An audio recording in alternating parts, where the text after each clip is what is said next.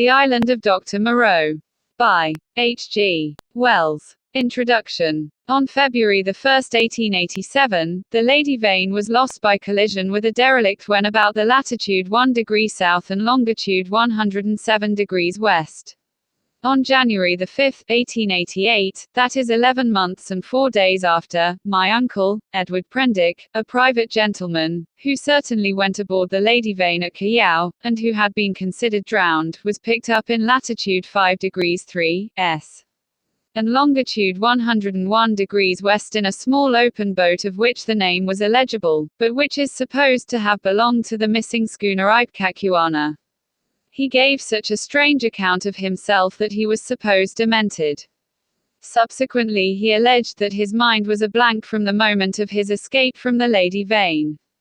His case was discussed among psychologists at the time as a curious instance of the lapse of memory consequent upon physical and mental stress. The following narrative was found among his papers by the undersigned, his nephew and heir, but unaccompanied by any definite request for publication. The only island known to exist in the region in which my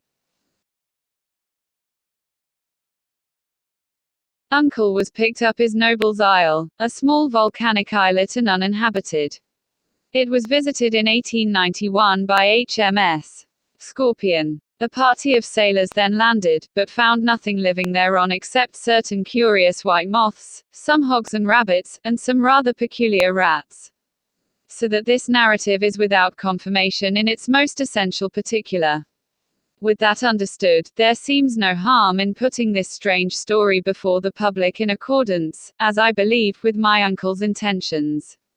There is at least this much in its behalf: my uncle passed out of human knowledge about latitude 5 degrees south and longitude 105 degrees east, and reappeared in the same part of the ocean after a space of 11 months. In some way he must have lived during the interval. And it seems that a schooner called the Ipecacuanha with a drunken captain, John Davies, did start from Africa with a puma and certain other animals aboard in January, 1887, that the vessel was well known at several ports in the South Pacific, and that it finally disappeared from those seas, with a considerable amount of copra aboard, sailing to its unknown fate from Baina in December, 1887, a date that tallies entirely with my uncle's story. Charles Edward Prendick. The Island of Dr Moreau. The story written by Edward Prendick.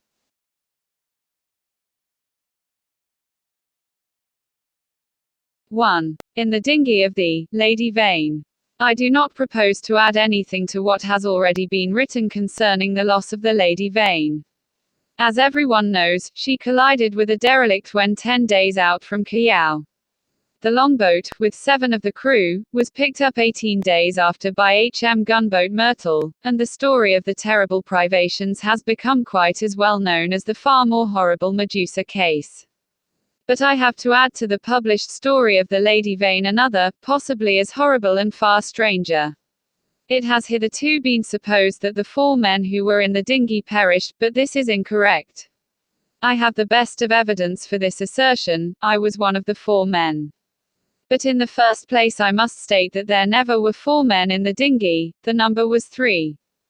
Constans, who was seen by the captain to jump into the gig, luckily for us and unluckily for himself, did not reach us. He came down out of the tangle of ropes under the stays of the smashed bowsprit. Some small rope caught his heel as he let go, and he hung for a moment head downward, and then fell and struck a block or spar floating in the water. We pulled towards him, but he never came up. I say luckily for us he did not reach us, and I might almost say luckily for himself, for we had only a small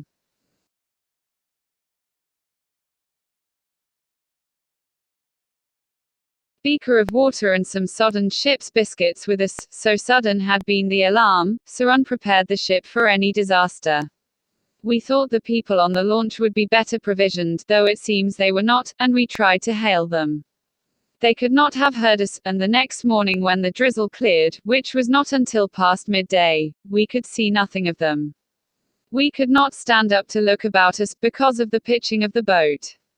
The two other men who had escaped so far with me were a man named Helmar, a passenger like myself, and a seaman whose name I don't know, a short sturdy man, with a stammer. We drifted famishing, and, after our water had come to an end, tormented by an intolerable thirst, for 8 days altogether. After the second day the sea subsided slowly to a glassy calm. It is quite impossible for the ordinary reader to imagine those 8 days. He has not, luckily for himself, anything in his memory to imagine with. After the first day we said little to one another, and lay in our places in the boat and stared at the horizon, or watched with eyes that grew larger and more haggard every day, the misery and weakness gaining upon our companions. The sun became pitiless. The water ended on the 4th day, and we were already thinking strange things and saying them with our eyes, but it was, I think, the 6th before Helmar gave voice to the thing we had all been thinking. I remember our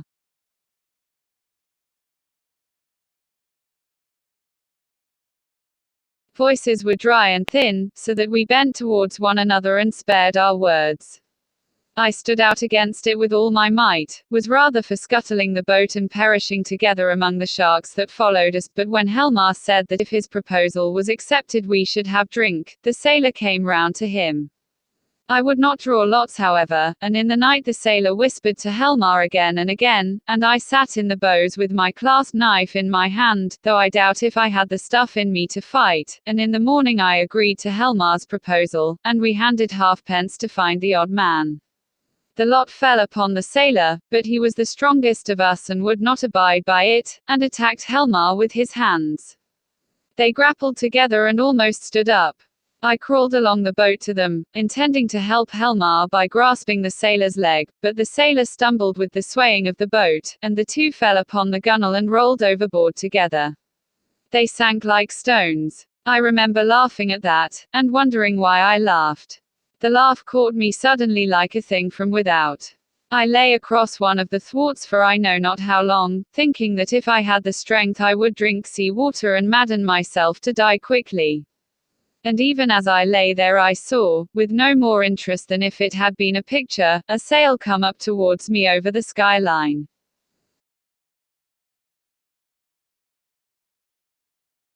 My mind must have been wandering, and yet I remember all that happened quite distinctly.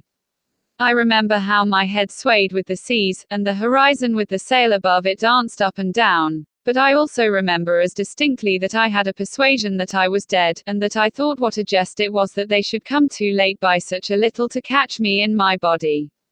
For an endless period, as it seemed to me, I lay with my head on the thwart watching the schooner. She was a little ship, schooner rigged fore and aft come up out of the sea. She kept tacking to and fro in a widening compass, for she was sailing dead into the wind.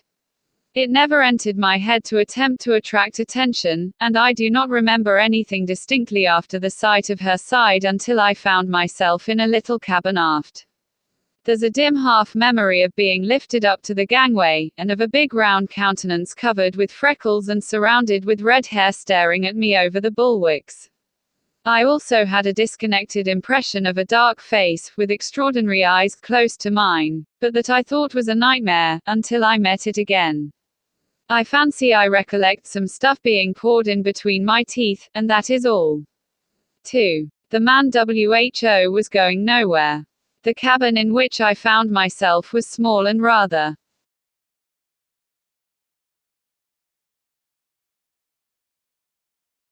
untidy. A youngish man with flaxen hair, a bristly straw-colored mustache, and a dropping nether lip, was sitting and holding my wrist. For a minute we stared at each other without speaking. He had watery gray eyes, oddly void of expression. Then just overhead came a sound like an iron bedstead being knocked about, and the low angry growling of some large animal. At the same time the man spoke. He repeated his question, "How do you feel now?" I think I said I felt all right. I could not recollect how I had got there. He must have seen the question in my face, for my voice was inaccessible to me. "You were picked up in a boat, starving." The name on the boat was the Lady Vane, and there were spots of blood on the gunwale. At the same time my eye caught my hand, so thin that it looked like a dirty skin purse full of loose bones, and all the business of the boat came back to me. "Have some of this," said he, and gave me a dose of some scarlet stuff, iced. It tasted like blood, and made me feel stronger. "You were in luck," said he, "to get picked up by a ship with a medical man aboard." He spoke with a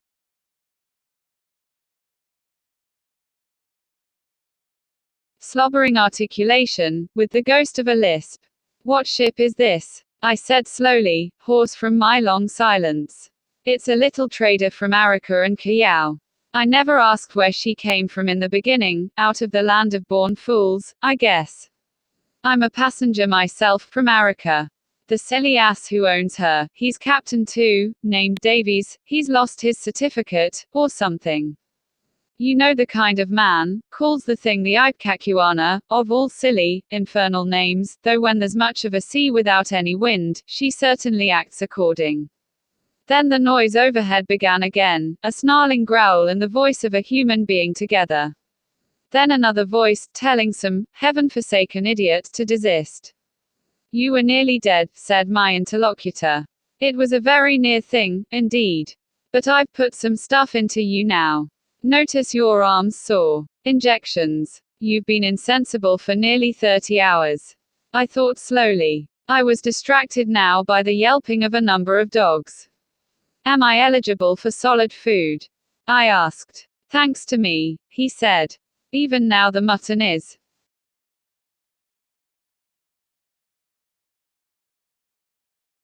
boiling." "Yes," I said with assurance, "I could eat some mutton." "But," said he with a momentary hesitation, "you know I'm dying to hear of how you came to be alone in that boat." Damn that howling. I thought I detected a certain suspicion in his eyes. He suddenly left the cabin, and I heard him in violent controversy with someone, who seemed to me to talk gibberish in response to him. The matter sounded as though it ended in blows, but in that I thought my ears were mistaken.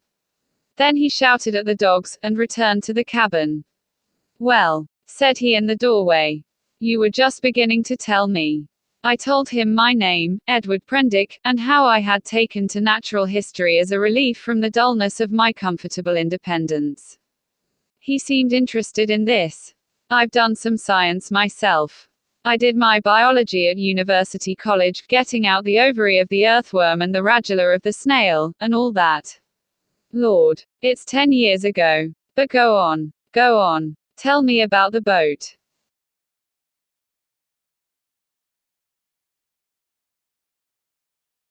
He was evidently satisfied with the frankness of my story, which I told in concise sentences enough, for I felt horribly weak, and when it was finished he reverted at once to the topic of natural history and his own biological studies. He began to question me closely about Tottenham Court Road and Gower Street. "Is Caplatzi still flourishing? What a shop that was." He had evidently been a very ordinary medical student, and drifted incontinently to the topic of the music halls. He told me some anecdotes. "Left it all," he said, 10 years ago.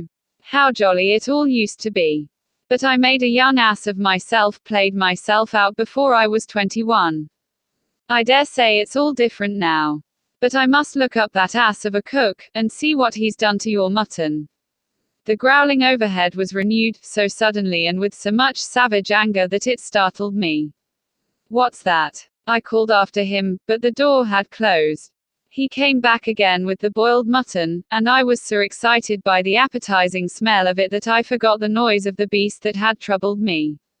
After a day of alternate sleep and feeding I was so far recovered as to be able to get from my bunk to the scuttle, and see the green seas trying to keep pace with us. I judged the schooner was running before the wind. Montgomery, that was the name of the flaxen-haired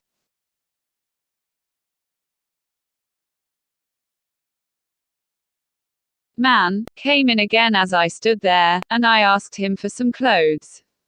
He lent me some duck things of his own, for those I had worn in the boat had been thrown overboard. They were rather loose for me, for he was large and long in his limbs. He told me casually that the captain was 3 parts drunk in his own cabin. As I assumed the clothes, I began asking him some questions about the destination of the ship. He said the ship was bound to Hawaii, but that it had to land him first. Where? Said I. It's an island where I live. So far as I know, it hasn't got a name. He stared at me with his nether lip dropping, and looked so willfully stupid of a sudden that it came into my head that he desired to avoid my questions. I had the discretion to ask no more. 3. The strange face. We left the cabin and found a man at the companion obstructing our way. He was standing on the ladder with his back to us, peering over the combing of the hatchway. He was, I could see, a misshapen man, short, broad, and clumsy, with a crooked back, a hairy neck, and a head sunk between his shoulders. He was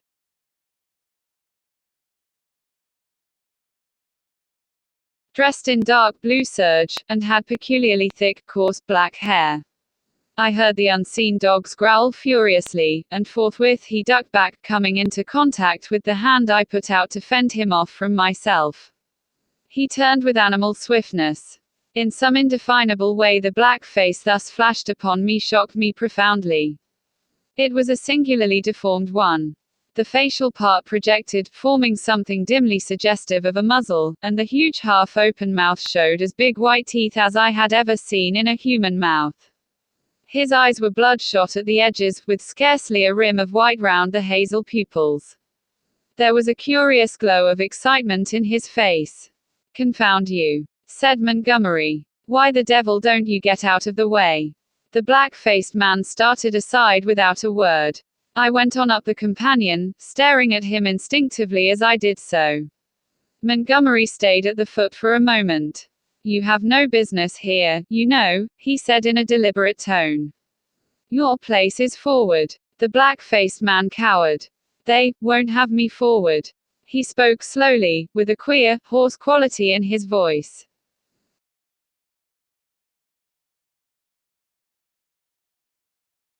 "Won't have you forward," said Montgomery, in a menacing voice. "But I tell you to go." He was on the brink of saying something further, then looked up at me suddenly and followed me up the ladder. I had paused halfway through the hatchway, looking back, still astonished beyond measure at the grotesque ugliness of this black-faced creature. I had never beheld such a repulsive and extraordinary face before, and yet, if the contradiction is credible, I experienced at the same time an odd feeling that in some way I had already encountered exactly the features and gestures that now amazed me. Afterwards it occurred to me that probably I had seen him as I was lifted aboard, and yet that scarcely satisfied my suspicion of a previous acquaintance. Yet how one could have set eyes on so singular a face and yet have forgotten the precise occasion, passed my imagination. Montgomery's movement to follow me released my attention, and I turned and looked about me at the flush deck of the little schooner. I was already half prepared by the sounds I had heard for what I saw. Certainly I never beheld a deck so dirty. It was littered with scraps of carrot, shreds of green stuff, and indescribable filth. Fastened by chains to the mainmast were a number of grisly staghounds, who now began leaping and barking at me, and by the mizzen a huge puma was cramped in a little iron cage far too small even to give it turning.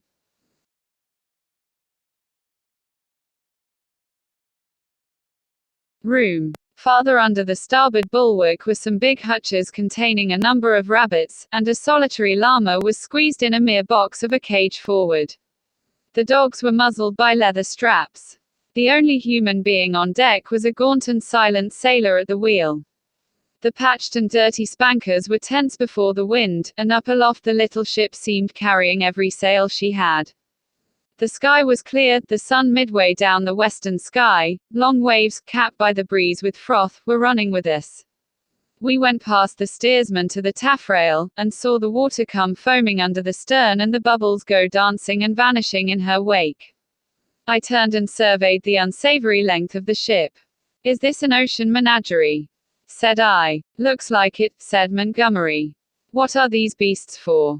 "Merchandise, curios. Does the captain think he is going to sell them somewhere in the South Seas?" "It looks like it, doesn't it?" said Montgomery, and turned towards the wake again. Suddenly we heard a yelp and a volley of furious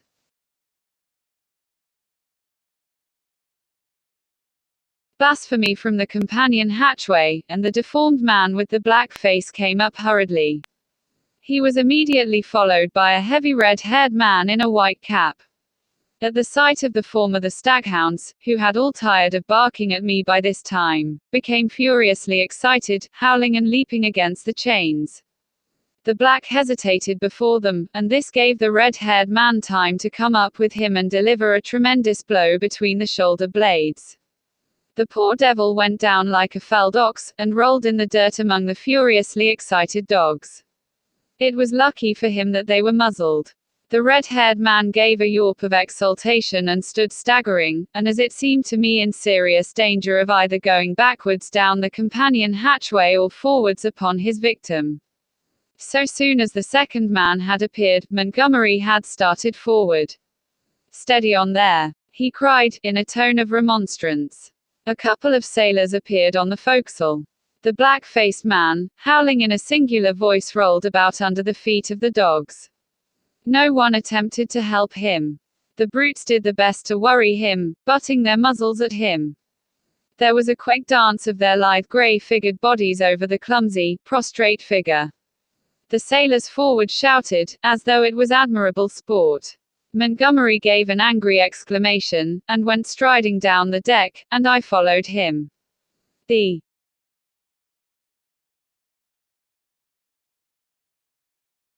black-faced man scrambled up and staggered forward, going and leaning over the bulwark by the main shrouds, where he remained panting and glaring over his shoulder at the dogs. The red-haired man laughed a satisfied laugh. "Look here, Captain," said Montgomery, with his lisp a little accentuated, gripping the elbows of the red-haired man, "this won't do." I stood behind Montgomery. The captain came half round, and regarded him with the dull and solemn eyes of a drunken man. "Wah, won't do," he said, and added, after looking sleepily into Montgomery's face for a minute, "blasted sawbones." With a sudden movement he shook his arms free, and after 2 ineffectual attempts stuck his freckled fists into his side pockets. "That man's a passenger," said Montgomery. "I'd advise you to keep your hands off him." "Go to hell," said the captain, loudly. He suddenly turned and staggered towards the side. "Do what I like on my own ship," he said. I think Montgomery might have left him then, seeing the brute was drunk, but he only turned a shade paler, and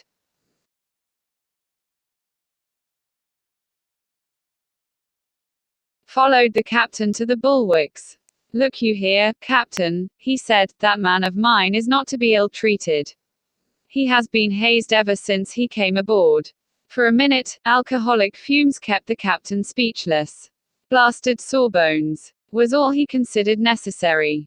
I could see that Montgomery had one of those slow, pertinacious tempers that will warm day after day to a white heat, and never again cool to forgiveness, and I saw too that this quarrel had been some time growing.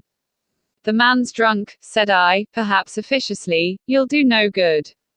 Montgomery gave an ugly twist to his dropping lip.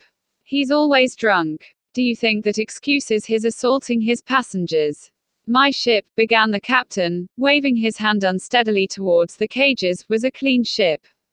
Look at it now. It was certainly anything but clean." "Crew," continued the captain, "clean, respectable crew. You agreed to take the beasts. I wish I'd never set eyes on your infernal island." "What?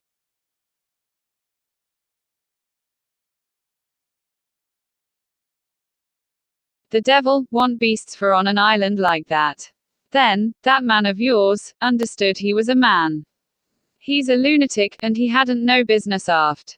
Do you think the whole damned ship belongs to you? Your sailors began to haze the poor devil as soon as he came aboard. That's just what he is, he's a devil. An ugly devil. My men can't stand him. I can't stand him. None of us can't stand him. Nor you either." Montgomery turned away. "You leave that man alone, anyhow," he said, nodding his head as he spoke. But the captain meant to quarrel now. He raised his voice. "If he comes this end of the ship again, I'll cut his insides out, I tell you. Cut out his blasted insides. Who are you, to tell me what I'm to do? I tell you I'm captain of this ship, captain and owner. I'm the law here, I tell you, the law and the prophets. I bargained to take a man and his attendant to and from Arica, and bring back some animals. I never bargained to carry a mad devil and a silly sawbones, well, never mind what he called Montgomery. I saw the latter take a step forward, and interposed. He's drunk, said I. The captain began some abuse even fouler than the last. Shut up, I said, turning on him sharply, for I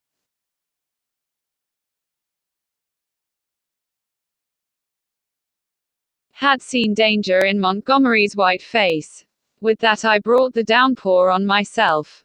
However, I was glad to avert what was uncommonly near a scuffle, even at the price of the captain's drunken ill will.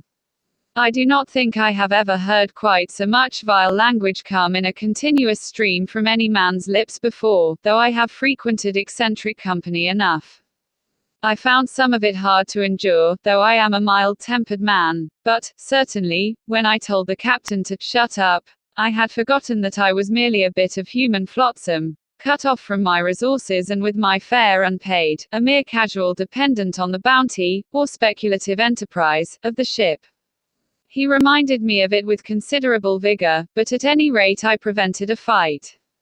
4. At the schooner's rail. That night land was sighted after sundown, and the schooner hove to. Montgomery intimated that was his destination. It was too far to see any details, it seemed to me then simply a low-lying patch of dim blue in the uncertain blue-grey sea. An almost vertical streak of smoke went up from it into the sky. The captain was not on deck when it was sighted. After he had vented his wrath on me he had staggered below, and I understand he went to sleep on the floor of his own cabin. The mate practically assumed the command. He was the gaunt, taciturn individual we had seen at the wheel. Apparently he was in an evil temper with Montgomery. He took not the slightest notice of either of us. We dined with him in a sulky silence, after a few ineffectual efforts on my part to talk. It struck me too that the men regarded my companion and his animals in a singularly unfriendly manner. I found Montgomery very reticent about his purpose with these creatures, and about his destination, and though I was sensible of a growing curiosity as to both, I did not press him. We remained talking on the quarter-deck until the sky was thick with stars. Except for an occasional sound in the yellow-lit forecastle and a movement of the animals now and then, the night was very still. The puma lay crouched together, watching us with shining eyes, a black heap in the corner of its cage. Montgomery produced some cigars. He talked to me of London in a tone of half-painful reminiscence, asking all kinds of questions about changes that had taken place. He spoke like a man who had loved his life there, and had been suddenly and irrevocably cut off from it. I gossiped as well as I could of this and that. All the time the strangeness of him was shaping itself in my mind, and as I talked I peered at his odd pallid face in the dim light of the binnacle lantern behind me. Then I looked out at the darkling sea, where in the dimness his little island was hidden.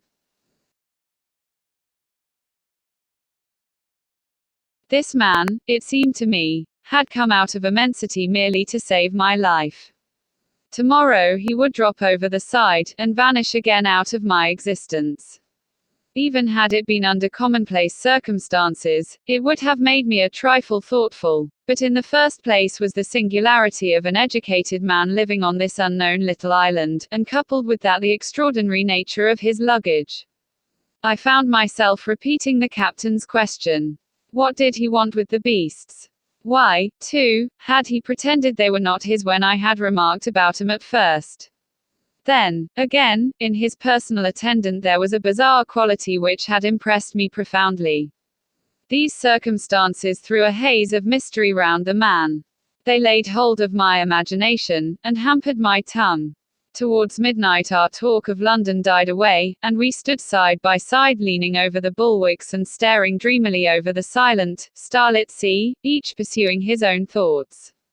It was the atmosphere for sentiment, and I began upon my gratitude. If I may say it, said I, after a time, you have saved my life.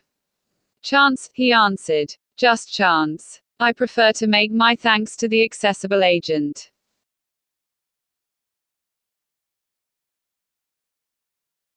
Thank no one. You had the need, and I had the knowledge, and I injected and fed you much as I might have collected a specimen. I was bored and wanted something to do. If I'd been jaded that day, or hadn't liked your face, well, it's a curious question where you would have been now. This damped my mood a little. At any rate, I began. It's a chance, I tell you, he interrupted, as everything is in a man's life. Only the asses won't see it. Why am I here now, an outcast from civilization, instead of being a happy man enjoying all the pleasures of London? Simply because 11 years ago, I lost my head for 10 minutes on a foggy night. He stopped. Yes, said I. That's all. We relapsed into silence. Presently he laughed. There's something in this starlight that loosens one's tongue. I'm an ass, and yet somehow I would like to tell you. Whatever you tell me, you may rely upon my keeping to myself, if that's it. He was on the point of beginning, and then shook his head doubtfully.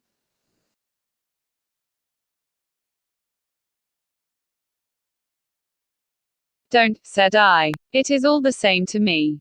After all, it is better to keep your secret. There's nothing gained but a little relief if I respect your confidence. If I don't, well. He grunted undecidedly. I felt I had him at a disadvantage, had caught him in the mood of indiscretion, and to tell the truth I was not curious to learn what might have driven a young medical student out of London. I have an imagination. I shrugged my shoulders and turned away. Over the taffrail leant a silent black figure, watching the stars. It was Montgomery's strange attendant. It looked over its shoulder quickly with my movement, then looked away again. It may seem a little thing to you, perhaps, but it came like a sudden blow to me. The only light near us was a lantern at the wheel. The creature's face was turned for one brief instant out of the dimness of the stern towards this illumination, and I saw that the eyes that glanced at me shone with a pale green light. I did not know then that a reddish luminosity, at least, is not uncommon in human eyes. The thing came to me as stark inhumanity. That black figure with its eyes of fire struck down through all my adult thoughts and feelings, and for a moment the forgotten horrors of childhood came back to my mind. Then the effect passed as it had come. An uncouth black figure of a man, a figure of no particular import, hung over the taffrail against the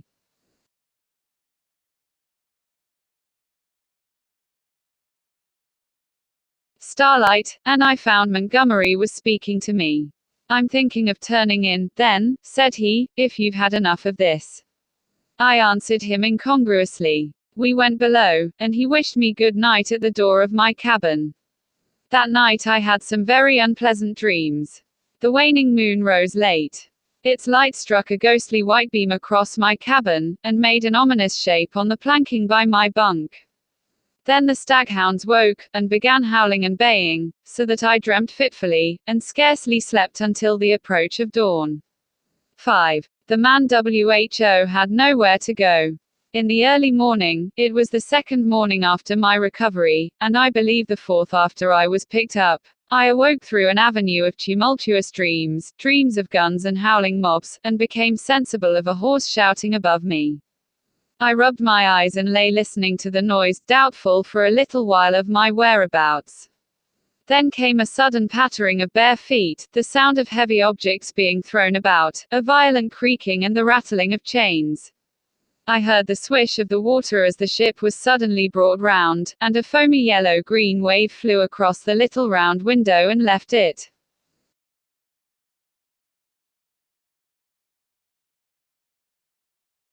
streaming. I jumped into my clothes and went on deck. As I came up the ladder I saw against the flushed sky, for the sun was just rising, the broad back and red hair of the captain, and over his shoulder the puma spinning from a tackle rigged onto the mizzen spanker boom. The poor brute seemed horribly scared, and crouched in the bottom of its little cage. "Overboard with 'em," bawled the captain. "Overboard with 'em. We'll have a clean ship soon of the whole bilin' of 'em." He stood in my way, so that I had perforce to tap his shoulder to come on deck. He came round with a start, and staggered back a few paces to stare at me. It needed no expert eye to tell that the man was still drunk. "Hello," said he, stupidly, and then with a light coming into his eyes, "Why, it's Mr. Prendick," said I. "Prendick be damned," said he. "Shut up. That's your name. Mr. Shut up." It was no good answering the brute, but I certainly did.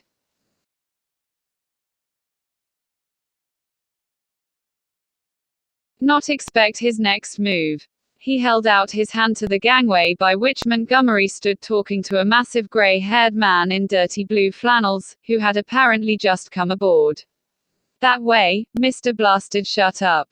That way," roared the captain. Montgomery and his companion turned as he spoke. "What do you mean?" I said. "That way, Mr. Blasted Shut Up. That's what I mean. Overboard, Mr. Shut Up, and sharp. We're cleaning the ship out, cleaning the whole blessed ship out, and overboard you go?" I stared at him dumbfounded. Then it occurred to me that it was exactly the thing I wanted. The lost prospect of a journey as sole passenger with this quarrelsome sot was not one to mourn over. I turned towards Montgomery. "Can't have you," said Montgomery's companion, concisely. "You can't have me," said I, aghast. He had the squarest and most resolute face I ever set eyes upon.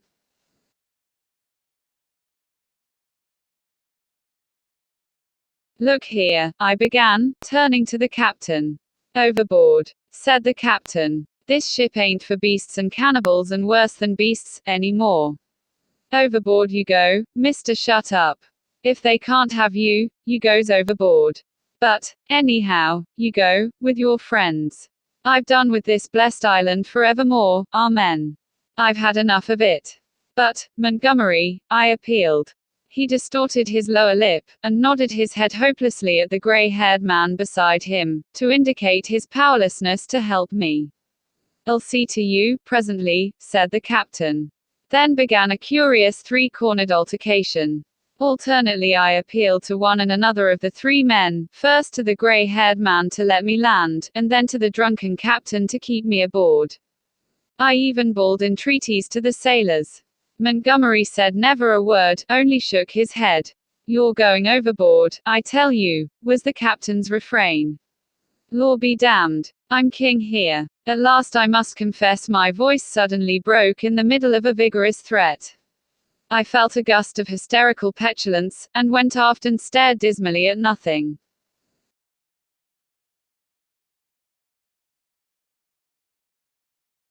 Meanwhile the sailors progressed rapidly with the task of unshipping the packages and caged animals. A large launch with 2 standing lugs lay under the lee of the schooner, and into this the strange assortment of goods were swung. I did not then see the hands from the island that were receiving the packages, for the hull of the launch was hidden from me by the side of the schooner. Neither Montgomery nor his companion took the slightest notice of me, but busied themselves in assisting and directing the 4 or 5 sailors who were unloading the goods. The captain went forward interfering rather than assisting. I was alternately despairful and desperate. Once or twice as I stood waiting there for things to accomplish themselves, I could not resist an impulse to laugh at my miserable quandary. I felt all the wretcheder for the lack of a breakfast. Hunger and a lack of blood corpuscles take all the manhood from a man. I perceived pretty clearly that I had not the stamina either to resist what the captain chose to do to expel me, or to force myself upon Montgomery and his companion. So I waited passively upon fate, and the work of transferring Montgomery's possessions to the launch went on as if I did not exist. Presently that work was finished, and then came a struggle. I was hauled, resisting weakly enough, to the gangway. Even then I noticed the oddness of the brown faces of the men who were with Montgomery in the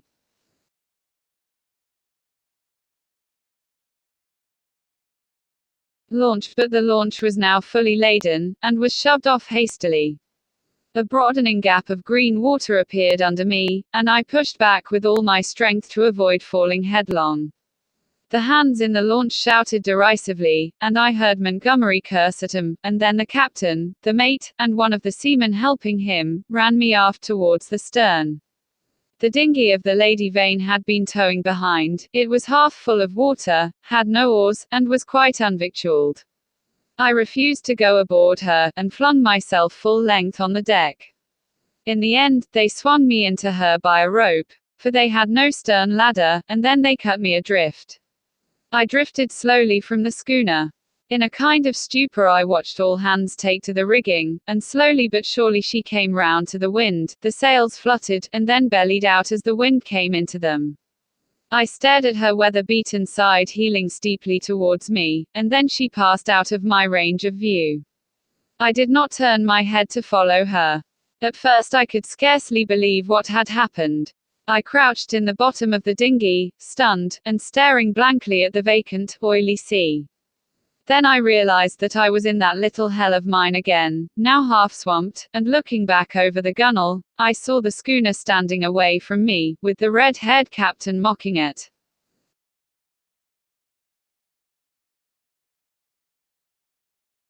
Me over the taffrail, and turning towards the island saw the launch growing smaller as she approached the beach.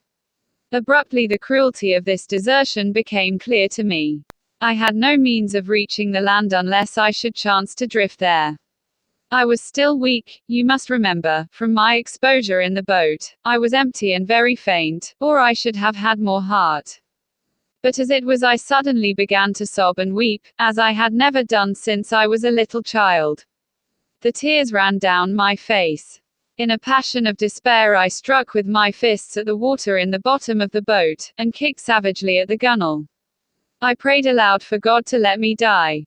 6. The evil-looking boatman. But the islanders, seeing that I was really adrift, took pity on me. I drifted very slowly to the eastward, approaching the island slantingly, and presently I saw, with hysterical relief, the launch come round and return towards me. She was heavily laden, and I could make out as she drew nearer Montgomery's white-haired, broad-shouldered companion sitting cramped up with the dogs and several packing cases in the stern sheets. This individual stared fixedly at me without moving or speaking. The black-faced cripple was glaring at me as fixedly in the bows near the Puma. There were 3.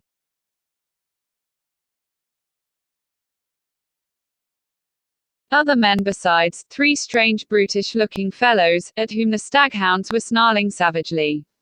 Montgomery, who was steering, brought the boat by me, and rising, caught and fastened my painter to the tiller to tow me, for there was no room aboard. I had recovered from my hysterical phase by this time and answered his hail, as he approached, bravely enough. I told him the dinghy was nearly swamped, and he reached me a piggin. I was jerked back as the rope tightened between the boats. For some time I was busy bailing. It was not until I had got the water under, for the water in the dinghy had been shipped, the boat was perfectly sound, that I had leisure to look at the people in the launch again. The white-haired man I found was still regarding me steadfastly, but with an expression, as I now fancied, of some perplexity. When my eyes met his, he looked down at the staghound that sat between his knees. He was a powerfully built man, as I have said, with a fine forehead and rather heavy features, but his eyes had that odd drooping of the skin above the lids which often comes with advancing years, and the fall of his heavy mouth at the corners gave him an expression of pugnacious resolution. He talked to Montgomery in a tone too low for me to hear.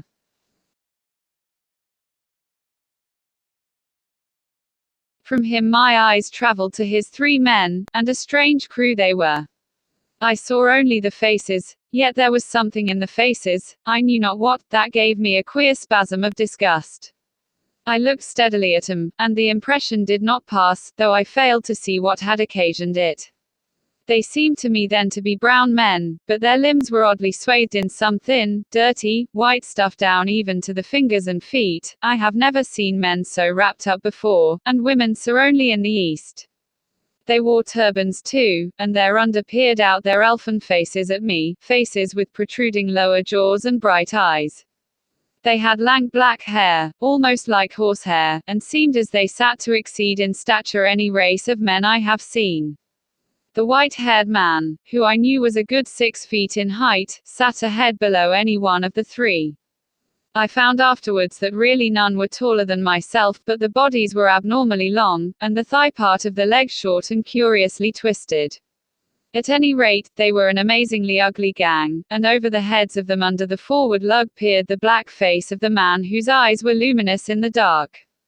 As I stared at them, they met my gaze, and then first one and then another turned away from my direct stare, and looked at me in an odd, furtive manner. It occurred to me that I was perhaps annoying them, and I turned my attention to the island we were approaching. It was low, and covered with thick vegetation, chiefly a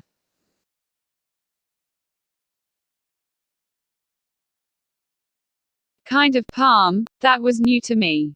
From one point a thin white thread of vapor rose slantingly to an immense height, and then frayed out like a down feather. We were now within the embrace of a broad bay flanked on either hand by a low promontory. The beach was of dull grey sand, and sloped steeply up to a ridge perhaps 60 or 70 feet above the sea level, and irregularly set with trees and undergrowth. Halfway up was a square enclosure of some greyish stone, which I found subsequently was built partly of coral and partly of pumiceous lava. 2 thatched roofs peeped from within this enclosure. A man stood awaiting us at the water's edge. I fancied while we were still far off that I saw some other and very grotesque-looking creatures scuttle into the bushes upon the slope, but I saw nothing of these as we drew nearer. This man was of a moderate size, and with a black negroid face. He had a large, almost lipless, mouth, extraordinary lank arms, long thin feet, and bow legs, and stood with his heavy face thrust forward staring at us. He was dressed like Montgomery and his white-haired companion, in jacket and trousers of blue serge. As we came still nearer, this individual began to run to and fro on the beach, making the most grotesque movements. At a word of command from Montgomery, the 4 men in the launch sprang up, and with singularly awkward gestures struck the lugs. Montgomery steered us round and into a narrow little dock excavated in the beach. Then the man on the beach hastened towards us. This dock, as I call it, was really a mere ditch just long enough at this phase of the tide to take the longboat. I heard the bows ground in the sand, staved the dinghy off the rudder of the big boat with my piggin, and freeing the painter, landed. The 3 muffled men, with the clumsiest movements, scrambled out upon the sand, and forthwith set to landing the cargo, assisted by the man on the beach. I was struck especially by the curious movements of the legs of the 3 swathed and bandaged boatmen, not stiff they were, but distorted in some odd way, almost as if they were jointed in the wrong place. The dogs were still snarling, and strained at the chains after these men, as the white-haired man landed with them. The 3 big fellows spoke to one another in odd guttural tones, and the man who had waited for us on the beach began chattering to them excitedly, a foreign language, as I fancied, as they laid hands on some bales piled near the stern. Somewhere I had heard such a voice before, and I could not think where. The white-haired man stood, holding in a tumult of 6 dogs, and bawling orders over the din. Montgomery, having unshipped the rudder, landed likewise, and all set to work at unloading. I was too faint, what with my long fast and the sun beating down on my bare head, to offer any assistance. Presently the white-haired man seemed to recollect my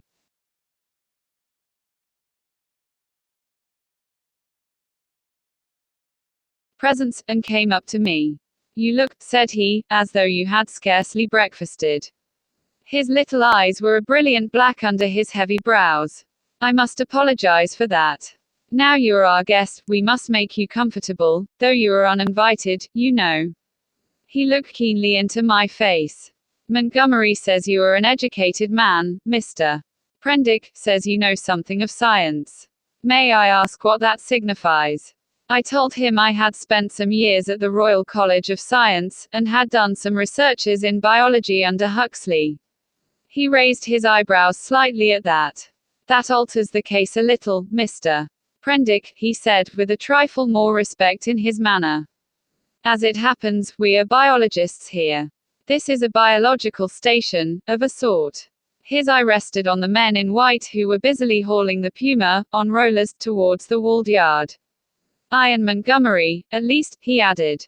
Then, when you will be able to get away, I can't say. We're off the track to anywhere. We see a ship once in a 12-month or so. He left me abruptly, and went up the beach past this group, and I think entered the enclosure. The other two men were with Montgomery, erecting a pile of smaller packages on a low-wheeled truck. The llama was still.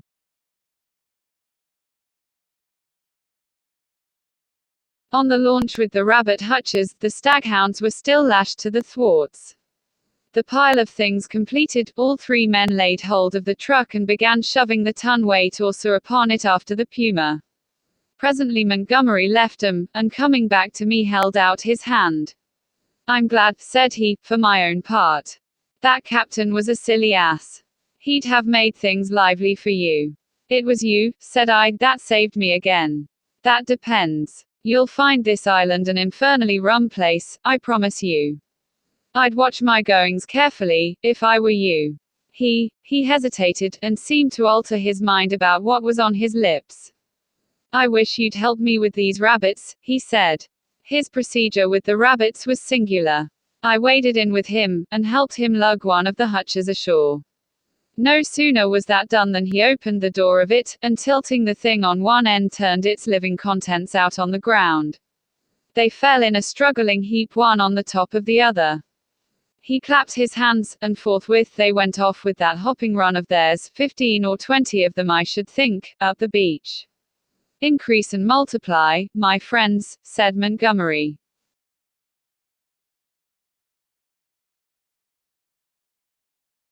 Replenish the island. Hitherto we've had a certain lack of meat here. As I watched him disappearing, the white-haired man returned with a brandy flask and some biscuits. Something to go on with, Prendick, said he, in a far more familiar tone than before.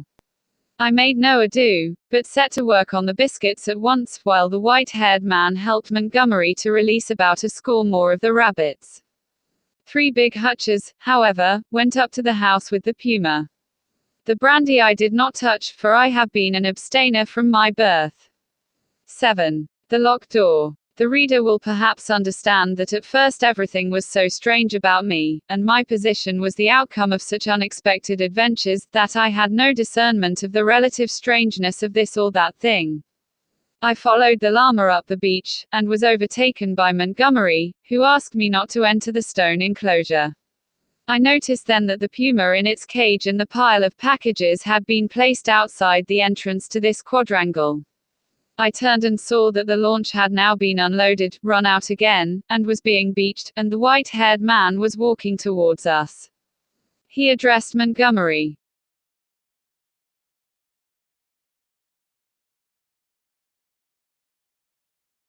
And now comes the problem of this uninvited guest. What are we to do with him? He knows something of science, said Montgomery. I'm itching to get to work again, with this new stuff, said the white-haired man, nodding towards the enclosure. His eyes grew brighter. I dare say you are, said Montgomery, in anything but a cordial tone. We can't send him over there, and we can't spare the time to build him a new shanty, and we certainly can't take him into our confidence just yet. I'm in your hands, said I. I had no idea of what he meant by, over there. I've been thinking of the same things, Montgomery answered. There's my room with the outer door. That's it, said the elder man, promptly, looking at Montgomery, and all 3 of us went towards the enclosure. I'm sorry to make a mystery, Mr. Prendick, but you'll remember you're uninvited. Our little establishment here contains a secret or so, is a kind of Bluebeard's chamber, in fact. Nothing very dreadful, really, to a sane man, but just now, as we don't know.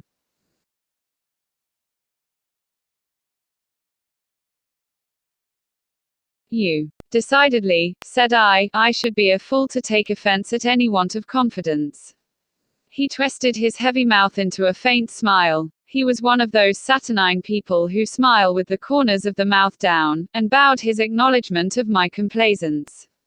The main entrance to the enclosure was past. It was a heavy wooden gate, framed in iron and locked with the cargo of the launch piled outside it, and at the corner we came to a small doorway I had not previously observed. The white-haired man produced a bundle of keys from the pocket of his greasy blue jacket, opened this door, and entered. His keys, and the elaborate locking up of the place even while it was still under his eye, struck me as peculiar. I followed him, and found myself in a small apartment, plainly but not uncomfortably furnished and with its inner door, which was slightly ajar, opening into a paved courtyard. This inner door Montgomery at once closed. A hammock was slung across the darker corner of the room, and a small unglazed window defended by an iron bar looked out towards the sea. This the white-haired man told me was to be my apartment, and the inner door, which for fear of accidents, he said, he would lock on the other side, was my limit inward. He called my attention to a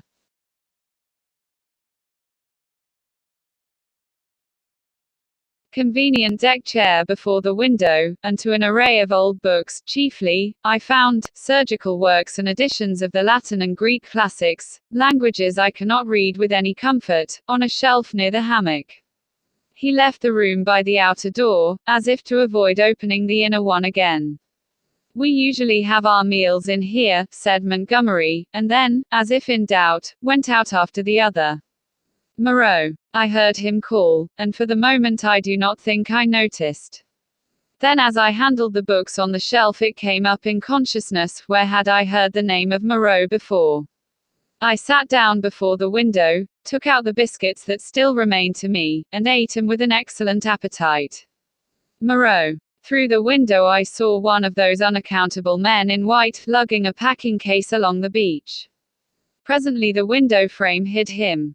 Then I heard a key inserted and turned in the lock behind me. After a little while I heard through the locked door the noise of the staghounds, that had now been brought up from the beach. They were not barking, but sniffing and growling in a curious fashion. I could hear the rapid patter of the feet, and Montgomery's voice soothing them. I was very much impressed by the elaborate secrecy of these two men regarding the contents of the place, and for some time I was thinking of that and of the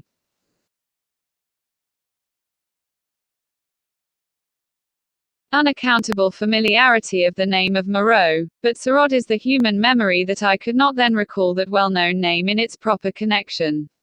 From that my thoughts went to the indefinable queerness of the deformed man on the beach. I never saw such a gait, such odd motions as he pulled at the box. I recalled that none of these men had spoken to me, though most of them I had found looking at me at one time or another in a peculiarly furtive manner, quite unlike the frank stare of your unsophisticated savage. Indeed, they had all seemed remarkably taciturn, and when they did speak, endowed with very uncanny voices. What was wrong with them? Then I recalled the eyes of Montgomery's ungainly attendant. Just as I was thinking of him he came in. He was now dressed in white, and carried a little tray with some coffee and boiled vegetables thereon. I could hardly repress a shuddering recoil as he came, bending amiably, and placed the tray before me on the table. Then astonishment paralyzed me. Under his stringy black locks I saw his ear, it jumped upon me suddenly close to my face. The man had pointed ears, covered with a fine brown fur. "Your breakfast, sir," he said. I stared at his face without attempting to answer him. He turned and went towards the door, regarding me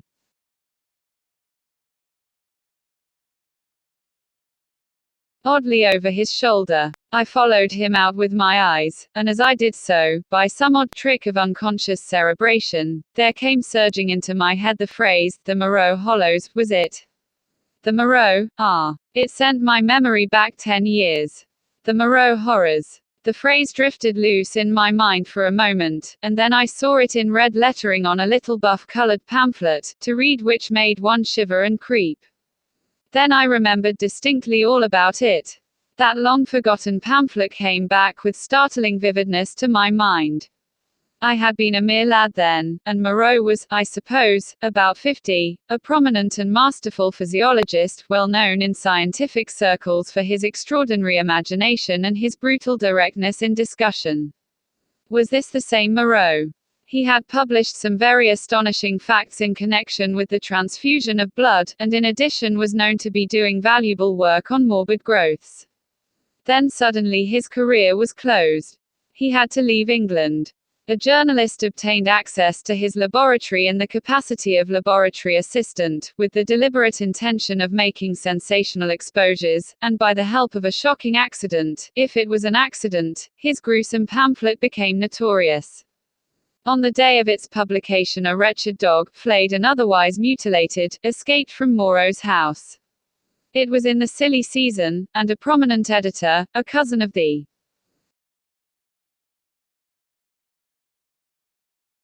temporary laboratory assistant, appealed to the conscience of the nation. It was not the first time that conscience has turned against the methods of research. The doctor was simply howled out of the country. It may be that he deserved to be, but I still think that the tepid support of his fellow investigators and his desertion by the great body of scientific workers was a shameful thing. Yet some of his experiments, by the journalist's account, were wantonly cruel.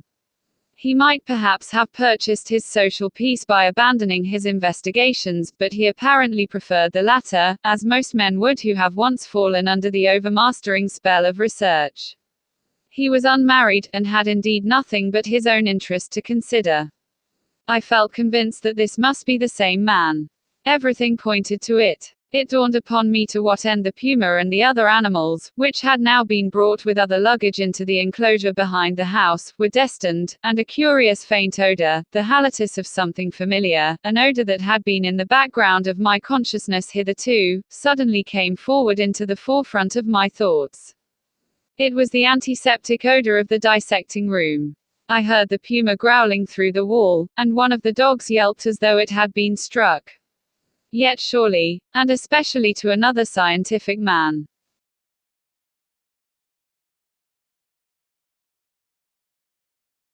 there was nothing so horrible in vivisection as to account for this secrecy, and by some odd leap in my thoughts the pointed ears and luminous eyes of Montgomery's attendant came back again before me with the sharpest definition.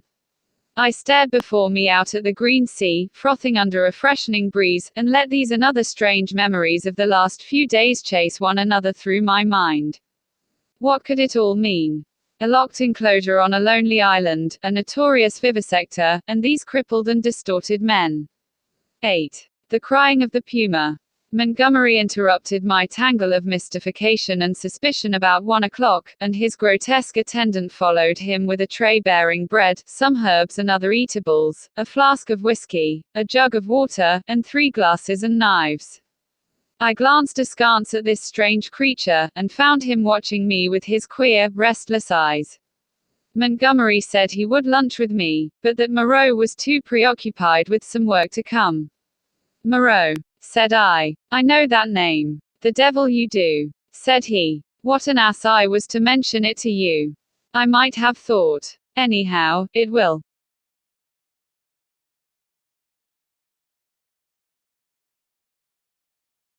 give you an inkling of our mysteries. Whiskey. No, thanks, I'm an abstainer. I wish I'd been. But it's no use locking the door after the steed is stolen. It was that infernal stuff which led to my coming here, that, and a foggy night. I thought myself in luck at the time, when Moreau offered to get me off. It's queer. Montgomery, said I, suddenly, as the outer door closed, why has your man pointed ears? Damn, he said, over his first mouthful of food. He stared at me for a moment, and then repeated pointed ears. Little points to them, said I, as calmly as possible, with a catch in my breath, and a fine black fur at the edges. He helped himself to whiskey and water with great deliberation. I was under the impression that his hair covered his ears.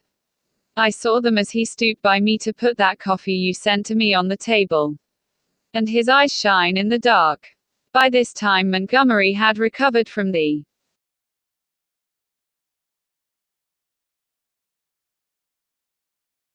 surprise of my question. I always thought, he said deliberately, with a certain accentuation of his flavoring of lisp, that there was something the matter with his ears from the way he covered them.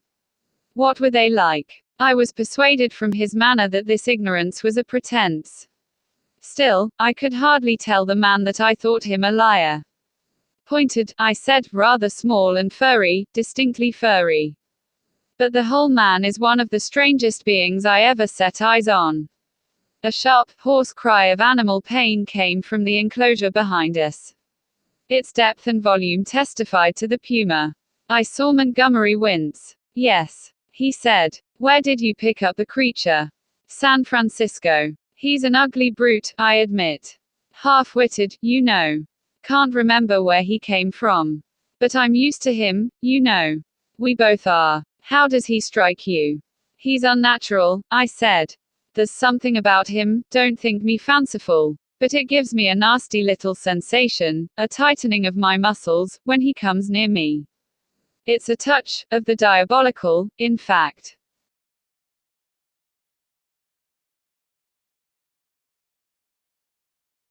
Montgomery had stopped eating while I told him this. Rum, he said. I can't see it. He resumed his meal. I had no idea of it, he said, and masticated. The crew of the schooner must have felt it the same. Made a dead set at the poor devil. You saw the captain. Suddenly the puma howled again, this time more painfully. Montgomery swore under his breath. I had half a mind to attack him about the men on the beach. Then the poor brute within gave vent to a series of short, sharp cries.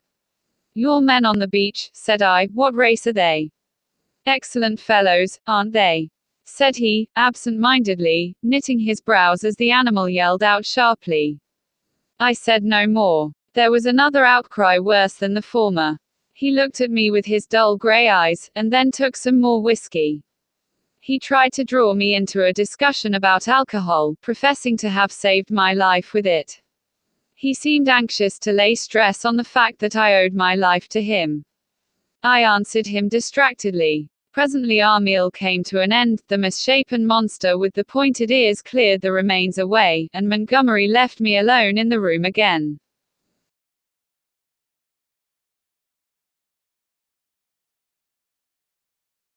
All the time he had been in a state of ill-concealed irritation at the noise of the vivisected puma.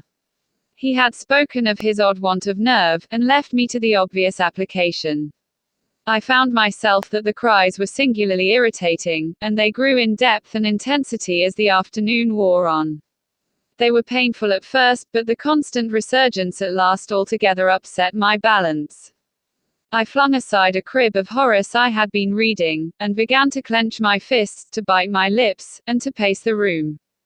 Presently I got to stopping my ears with my fingers. The emotional appeal of those yells grew upon me steadily, grew at last to such an exquisite expression of suffering that I could stand it in that confined room no longer. I stepped out of the door into the slumberous heat of the late afternoon, and walking past the main entrance, locked again, I noticed, turned the corner of the wall. The crying sounded even louder out of doors. It was as if all the pain in the world had found a voice. Yet had I known such pain was in the next room, and had it been dumb, I believe, I have thought since, I could have stood it well enough. It is when suffering finds a voice and sets our nerves quivering that this pity comes troubling us. But in spite of the brilliant sunlight and the green fans of the trees waving in the soothing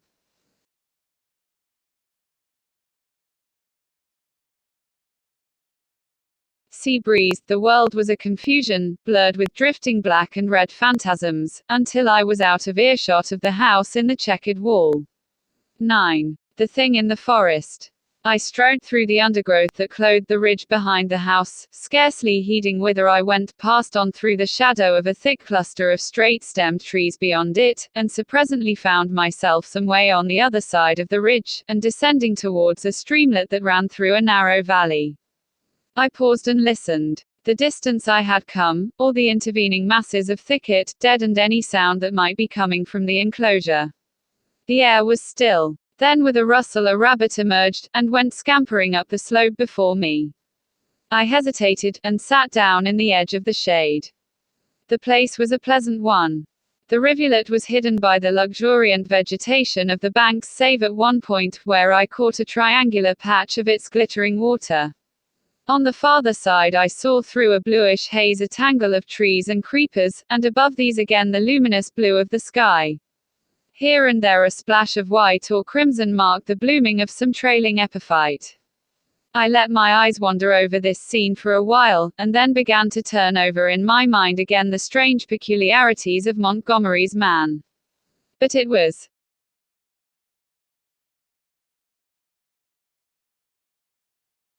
too hot to think elaborately, and presently I fell into a tranquil state midway between dozing and waking. From this I was aroused, after I know not how long, by a rustling amidst the greenery on the other side of the stream. For a moment I could see nothing but the waving summits of the ferns and reeds. Then suddenly upon the bank of the stream appeared something. At first I could not distinguish what it was. It bowed its round head to the water, and began to drink. Then I saw it was a man, going on all fours like a beast. He was clothed in bluish cloth, and was of a copper-colored hue, with black hair. It seemed that grotesque ugliness was an invariable character of these islanders. I could hear the suck of the water at his lips as he drank. I leant forward to see him better, and a piece of lava, detached by my hand, went pattering down the slope. He looked up guiltily, and his eyes met mine. Forthwith he scrambled to his feet, and stood wiping his clumsy hand across his mouth and regarding me. His legs were scarcely half the length of his body. So, staring one another out of countenance, we remained for perhaps the space of a minute. Then, stopping to look back once or twice, he slunk off among the bushes to the right of me, and I heard the swish of the fronds grow faint in the distance and die away. Long after he had disappeared, I remained sitting up staring in the direction of his retreat. My drowsy tranquillity had gone.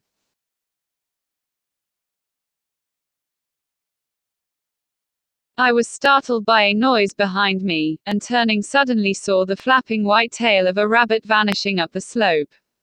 I jumped to my feet. The apparition of this grotesque, half-bestial creature had suddenly populated the stillness of the afternoon for me. I looked around me rather nervously, and regretted that I was unarmed. Then I thought that the man I had just seen had been clothed in bluish cloth, had not been naked as a savage would have been, and I tried to persuade myself from that fact that he was after all probably a peaceful character, that the dull ferocity of his countenance belied him. Yet I was greatly disturbed at the apparition. I walked to the left along the slope, turning my head about and peering this way and that among the straight stems of the trees. Why should a man go on all fours and drink with his lips?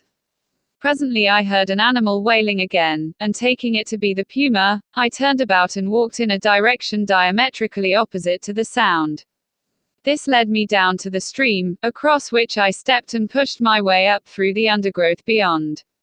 I was startled by a great patch of vivid scarlet on the ground, and going up to it found it to be a peculiar fungus branched and corrugated like a foliaceous lichen, but deliquescing into slime at the touch, and then in the shadow of some luxuriant ferns I came upon an unpleasant thing, the dead body of a rabbit covered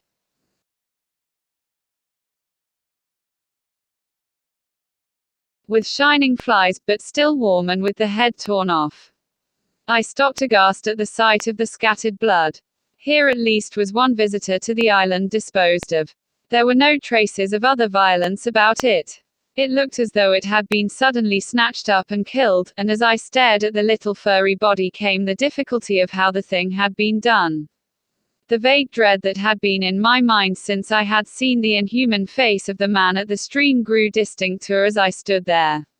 I began to realize the hardihood of my expedition among these unknown people. The thicket about me became altered to my imagination. Every shadow became something more than a shadow, became an ambush, every rustle became a threat. Invisible things seemed watching me. I resolved to go back to the enclosure on the beach. I suddenly turned away and thrust myself violently, possibly even frantically, through the bushes, anxious to get a clear space about me again. I stopped just in time to prevent myself emerging upon an open space. It was a kind of glade in the forest, made by a fall. Seedlings were already starting up to struggle for the vacant space, and beyond, the dense growth of stems and twining vines and splashes of fungus and flowers closed in again. Before me, squatting together upon the fungoid ruins of a huge fallen tree and still unaware of my approach, were three grotesque human figures. One was evidently a female. The other two were men. They were naked, save for swathings of scarlet cloth about the middle, and the skins were of a dull pinkish drab color, such as I had seen in no savages before. They had fat, heavy, chinless faces, retreating foreheads, and a scant bristly hair upon their heads. I never saw such bestial-looking creatures. They were talking, or at least one of the men was talking to the other two, and all three had been too closely interested to heed the rustling of my approach. They swayed their heads and shoulders from side to side. The speaker's words came thick and sloppy, and though I could hear them distinctly, I could not distinguish what he said. He seemed to me to be reciting some complicated gibberish. Presently his articulation became shriller, and spreading his hands he rose to his feet. At that the others began to gibber in unison, also rising to their feet, spreading their hands and swaying the bodies in rhythm with the chant. I noticed then the abnormal shortness of their legs, and their lank, clumsy feet. All three began slowly to circle round, raising and stamping their feet and waving their arms. A kind of tune crept into their rhythmic recitation, and a refrain, a lula, or balula, it sounded like. Their eyes began to sparkle, and their ugly faces to brighten, with an expression of strange pleasure. Saliva dripped from their lipless mouths.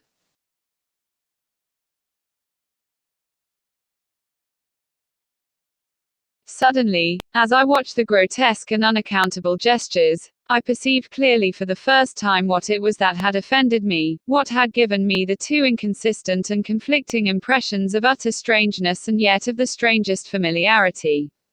The three creatures engaged in this mysterious rite were human in shape, and yet human beings with the strangest air about them of some familiar animal. Each of these creatures, despite its human form, its rag of clothing, and the rough humanity of its bodily form, had woven into it, into its movements, into the expression of its countenance, into its whole presence, some now irresistible suggestion of a hog, a swinish taint, the unmistakable mark of the beast. I stood overcome by this amazing realization, and then the most horrible questionings came rushing into my mind. They began leaping in the air, first one and then the other, whooping and grunting. Then one slipped, and for a moment was on all fours, to recover, indeed, forthwith. But that transitory gleam of the true animalism of these monsters was enough.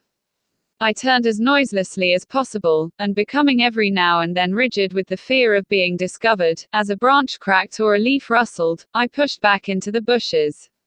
It was long before I grew bolder, and dared to move freely. My only idea for the moment was to get away from these foul beings, and I scarcely noticed that.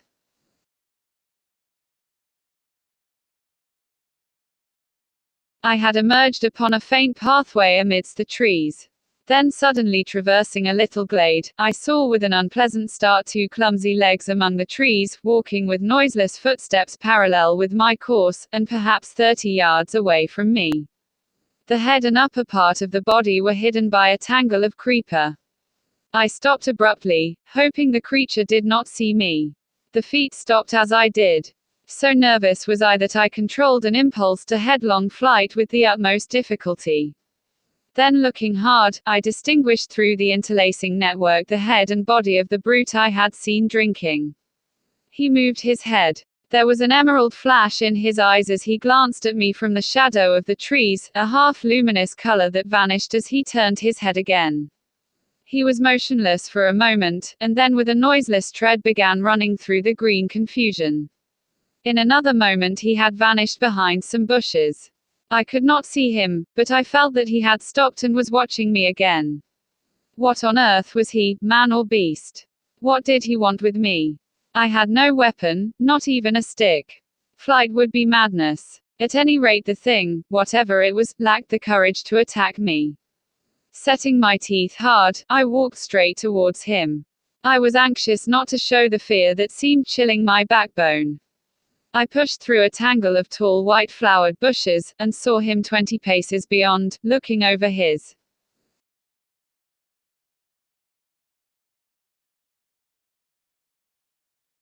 shoulder at me and hesitating. I advanced a step or two, looking steadfastly into his eyes.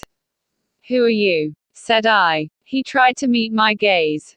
"No," he said suddenly, and turning went bounding away from me through the undergrowth. Then he turned and stared at me again. His eyes shone brightly out of the dusk under the trees. My heart was in my mouth, but I felt my only chance was bluff, and walked steadily towards him. He turned again, and vanished into the dusk. Once more I thought I caught the glint of his eyes, and that was all. For the first time I realized how the lateness of the hour might affect me.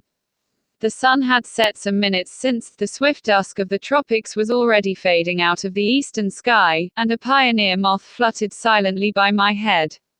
Unless I would spend the night among the unknown dangers of the mysterious forest, I must hasten back to the enclosure.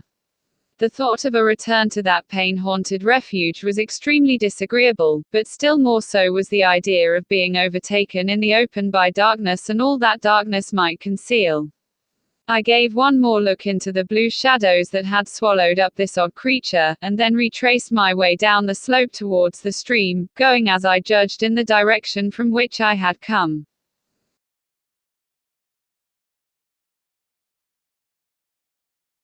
I walked eagerly, my mind confused with many things, and presently found myself in a level place among scattered trees.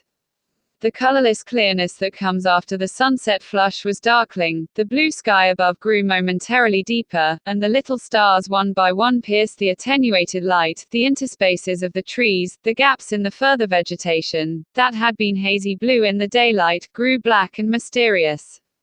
I pushed on. The color vanished from the world. The treetops rose against the luminous blue sky in inky silhouette, and all below that outline melted into one formless blackness. Presently the trees grew thinner, and the shrubby undergrowth more abundant. Then there was a desolate space covered with a white sand, and then another expanse of tangled bushes. I did not remember crossing the sand opening before. I began to be tormented by a faint rustling upon my right hand. I thought at first it was fancy, for whenever I stopped there was silence, save for the evening breeze in the treetops. Then when I turned to hurry on again there was an echo to my footsteps. I turned away from the thickets, keeping to the more open ground, and endeavoring by sudden turns now and then to surprise something in the act of creeping upon me. I saw nothing, and nevertheless my sense of another presence grew steadily. I increased my pace, and after some time came to a slight ridge, crossed it, and turned sharply, regarding it steadfastly from the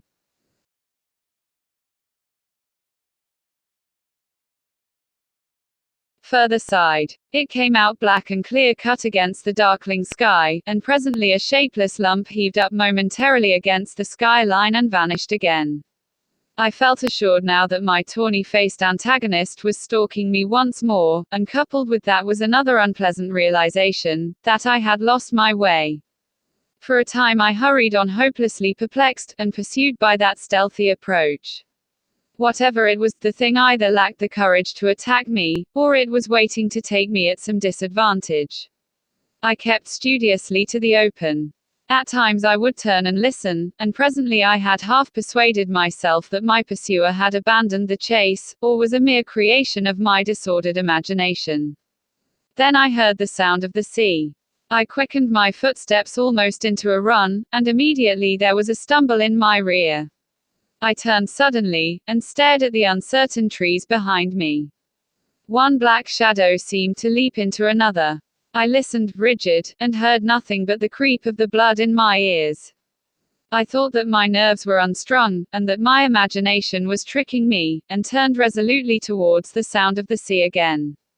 In a minute or so the trees grew thinner, and I emerged upon a bare, low headland running out into the somber water. The night was calm and clear, and the reflection of the growing multitude of the stars shivered in the tranquil heaving of the sea. Some way out, the wash upon an irregular band of reef shone with a pallid light of its own. Westward I saw the zodiacal light mingling with the yellow brilliance of the evening star. The coast fell away from me to the east, and westward it was hidden by the shoulder of the cape. Then I recalled the fact that Moreau's beach lay to the west. A twig snapped behind me, and there was a rustle. I turned, and stood facing the dark trees.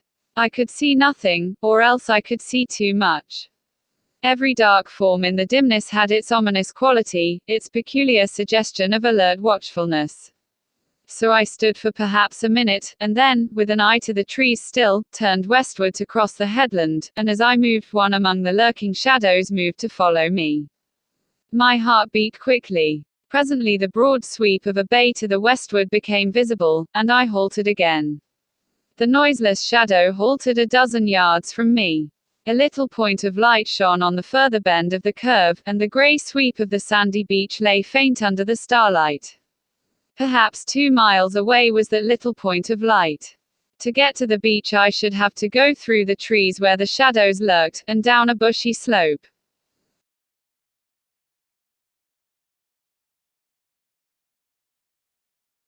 I could see the thing rather more distinctly now. It was no animal, for it stood erect. At that I opened my mouth to speak, and found a hoarse phlegm choke my voice. I tried again, and shouted, "Who is there?" There was no answer. I advanced a step. The thing did not move, only gathered itself together. My foot struck a stone. That gave me an idea. Without taking my eyes off the black form before me, I stooped and picked up this lump of rock, but at my motion the thing turned abruptly as a dog might have done, and slunk obliquely into the further darkness. Then I recalled a schoolboy expedient against big dogs, and twisted the rock into my handkerchief, and gave this a turn round my wrist. I heard a movement further off among the shadows, as if the thing was in retreat. Then suddenly my tense excitement gave way, I broke into a profuse perspiration and fell a trembling, with my adversary rooted and this weapon in my hand. It was some time before I could summon resolution to go down through the trees and bushes upon the flank of the headland to the beach.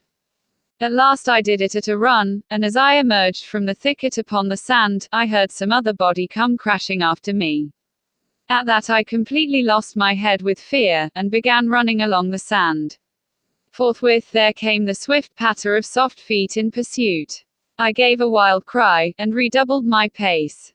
Some dim, black things about 3 or 4 times the size of rabbits went running or hopping up from the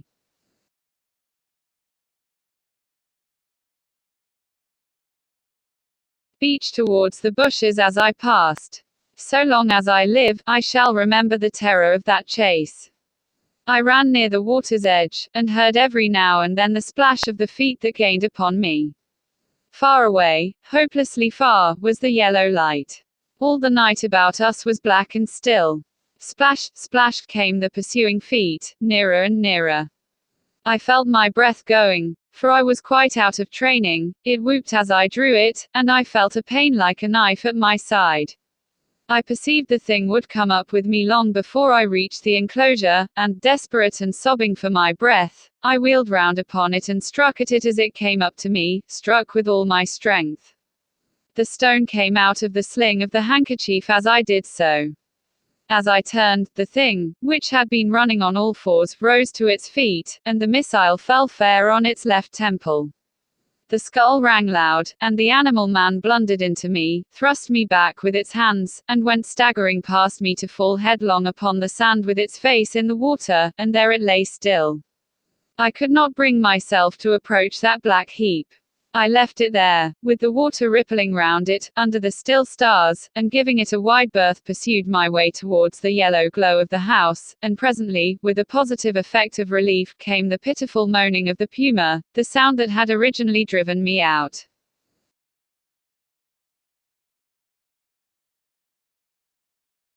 To explore this mysterious island. At that, though I was faint and horribly fatigued, I gathered together all my strength, and began running again towards the light. I thought I heard a voice calling me. 10. The crying of the man. As I drew near the house, I saw that the light shone from the open door of my room, and then I heard coming from out of the darkness at the side of that orange oblong of light, the voice of Montgomery shouting, "Prendick." I continued running. Presently I heard him again. I replied by a feeble, "Hello," and in another moment had staggered up to him. "Where have you been?" said he, holding me at arm's length, so that the light from the door fell on my face. "We have both been so busy that we forgot you until about half an hour ago." He led me into the room and sat me down in the deck chair. For a while I was blinded by the light. "We did not think you would start to explore this island of ours without telling us," he said, and then, "I was afraid, but what, hello." My last remaining strength slipped from me, and my head fell forward on my chest. I think he found a certain satisfaction in giving me brandy. "For God's sake," said I, "fasten that door."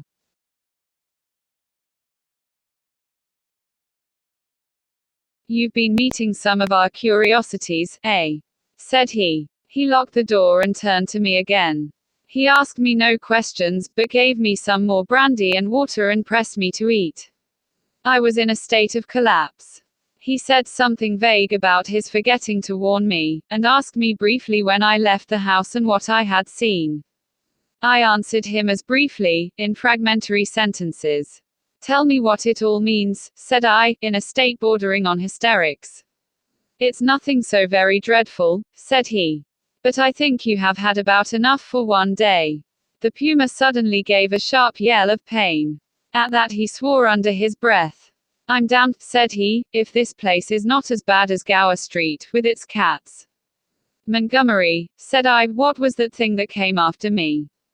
Was it a beast or was it a man? If you don't sleep tonight," he said, "you'll be off your head tomorrow." I stood up in front of him. "What was that thing that came after me?" I asked.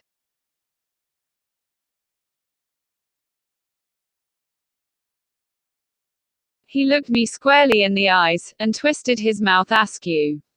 His eyes, which had seemed animated a minute before, went dull. "From your account," said he, "I'm thinking it was a bogle."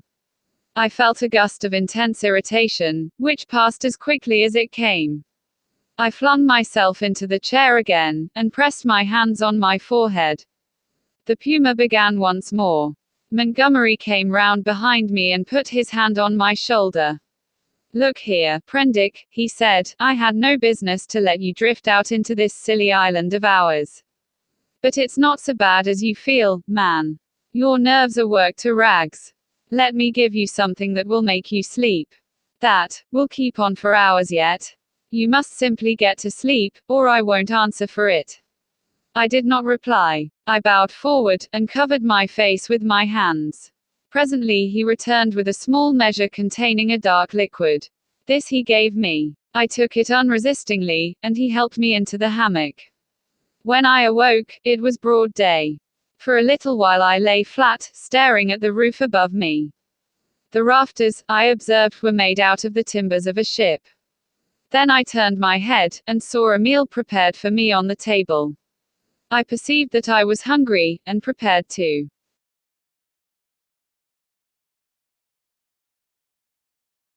clamber out of the hammock, which, very politely anticipating my intention, twisted round and deposited me upon all fours on the floor. I got up and sat down before the food. I had a heavy feeling in my head, and only the vaguest memory at first of the things that had happened overnight. The morning breeze blew very pleasantly through the unglazed window, and that and the food contributed to the sense of animal comfort which I experienced. Presently the door behind me, the door inward towards the yard of the enclosure, opened. I turned and saw Montgomery's face. "All right," said he. "I'm frightfully busy." And he shut the door. Afterwards I discovered that he forgot to relock it. Then I recalled the expression of his face the previous night, and with that the memory of all I had experienced reconstructed itself before me. Even as that fear came back to me came a cry from within, but this time it was not the cry of a puma. I put down the mouthful that hesitated upon my lips, and listened. Silence, save for the whisper of the morning breeze. I began to think my ears had deceived me. After a long pause I resumed my meal, but with my ears still vigilant. Presently I heard something else, very faint.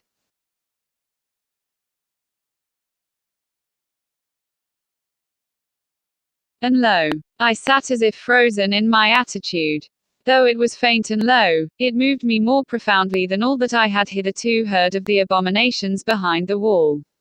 There was no mistake this time in the quality of the dim, broken sounds, no doubt at all of the source. For it was groaning, broken by sobs and gasps of anguish. It was no brute this time, it was a human being in torment. As I realized this I rose, and in 3 steps had crossed the room, seized the handle of the door into the yard, and flung it open before me. "Prendick, man! Stop!" cried Montgomery, intervening. A startled deerhound yelped and snarled. There was blood, I saw, in the sink, brown, and some scarlet, and I smelled the peculiar smell of carbolic acid. Then through an open doorway beyond, in the dim light of the shadow, I saw something bound painfully upon a framework, scarred, red, and bandaged, and then blotting this out appeared the face of old Moreau, white and terrible. In a moment he had gripped me by the shoulder with a hand that was smeared red, had twisted me off my feet, and flung me headlong back into my own room. He lifted me as though I was a little child.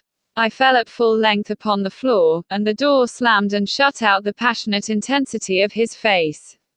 Then I heard the key turn in the lock, and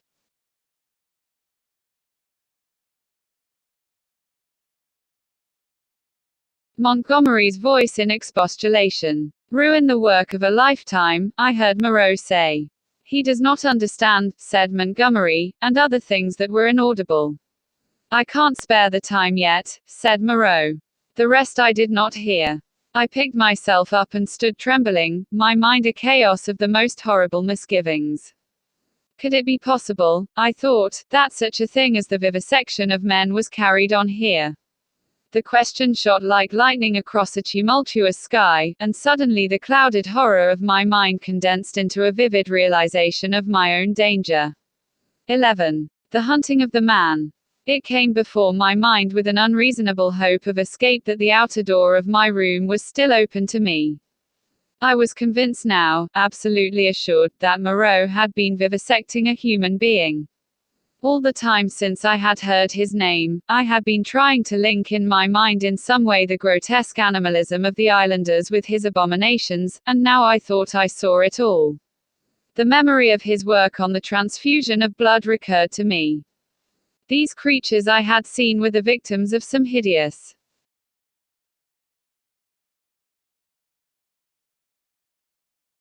experiment. These sickening scoundrels had merely intended to keep me back, to fool me with the display of confidence, and presently to fall upon me with a fate more horrible than death, with torture, and after torture the most hideous degradation it is possible to conceive, to send me off a lost soul, a beast, to the rest of the Comus rout. I looked round for some weapon. Nothing. Then with an inspiration I turned over the deck chair, put my foot on the side of it, and tore away the side rail. It happened that a nail came away with the wood, and projecting, gave a touch of danger to an otherwise petty weapon. I heard a step outside, and incontinently flung open the door and found Montgomery within a yard of it. He meant to lock the outer door. I raised this nailed stick of mine and cut at his face, but he sprang back. I hesitated a moment, then turned and fled round the corner of the house. "Prendick, man!" I heard his astonished cry. "Don't be a silly ass, man!" Another minute, thought I, and he would have had me locked in, and as ready as a hospital rabbit for my fate. He emerged behind the corner, for I heard him shout, "Prendick!" Then he began to run after me, shouting things as he ran. This time running blindly, I went northeastward in a direction at right angles to my previous expedition. Once, as I went running headlong up the beach, I glanced over my shoulder and saw his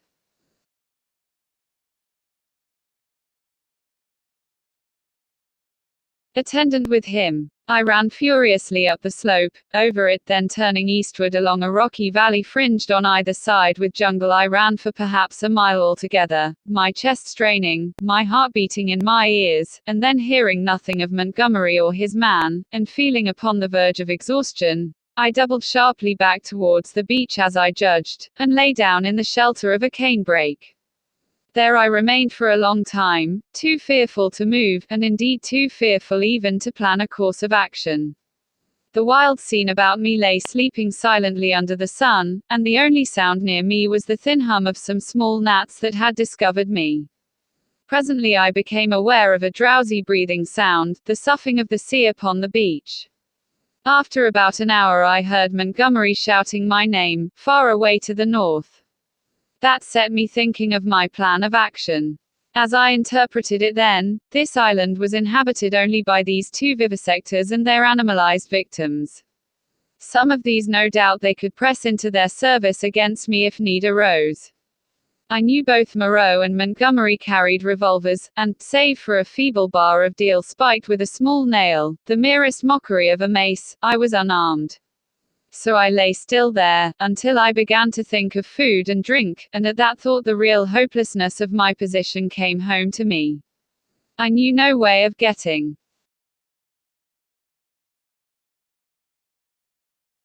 anything to eat. I was too ignorant of botany to discover any resort of root or fruit that might lie about me. I had no means of trapping the few rabbits upon the island. It grew blanker the more I turned the prospect over. At last, in the desperation of my position, my mind turned to the animal men I had encountered. I tried to find some hope in what I remembered of them.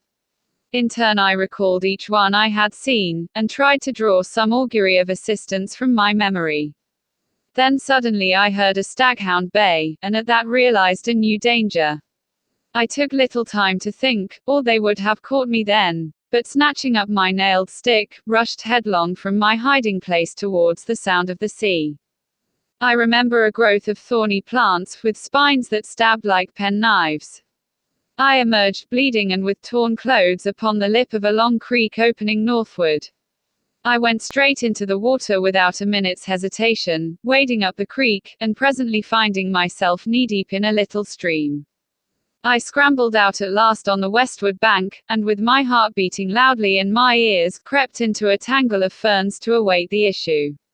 I heard the dog, there was only one, draw nearer, and yelp when it came to the thorns. Then I heard no more, and presently began to think I had escaped. The minutes passed, the silence lengthened out, and at last after an hour of security my courage began to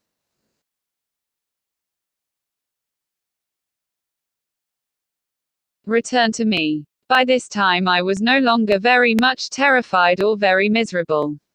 I had, as it were, passed the limit of terror and despair. I felt now that my life was practically lost, and that persuasion made me capable of daring anything. I had even a certain wish to encounter Moreau face to face, and as I had waded into the water, I remembered that if I were too hard pressed, at least one path of escape from torment still lay open to me. They could not very well prevent my drowning myself.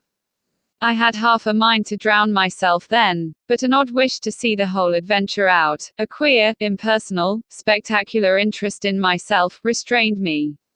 I stretched my limbs, sore and painful from the pricks of the spiny plants, and stared around me at the trees, and, so suddenly that it seemed to jump out of the green tracery about it, my eyes lit upon a black face watching me. I saw that it was the simian creature who had met the launch upon the beach. He was clinging to the oblique stem of a palm tree. I gripped my stick, and stood up facing him. He began chattering. You, was all I could distinguish at first. Suddenly he dropped from the tree, and in another moment was holding the fronds apart and staring curiously at me. I did not feel the same repugnance towards this creature which I had experienced in my encounters with the other beast men. You, he said, in the boat. He was a man, then, at least as much of a man as Montgomery's attendant, for he could talk.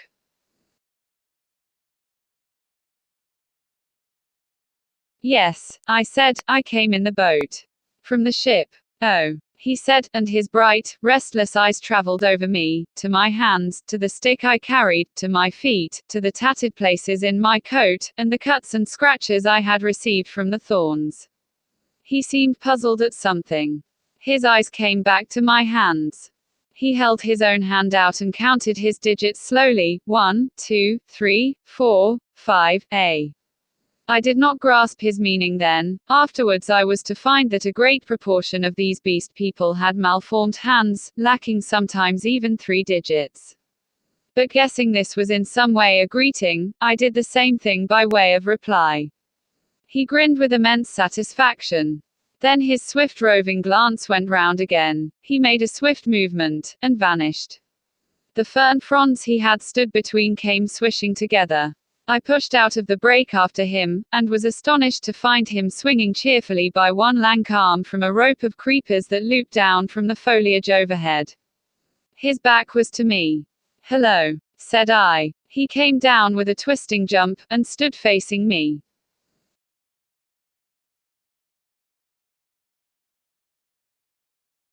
"I say," said I, "where can I get something to eat?" "Eat," he said. "Eat man's food, now." And his eye went back to the swing of ropes. "At the huts." "But where are the huts?" "Oh, I'm new, you know." At that he swung round, and set off at a quick walk. All his motions were curiously rapid. "Come along," said he. I went with him to see the adventure out. I guess the huts were some rough shelter where he and some more of these beast people lived. I might perhaps find 'em friendly, find some handle in their minds to take hold of.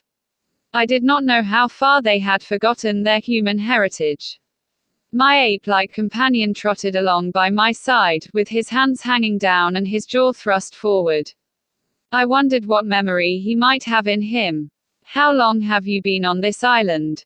said I. "How long?" he asked, and after having the question repeated, he held up 3 fingers.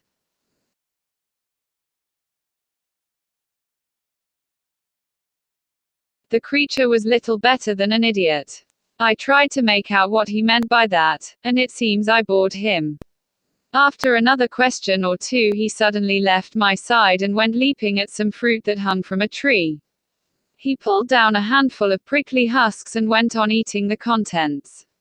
I noted this with satisfaction, for here at least was a hint for feeding. I tried him with some other questions, but his chattering, prompt responses were as often as not quite at cross purposes with my question.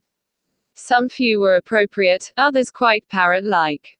I was so intent upon these peculiarities that I scarcely noticed the path we followed.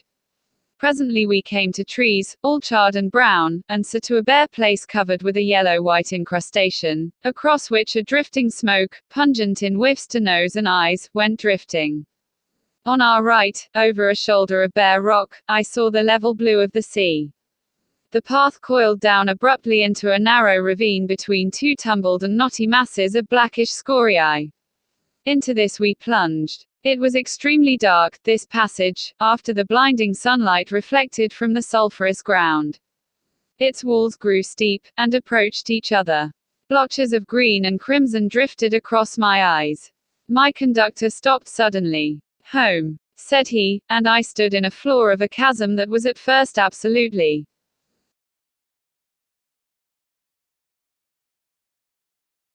dark to me. I heard some strange noises, and thrust the knuckles of my left hand into my eyes. I became aware of a disagreeable odor, like that of a monkey's cage ill-cleaned. Beyond, the rock opened again upon a gradual slope of sunlit greenery, and on either hand the light smote down through narrow ways into the central gloom. 12. The sayers of the law. Then something cold touched my hand. I started violently, and saw close to me a dim pinkish thing, looking more like a flayed child than anything else in the world. The creature had exactly the mild but repulsive features of a sloth, the same low forehead and slow gestures. As the first shock of the change of light passed, I saw about me more distinctly.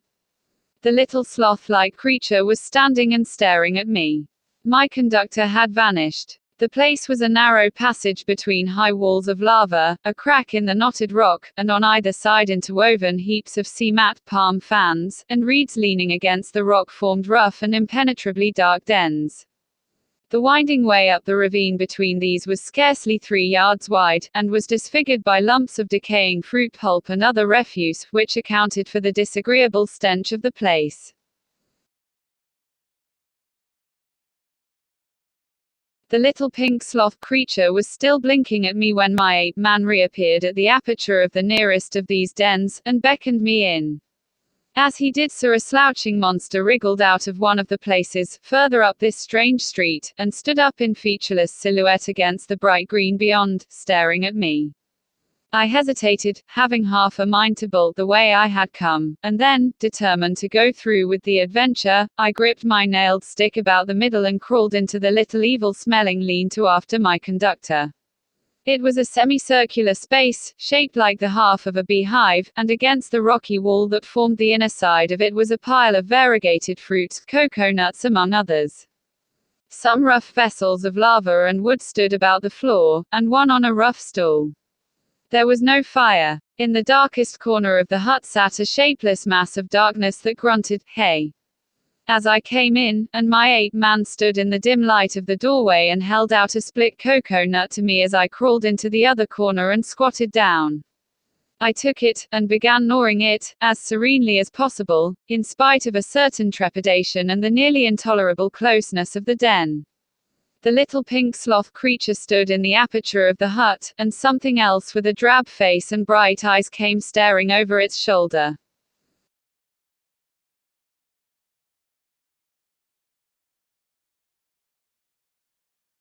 "Hey," came out of the lump of mystery opposite.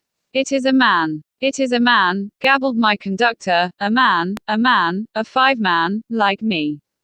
"Shut up," said the voice from the dark, and grunted. I gnawed my cocoa nut amid an impressive stillness. I peered hard into the blackness, but could distinguish nothing. "It is a man," the voice repeated. "He comes to live with us." It was a thick voice, with something in it, a kind of whistling overtone, that struck me as peculiar, but the English accent was strangely good. The ape-man looked at me as though he expected something. I perceived the pause was interrogative. "He comes to live with you?" I said. "It is a man. He must learn the law." I began to distinguish now a deeper blackness in the black, a vague outline of a hunched-up figure. Then I noticed the opening of the place was darkened by 2 more black heads. My hand tightened on my stick.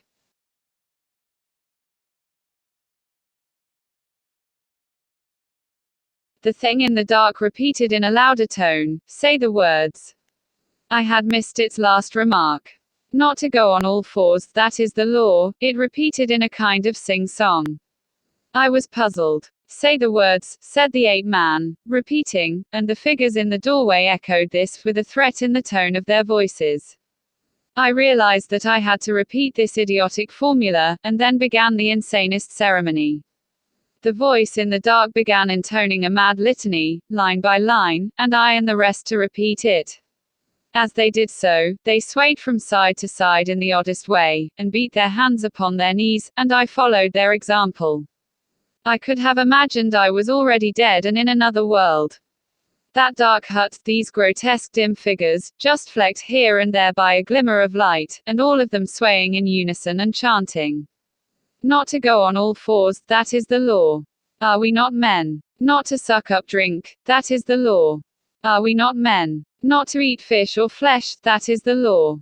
Are we not men? Not to claw the bark of trees, that is the law. Are we not men? Not to chase other men, that is the law. Are we not men?" And so from the prohibition of these acts of folly, on to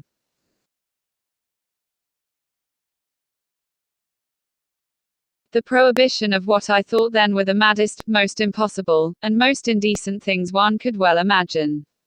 A kind of rhythmic fervor fell on all of us. We gabbled and swayed faster and faster, repeating this amazing law. Superficially the contagion of these brutes was upon me, but deep down within me the laughter and disgust struggled together.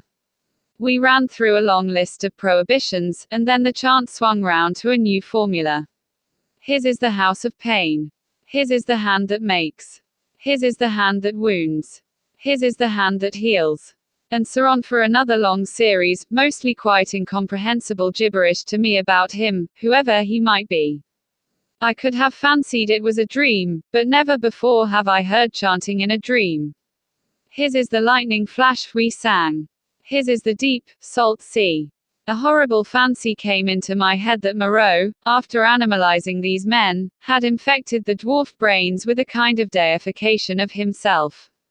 However, I was too keenly aware of white teeth and strong claws about me to stop my chanting on that account. His are the stars in the sky.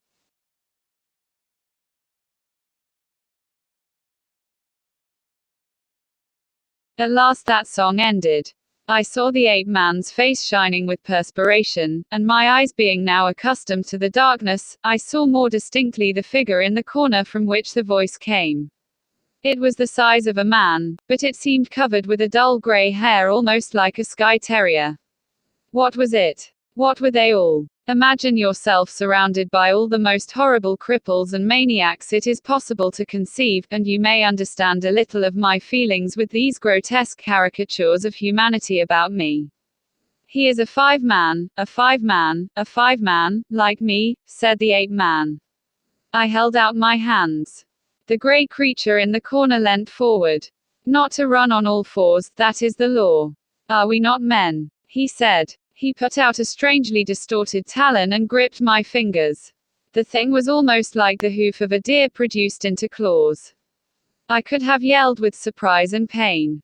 His face came forward and peered at my nails, came forward into the light of the opening of the hut, and I saw with a quivering disgust that it was like the face of neither man nor beast, but a mere shock of grey hair, with 3 shadowy overarchings to mark the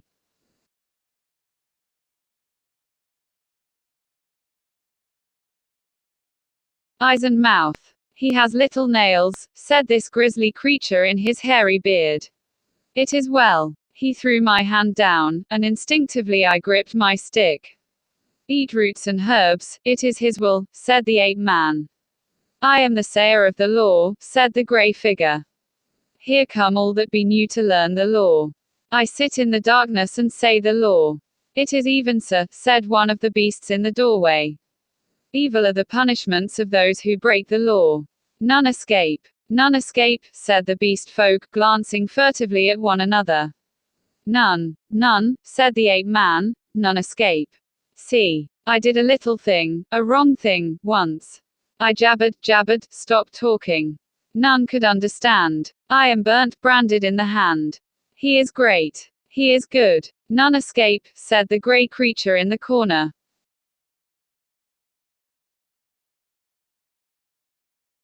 None escape, said the beast people, looking askance at one another. For every one the want that is bad, said the grey sayer of the law. What you will want we do not know, we shall know. Some want to follow things that move, to watch and slink and wait and spring, to kill and bite deep and rich, sucking the blood. It is bad. Not to chase other men, that is the law. Are we not men? Not to eat flesh or fish, that is the law. Are we not men? None escape, said a dappled brute standing in the doorway. For every one the want is bad, said the grey sayer of the law. Some want to go tearing with teeth and hands into the roots of things, snuffing into the earth. It is bad. None escape, said the men in the door. Some go clawing trees, some go scratching at the graves of the dead, some go fighting with foreheads or feet or claws, some bite suddenly, none giving occasion, some love uncleanness. None escape, said the ape-man, scratching his calf. None escape, said the little pink sloth creature.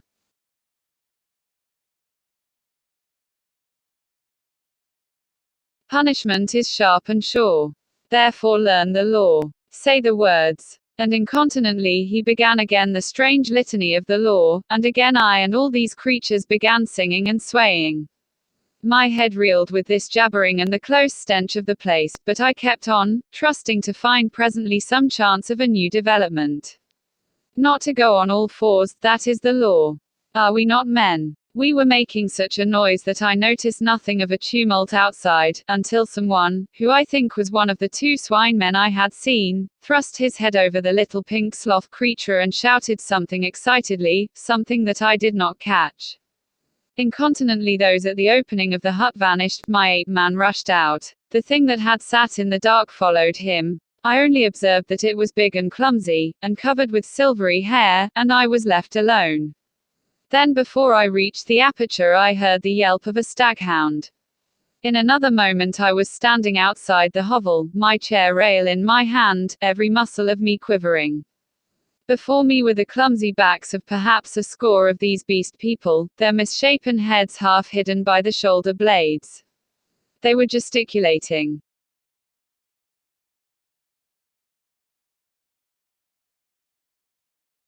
excitedly. Other half-animal faces glared interrogation out of the hovels.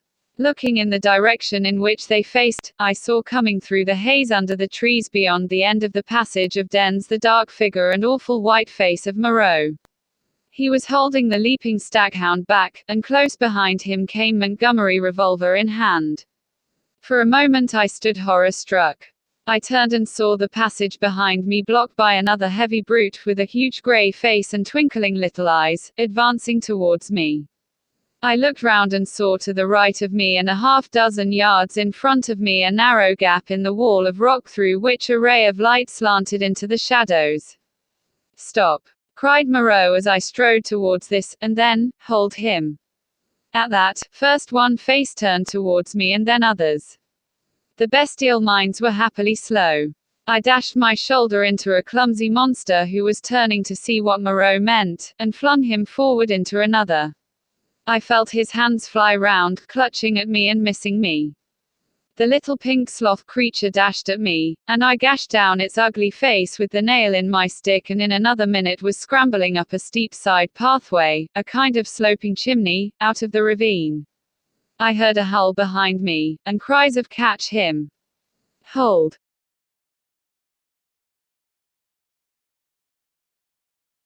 him!" And the grey-faced creature appeared behind me and jammed his huge bulk into the cleft. "Go on! Go on!" they howled. I clambered up the narrow cleft in the rock and came out upon the sulphur on the westward side of the village of the beast men. That gap was altogether fortunate for me, for the narrow chimney, slanting obliquely upward, must have impeded the nearer pursuers. I ran over the white space and down a steep slope, through a scattered growth of trees, and came to a low-lying stretch of tall reeds, through which I pushed into a dark, thick undergrowth that was black and succulent underfoot. As I plunged into the reeds, my foremost pursuers emerged from the gap. I broke my way through this undergrowth for some minutes.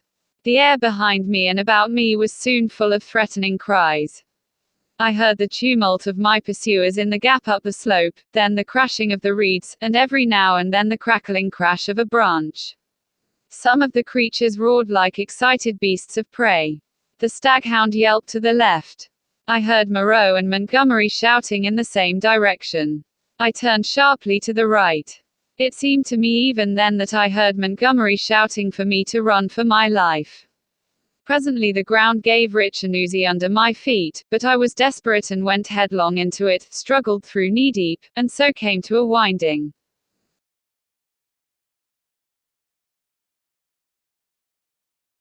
path among tall canes. The noise of my pursuers passed away to my left. In one place 3 strange, pink, hopping animals, about the size of cats, bolted before my footsteps. This pathway ran uphill, across another open space covered with white incrustation, and plunged into a canebrake again. Then suddenly it turned parallel with the edge of a steep-walled gap, which came without warning, like the ha-ha of an English park, turned with an unexpected abruptness. I was still running with all my might, and I never saw this drop until I was flying headlong through the air. I fell on my forearms and head, among thorns, and rose with a torn ear and bleeding face. I had fallen into a precipitous ravine, rocky and thorny, full of a hazy mist which drifted about me in wisps, and with a narrow streamlet from which this mist came meandering down the center. I was astonished at this thin fog in the full blaze of daylight, but I had no time to stand wondering then. I turned to my right, downstream, hoping to come to the sea in that direction, and so have my way open to drown myself. It was only later I found that I had dropped my nailed stick in my fall. Presently the ravine grew narrower for a space, and carelessly I stepped into the stream. I jumped out again pretty quickly, for the water was almost boiling. I noticed too there was a thin sulphurous scum drifting upon its coiling water. Almost immediately came a turn.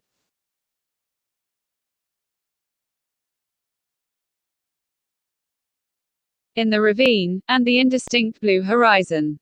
The nearer sea was flashing the sun from a myriad facets. I saw my death before me, but I was hot and panting, with the warm blood oozing out on my face and running pleasantly through my veins.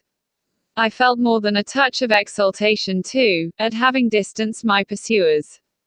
It was not in me then to go out and drown myself yet. I stared back the way I had come. I listened. Save for the hum of the gnats and the chirp of some small insects that hopped among the thorns, the air was absolutely still. Then came the yelp of a dog, very faint, and a chattering and gibbering, the snap of a whip, and voices. They grew louder, then fainter again. The noise receded up the stream and faded away. For a while the chase was over, but I knew now how much hope of help for me lay in the beast people. 13. A parley. I turned again and went on down towards the sea. I found the hot stream broadened out to a shallow, weedy sand, in which an abundance of crabs and long-bodied, many-legged creatures started from my footfall. I walked to the very edge of the salt water, and then I felt I was safe.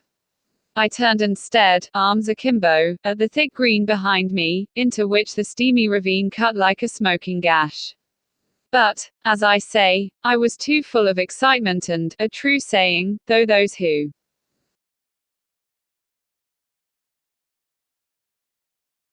have never known danger may doubt it, too desperate to die. Then it came into my head that there was one chance before me yet. While Moreau and Montgomery and the bestial rabble chased me through the island, might I not go round the beach until I came to their enclosure, make a flank march upon them, in fact, and then with a rock lugged out of their loosely built wall, perhaps, smash in the lock of the smaller door and see what I could find, knife, pistol, or what not, to fight 'em with when they returned. It was at any rate something to try. So I turned to the westward and walked along by the water's edge. The setting sun flashed his blinding heat into my eyes. The slight Pacific tide was running in with a gentle ripple. Presently the shore fell away southward, and the sun came round upon my right hand. Then suddenly, far in front of me, I saw first one and then several figures emerging from the bushes, Moreau, with his grey staghound, then Montgomery, and two others. At that I stopped. They saw me, and began gesticulating and advancing. I stood watching them approach. The two beast men came running forward to cut me off from the undergrowth, inland. Montgomery came, running also, but straight towards me. Moreau followed slower with the dog.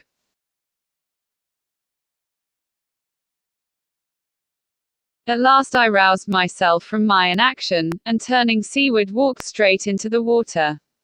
The water was very shallow at first. I was 30 yards out before the waves reached to my waist. Dimly I could see the intertidal creatures darting away from my feet. "What are you doing, man?" cried Montgomery. I turned, standing waist deep, and stared at him. Montgomery stood panting at the margin of the water. His face was bright red with exertion, his long flaxen hair blown about his head, and his dropping nether lip showed his irregular teeth. Moreau was just coming up, his face pale and firm, and the dog at his hand barked at me. Both men had heavy whips. Farther up the beach stared the beast men. "What am I doing?" "I am going to drown myself," said I. Montgomery and Moreau looked at each other. "Why?" asked Moreau. "Because that is better than being tortured by you." "I told you so," said Montgomery, and Moreau said something in a low tone. "What makes you think I shall torture you?" asked Moreau. "What I saw," I said. "And those, yonder." "Hush," said Moreau, and held up his hand. "I will not," said I. They were men, what are they now? I at least will not be like them. I looked past my interlocutors. Up the beach were Maling, Montgomery's attendant, and one of the white-swathed brutes from the boat. Farther up, in the shadow of the trees, I saw my little ape man, and behind him some other dim figures. Who are these creatures? Said I, pointing to them and raising my voice more and more that it might reach them. They were men like yourselves, whom you have infected with some bestial taint, men whom you have enslaved, and whom you still fear. You who listen, I cried, pointing now to Moreau and shouting past him to the beast men, you who listen. Do you not see these men still fear you, go in dread of you? Why, then, do you fear them? You are many. For God's sake, cried Montgomery, stop that, Prendick. Prendick, cried Moreau.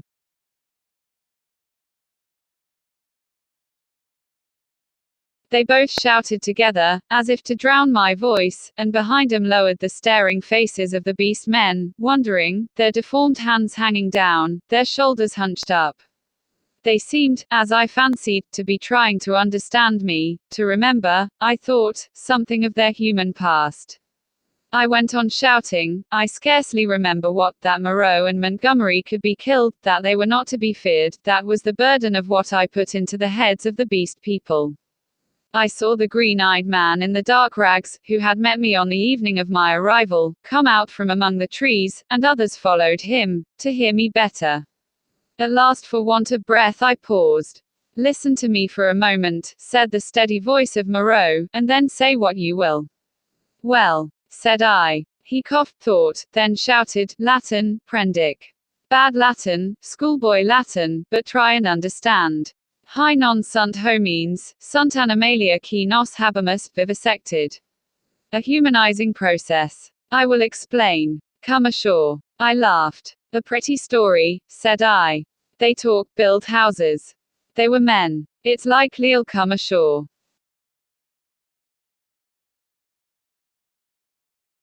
The water just beyond where you stand is deep, and full of sharks. That's my way, said I. Short and sharp. Presently. Wait a minute. He took something out of his pocket that flashed back the sun, and dropped the object at his feet. That's a loaded revolver, said he. Montgomery here will do the same. Now we are going up the beach until you are satisfied the distance is safe. Then come and take the revolvers. Not I. You have a third between you. I want you to think over things, Prendick. In the first place, I never asked you to come upon this island. If we vivisected men, we should import men, not beasts. In the next, we had you drugged last night, had we wanted to work you any mischief, and in the next, now your first panic is over and you can think a little, is Montgomery here quite up to the character you give him? We have chased you for your good. Because this island is full of inimical phenomena. Besides, why should we want to shoot you when you have just offered to drown yourself? Why did you set your people onto me when I was in the hut?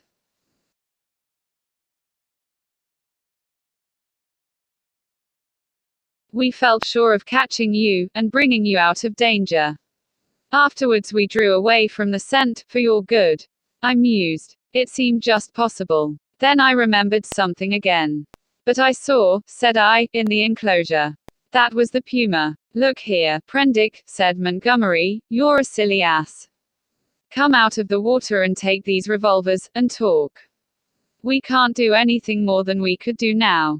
I will confess that then, and indeed always, I distrusted and dreaded Moreau, but Montgomery was a man I felt I understood. Go up the beach, said I, after thinking, and added, holding your hands up. Can't do that, said Montgomery, with an explanatory nod over his shoulder. Undignified. Go up to the trees, then, said I, as you please. It's a damned silly ceremony, said Montgomery. Both turned and faced the 6 or 7 grotesque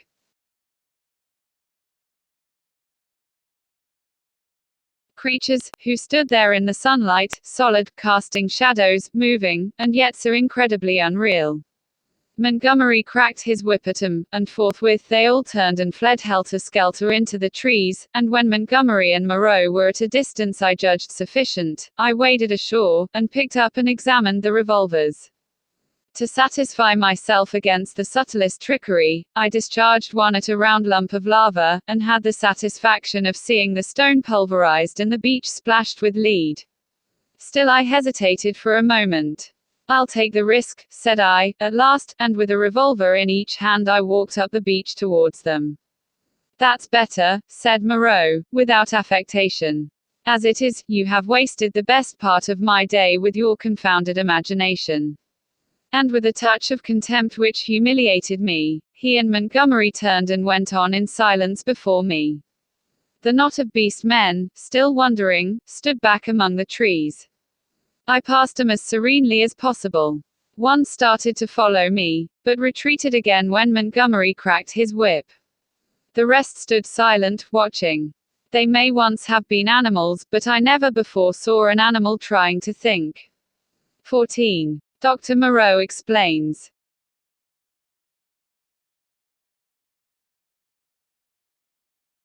"And now, Prendick, I will explain," said Dr. Moreau, so soon as we had eaten and drunk. "I must confess that you are the most dictatorial guest I ever entertained. I warn you that this is the last I shall do to oblige you. The next thing you threaten to commit suicide about, I shan't do, even at some personal inconvenience." He sat in my deck chair, a cigar half consumed in his white, dexterous-looking fingers. The light of the swinging lamp fell on his white hair. He stared through the little window out at the starlight. I sat as far away from him as possible, the table between us and the revolvers to hand. Montgomery was not present. I did not care to be with the two of them in such a little room. "You admit that the vivisected human being, as you called it, is, after all, only the puma," said Moreau. He had made me visit that horror in the inner room, to assure myself of its inhumanity. "It is the puma," I said, "still alive, but so cut and mutilated as I pray I may never see living flesh again. Of all vile." "Never mind that," said Moreau, "at least, spare me those youthful horrors. Montgomery used to be just the same. You admit that it is the puma. Now be quiet."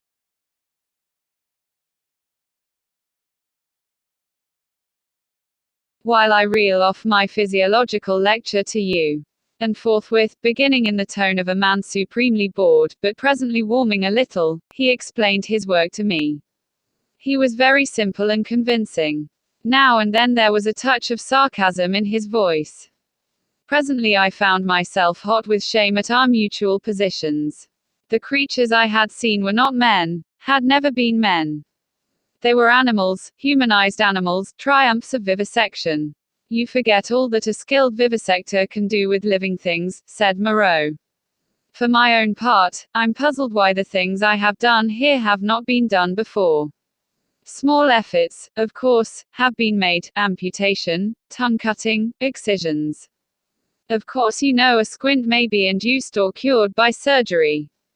Then in the case of excisions you have all kinds of secondary changes, pigmentary disturbances, modifications of the passions, alterations in the secretion of fatty tissue.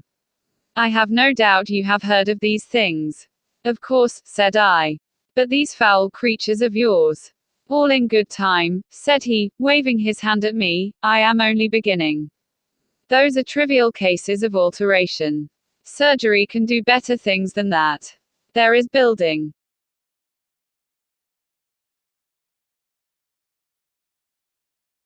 up as well as breaking down and changing. You have heard, perhaps, of a common surgical operation resorted to in cases where the nose has been destroyed. A flap of skin is cut from the forehead, turned down on the nose, and heals in the new position. This is a kind of grafting in a new position of part of an animal upon itself. Grafting of freshly obtained material from another animal is also possible, the case of teeth, for example. The grafting of skin and bone is done to facilitate healing. The surgeon places in the middle of the wound pieces of skin snipped from another animal, or fragments of bone from a victim freshly killed. Hunter's cock spur, possibly you have heard of that. flourished on the bull's neck, and the rhinoceros rats of the Algerian zouaves are also to be thought of monsters manufactured by transferring a slip from the tail of an ordinary rat to its snout, and allowing it to heal in that position. Monsters manufactured, said I. Then you mean to tell me? Yes. These creatures you have seen are animals carven and wrought into new shapes. To that, to the study of the plasticity of living forms, my life has been devoted. I have studied for years, gaining in knowledge as I go. I see you look horrified, and yet I am telling you nothing new. It all lay in the surface of practical anatomy years ago, but no one had the temerity to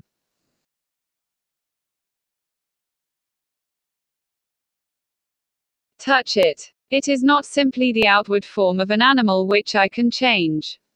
The physiology, the chemical rhythm of the creature, may also be made to undergo an enduring modification, of which vaccination and other methods of inoculation with living or dead matter are examples that will, no doubt, be familiar to you. A similar operation is the transfusion of blood, with which subject, indeed, I began. These are all familiar cases. Less so, and probably far more extensive, were the operations of those medieval practitioners who made dwarfs and beggar cripples, show monsters, some vestiges of whose art still remain in the preliminary manipulation of the young mountebank or contortionist. Victor Hugo gives an account of them in L'Homme Rit, but perhaps my meaning grows plain now. You begin to see that it is a possible thing to transplant tissue from one part of an animal to another, or from one animal to another, to alter its chemical reactions and methods of growth, to modify the articulations of its limbs, and, indeed, to change it in its most intimate structure. And yet this extraordinary branch of knowledge has never been sought as an end, and systematically, by modern investigators until I took it up. Some such things have been hit upon in the last resort of surgery. Most of the kindred evidence that will recur to your mind has been demonstrated as it were by accident, by tyrants, by criminals, by the breeders of horses and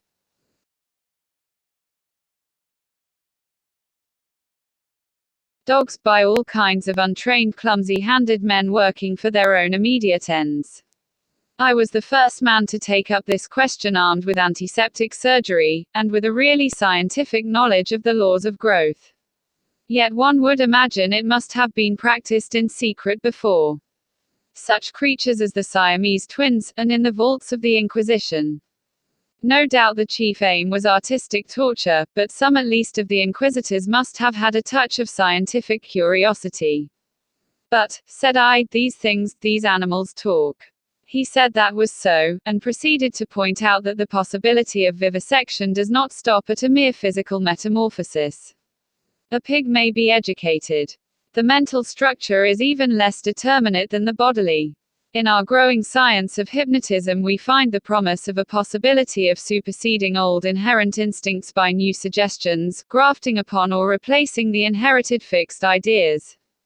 Very much indeed of what we call moral education, he said, is such an artificial modification and perversion of instinct. Pugnacity is trained into courageous self-sacrifice, and suppressed sexuality into religious emotion. And the great difference between man and monkey is in the larynx, he continued, in the incapacity to frame delicately different sound symbols by which thought could be sustained. In this I failed to agree with him, but with a certain incivility he declined to notice my objection. He repeated that the thing was so, and continued his account of his work. I asked him why he had taken the human form as a model. There seemed to me then, and there still seems to me now, a strange wickedness for that choice. He confessed that he had chosen that form by chance. I might just as well have worked to form sheep into llamas and llamas into sheep. I suppose there is something in the human form that appeals to the artistic turn of mind more powerfully than any animal shape can. But I've not confined myself to man-making. Once or twice, he was silent, for a minute perhaps. These years, how they have slipped by. And here I have wasted a day saving your life, and am now wasting an hour explaining myself. But, said I still do not understand. Where is your justification for inflicting all this pain? The only thing that could excuse vivisection to me would be some application. Precisely, said he. But, you see, I am differently constituted. We are on different platforms. You are a materialist. I am not a materialist, I began hotly.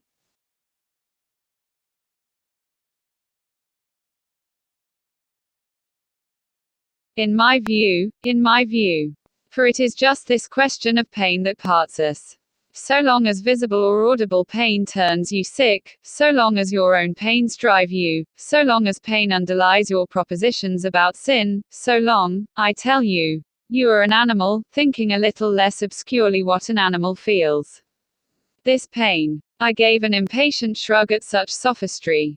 Oh, but it is such a little thing. A mind truly open to what science has to teach must see that it is a little thing. It may be that save in this little planet, this speck of cosmic dust, invisible long before the nearest star could be attained, it may be, I say, that nowhere else does this thing called pain occur. But the laws we feel our way towards, why, even on this earth, even among living things, what pain is there? As he spoke, he drew a little penknife from his pocket, opened the smaller blade, and moved his chair so that I could see his thigh. Then, choosing the place deliberately, he drove the blade into his leg and withdrew it. No doubt, he said, you have seen that before. It does not hurt a pin-prick. But what does it show? The capacity for pain is not needed in the muscle, and it is not placed there, is but little needed in the skin, and only here and there over the thigh is a spot capable of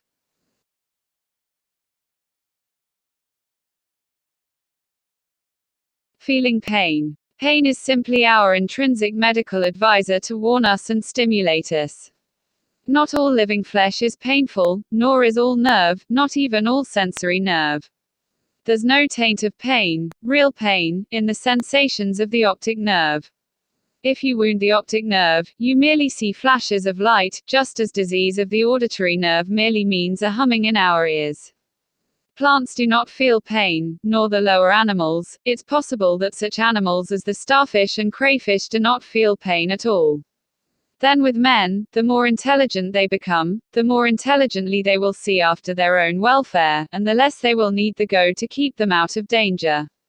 I never yet heard of a useless thing that was not ground out of existence by evolution sooner or later. Did you? And pain gets needless. Then I am a religious man, Prendick, as every sane man must be. It may be, I fancy, that I have seen more of the ways of this world's maker than you, for I have sought his laws, in my way, all my life, while you, I understand, have been collecting butterflies. And I tell you, pleasure and pain have nothing to do with heaven or hell. Pleasure and pain, BAH. What is your theologian's ecstasy but Mahomet's hurry in the dark? This store which men and women set on pleasure and pain, Prendick, is the mark of the beast upon 'em, the mark of the beast from which they came. Pain, pain and pleasure, they are for us only so long as we wriggle in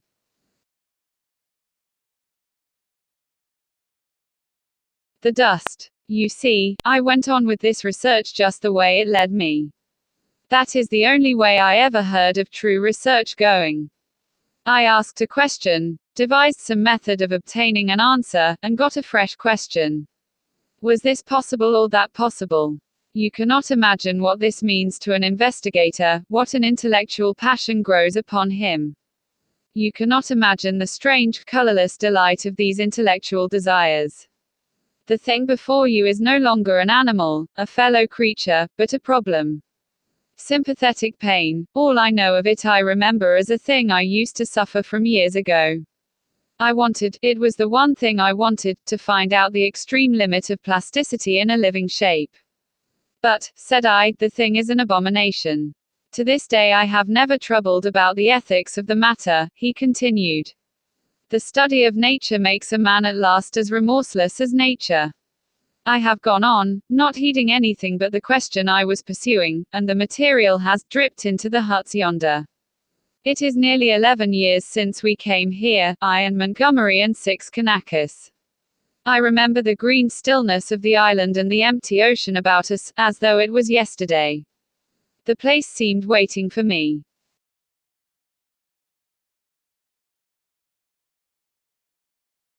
The stores were landed and the house was built. The Kanakis founded some huts near the ravine. I went to work here upon what I had brought with me. There were some disagreeable things happened at first. I began with a sheep, and killed it after a day and a half by a slip of the scalpel. I took another sheep, and made a thing of pain and fear and left it bound up to heal. It looked quite human to me when I had finished it, but when I went to it I was discontented with it. It remembered me, and was terrified beyond imagination, and it had no more than the wits of a sheep. The more I looked at it the clumsier it seemed, until at last I put the monster out of its misery. These animals without courage, these fear-haunted, pain-driven things, without a spark of pugnacious energy to face torment, they are no good for man-making. Then I took a gorilla I had, and upon that, working with infinite care and mastering difficulty after difficulty, I made my first man. All the week, night and day, I molded him. With him it was chiefly the brain that needed molding, much had to be added, much changed. I thought him a fair specimen of the Negroid type when I had finished him, and he lay bandaged, bound, and motionless before me. It was only when his life was assured that I left him and came into this room again, and found Montgomery much as you are.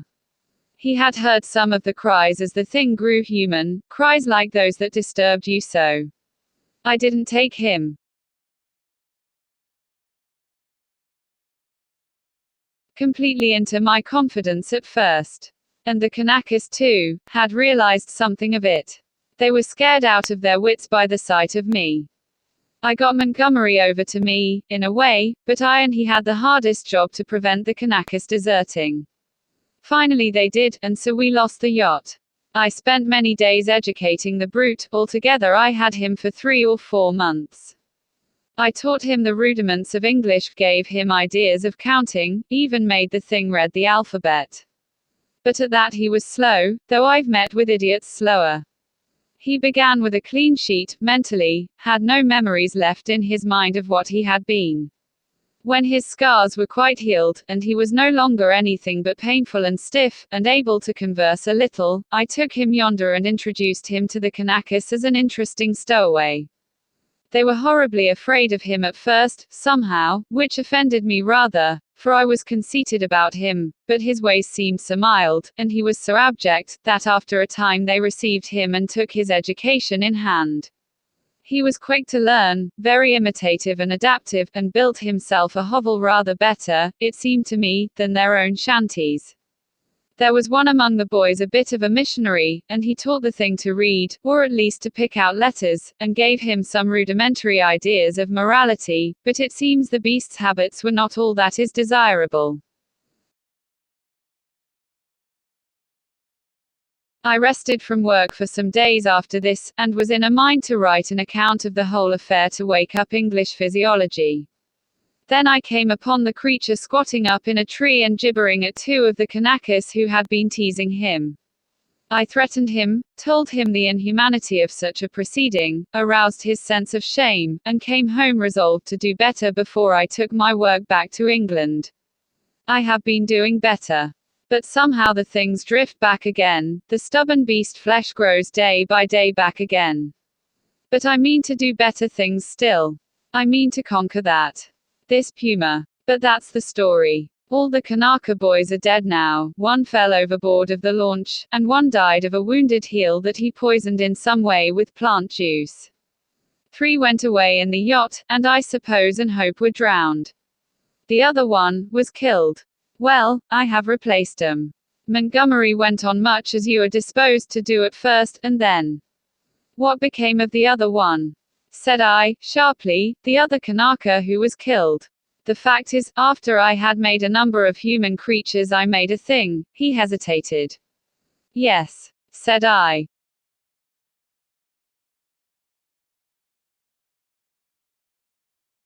It was killed. I don't understand, said I, do you mean to say?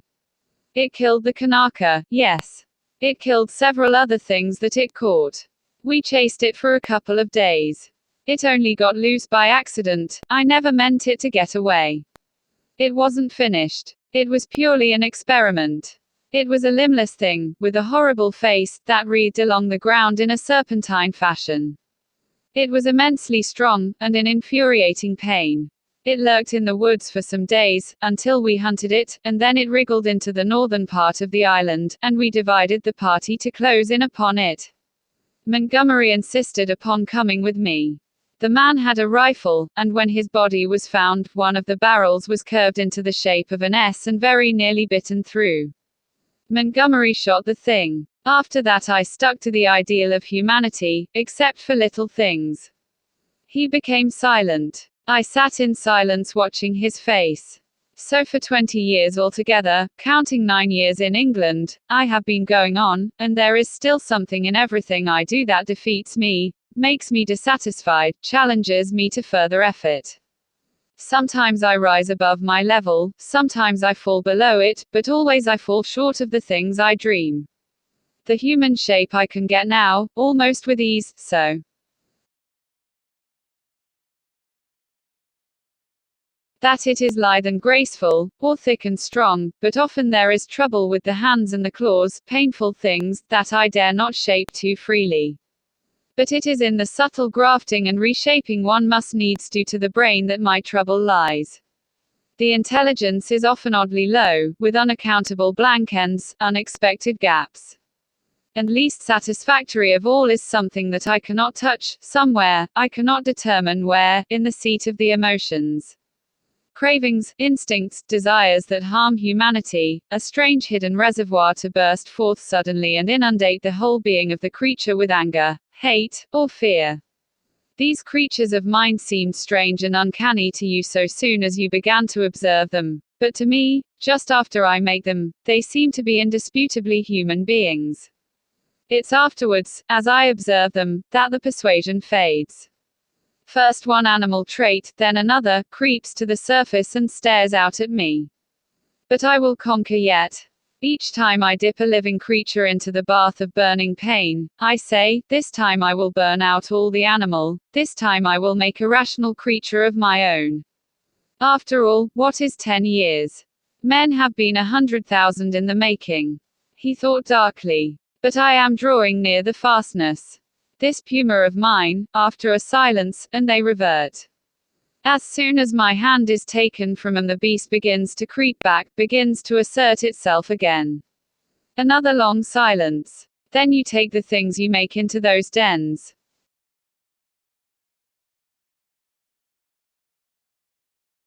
Said I. They go. I turn 'em out when I begin to feel the beast in 'em, and presently they wander there. They all dread this house and me. There is a kind of travesty of humanity over there. Montgomery knows about it, for he interferes in their affairs. He has trained 1 or 2 of them to our service.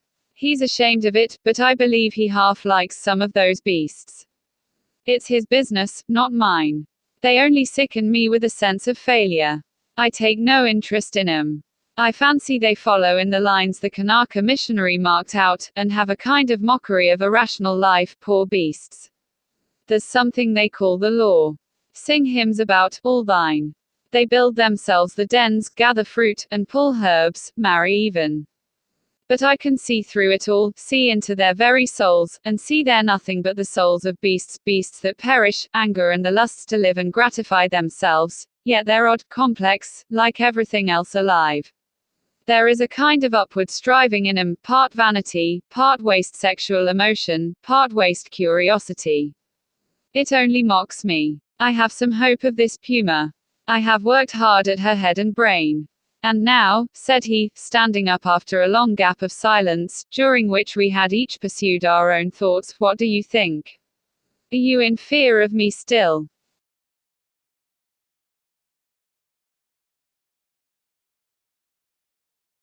I looked at him, and saw but a white-faced, white-haired man, with calm eyes. Save for his serenity, the touch almost of beauty that resulted from his set tranquility and his magnificent build, he might have passed muster among 100 other comfortable old gentlemen. Then I shivered. By way of answer to his second question, I handed him a revolver with either hand. Keep them, he said, and snatched at a yawn. He stood up, stared at me for a moment, and smiled. You have had 2 eventful days, said he. I should advise some sleep. I'm glad it's all clear. Good night. He thought me over for a moment, then went out by the inner door. I immediately turned the key in the outer one. I sat down again, sat for a time in a kind of stagnant mood, so weary, emotionally, mentally, and physically, that I could not think beyond the point at which he had left me. The black window stared at me like an eye. At last, with an effort, I put out the light and got into the hammock. Very soon I was asleep. 15. Concerning the beast folk. I woke early. Moreau's explanation stood before my mind, clear and definite from the moment of my awakening. I got out of the hammock and went to the door to assure myself that the key was turned. Then I tried the window bar, and found it firmly fixed.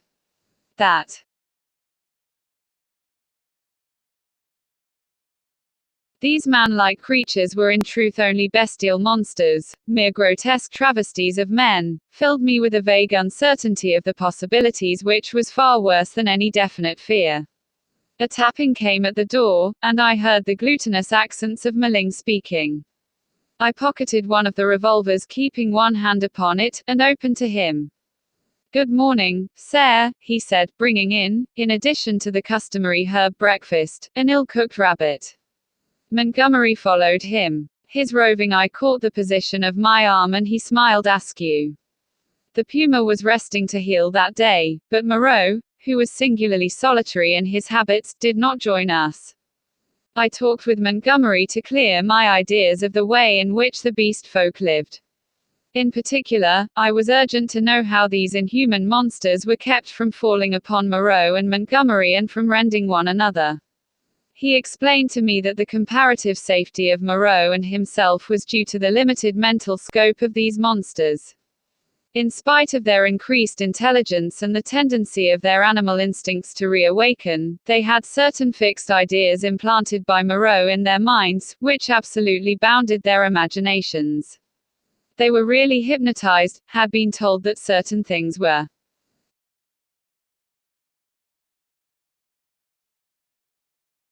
impossible, and that certain things were not to be done, and these prohibitions were woven into the texture of their minds beyond any possibility of disobedience or dispute. Certain matters, however, in which old instinct was at war with Moreau's convenience, were in a less stable condition. A series of propositions called the law, I had already heard and recited, battled in their minds with the deep-seated, ever-rebellious cravings of their animal natures. This law they were ever repeating, I found, and ever breaking. Both Montgomery and Moreau displayed particular solicitude to keep them ignorant of the taste of blood. They feared the inevitable suggestions of that flavor. Montgomery told me that the law, especially among the feline beast people, became oddly weakened about nightfall, that then the animal was at its strongest, that a spirit of adventure sprang up in them at the dusk, when they would dare things they never seemed to dream about by day. To that I owed my stalking by the leopard man, on the night of my arrival. But during these earlier days of my stay they broke the law only furtively and after dark. In the daylight there was a general atmosphere of respect for its multifarious prohibitions. And here perhaps I may give a few general facts about the island and the beast people. The island, which was of irregular outline and lay low upon the wide sea, had a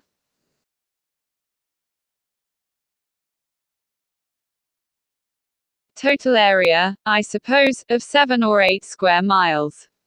It was volcanic in origin, and was now fringed on 3 sides by coral reefs, some fumaroles to the northward, and a hot spring, were the only vestiges of the forces that had long since originated it.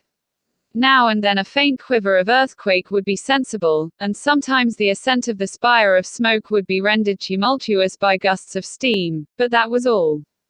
The population of the island, Montgomery informed me, now numbered rather more than 60 of these strange creations of Moreau's art, not counting the smaller monstrosities which lived in the undergrowth and were without human form. Altogether he had made nearly 120, but many had died, and others, like the writhing footless thing of which he had told me, had come by violent ends. In answer to my question, Montgomery said that they actually bore offspring, but that these generally died. When they lived, Moreau took them and stamped the human form upon them. There was no evidence of the inheritance of their acquired human characteristics. The females were less numerous than the males, and liable to much furtive persecution in spite of the monogamy the law enjoined. It would be impossible for me to describe these beast people in detail. My eye has had no training in details, and unhappily I cannot sketch. Most striking, perhaps, in the general appearance was the disproportion between the legs of these creatures and the length of the bodies, and yet, so relative is our idea of grace, my eye became habituated to their forms, and at last I even fell in with the persuasion that my own long thighs were ungainly. Another point was the forward carriage of the head and the clumsy and inhuman curvature of the spine. Even the ape-man lacked that inward sinuous curve of the back which makes the human figure so graceful. Most had their shoulders hunched clumsily, and their short forearms hung weakly at the sides. Few of them were conspicuously hairy, at least until the end of my time upon the island. The next most obvious deformity was in the faces, almost all of which were prognathous, malformed about the ears, with large and protuberant noses, very furry or very bristly hair, and often strangely colored or strangely placed eyes. None could laugh, though the ape-man had a chattering titter. Beyond these general characters their heads had little in common, each preserved the quality of its particular species, the human mark distorted but did not hide the leopard, the ox, or the sow, or other animal or animals, from which the creature had been molded. The voices, too, varied exceedingly. The hands were always malformed, and though some surprised me by their unexpected human appearance, almost all were deficient in the number of the digits, clumsy about the finger-nails, and lacking any tactile sensibility.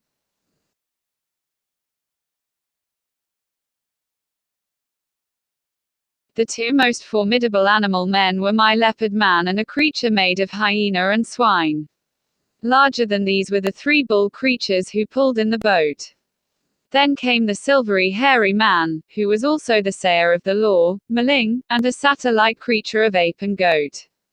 There were 3 swine men and a swine woman, a mare rhinoceros creature, and several other females whose sources I did not ascertain. There were several wolf creatures, a bear bull, and a Saint Bernard man. I have already described the ape-man, and there was a particularly hateful, and evil-smelling, old woman made of vixen and bear, whom I hated from the beginning. She was said to be a passionate votary of the law. Smaller creatures were certain dappled youths and my little sloth creature. But enough of this catalogue. At first I had a shivering horror of the brutes, felt all too keenly that they were still brutes, but insensibly I became a little habituated to the idea of them, and moreover I was affected by Montgomery's attitude towards them. He had been with them so long that he had come to regard them as almost normal human beings. His London days seemed a glorious, impossible past to him.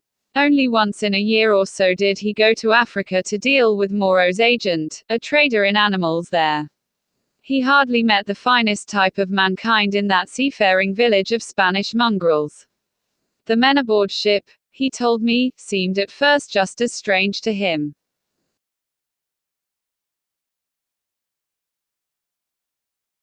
as the beast men seemed to me, unnaturally long in the leg, flat in the face, prominent in the forehead, suspicious, dangerous, and cold-hearted. In fact, he did not like men. His heart had warmed to me, he thought, because he had saved my life. I fancied even then that he had a sneaking kindness for some of these metamorphosed brutes, a vicious sympathy with some of their ways, but that he attempted to veil it from me at first. Maling, the black-faced man, Montgomery's attendant, the first of the beast folk I had encountered, did not live with the others across the island, but in a small kennel at the back of the enclosure. The creature was scarcely so intelligent as the ape-man, but far more docile, and the most human-looking of all the beast folk, and Montgomery had trained it to prepare food, and indeed to discharge all the trivial domestic offices that were required. It was a complex trophy of Moreau's horrible skill, a bear, tainted with dog and ox, and one of the most elaborately made of all his creatures. It treated Montgomery with a strange tenderness and devotion. Sometimes he would notice it, pat it, call it half-mocking, half-jocular names, and so make it caper with extraordinary delight. Sometimes he would ill-treat it, especially after he had been at the whiskey, kicking it, beating it, pelting it with stones or lighted fusees. But whether he treated it well or ill, it loved nothing so much as to be near him.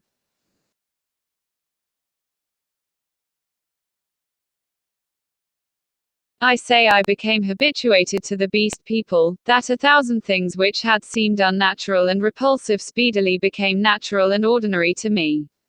I suppose everything in existence takes its color from the average hue of our surroundings. Montgomery and Moreau were too peculiar and individual to keep my general impressions of humanity well defined. I would see one of the clumsy bovine creatures who worked the launch treading heavily through the undergrowth, and find myself asking, trying hard to recall, how he differed from some really human yokel trudging home from his mechanical labors, or I would meet the fox-bear woman's vulpine, shifty face, strangely human in its speculative cunning, and even imagine I had met it before in some city byway. Yet every now and then the beast would flash out upon me beyond doubt or denial.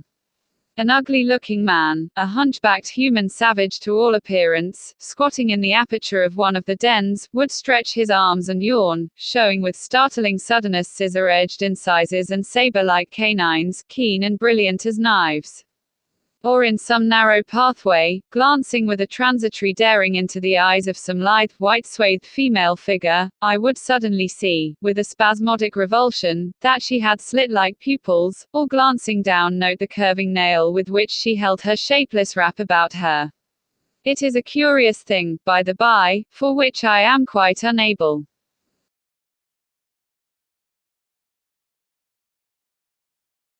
to account, that these weird creatures, the females, I mean, had in the earlier days of my stay an instinctive sense of their own repulsive clumsiness, and displayed in consequence a more than human regard for the decency and decorum of extensive costume. 16. How the beast folk taste blood. My inexperience as a writer betrays me, and I wander from the thread of my story. After I had breakfasted with Montgomery, he took me across the island to see the fumarole and the source of the hot spring into whose scalding waters I had blundered on the previous day. Both of us carried whips and loaded revolvers. While going through a leafy jungle on our road thither, we heard a rabbit squealing. We stopped and listened, but we heard no more, and presently we went on our way, and the incident dropped out of our minds. Montgomery called my attention to certain little pink animals with long hind legs, that went leaping through the undergrowth. He told me they were creatures made of the offspring of the beast people, that Moreau had invented. He had fancied they might serve for meat, but a rabbit-like habit of devouring their young had defeated this intention. I had already encountered some of these creatures, once during my moonlight flight from the leopard man, and once during my pursuit by Moreau on the previous day. By chance, one hopping to avoid us leapt into the hole caused by the uprooting of a wind-blown tree. Before it could extricate itself, we managed to catch it. It spat like a cat, scratched and kicked vigorously with its hind legs, and made an attempt to bite, but its teeth were too feeble to inflict more than a painless pinch. It seemed to me rather a pretty little creature, and as Montgomery stated that it never destroyed the turf by burrowing, and was very cleanly in its habits, I should imagine it might prove a convenient substitute for the common rabbit in gentlemen's parks. We also saw on our way the trunk of a tree barked in long strips and splintered deeply. Montgomery called my attention to this. Not to claw bark of trees, that is the law, he said. Much some of them care for it. It was after this, I think, that we met the satyr and the ape man. The satyr was a gleam of classical memory on the part of Moreau, his face ovine in expression, like the coarser Hebrew type, his voice a harsh bleat, his nether extremities satanic. He was gnawing the husk of a pod-like fruit as he passed us. Both of them saluted Montgomery. "Hail," said they, to the other with the whip. "There's a third with a whip now," said Montgomery. "So you'd better mind."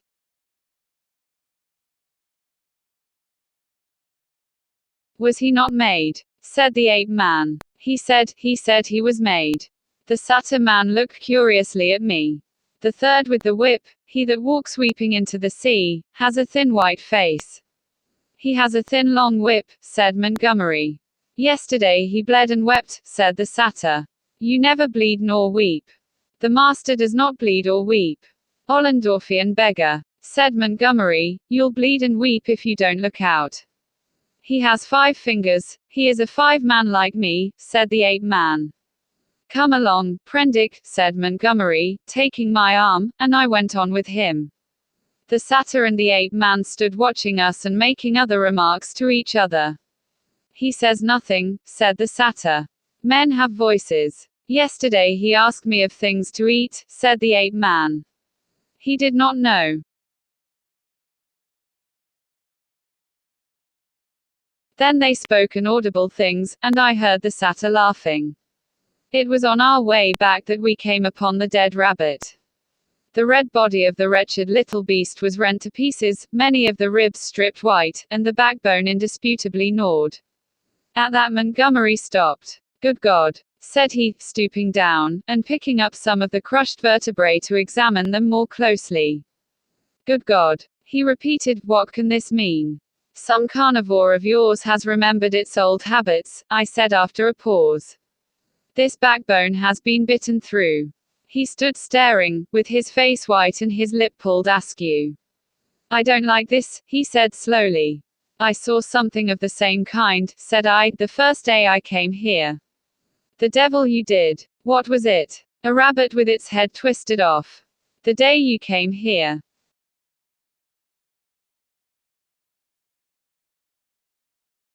The day I came here.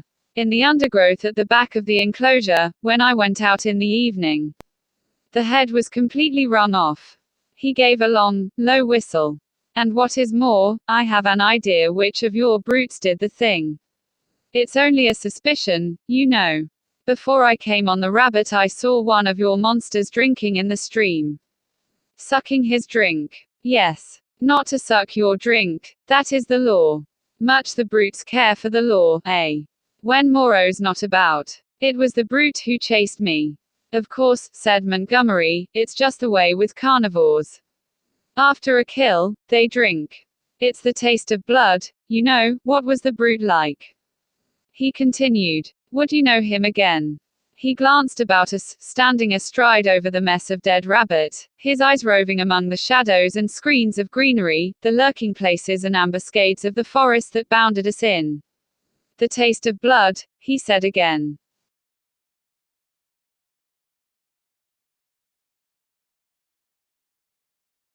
He took out his revolver, examined the cartridges in it and replaced it. Then he began to pull at his dropping lip. I think I should know the brute again, I said. I stunned him. He ought to have a handsome bruise on the forehead of him. But then we have to prove that he killed the rabbit, said Montgomery. I wish I'd never brought the things here. I should have gone on, but he stayed there thinking over the mangled rabbit in a puzzle-headed way. As it was, I went to such a distance that the rabbit's remains were hidden. Come on, I said. Presently he woke up and came towards me. You see, he said, almost in a whisper, they are all supposed to have a fixed idea against eating anything that runs on land. If some brute has by any accident tasted blood. We went on some way in silence. I wonder what can have happened, he said to himself. Then, after a pause again, I did a foolish thing the other day. That servant of mine, I showed him how to skin and cook a rabbit. It's odd, I saw him licking his hands, it never occurred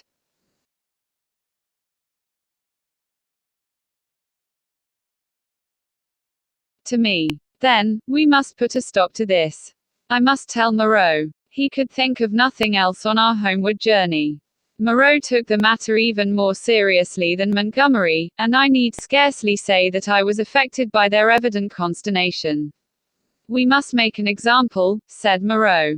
I've no doubt in my own mind that the leopard man was the sinner. But how can we prove it?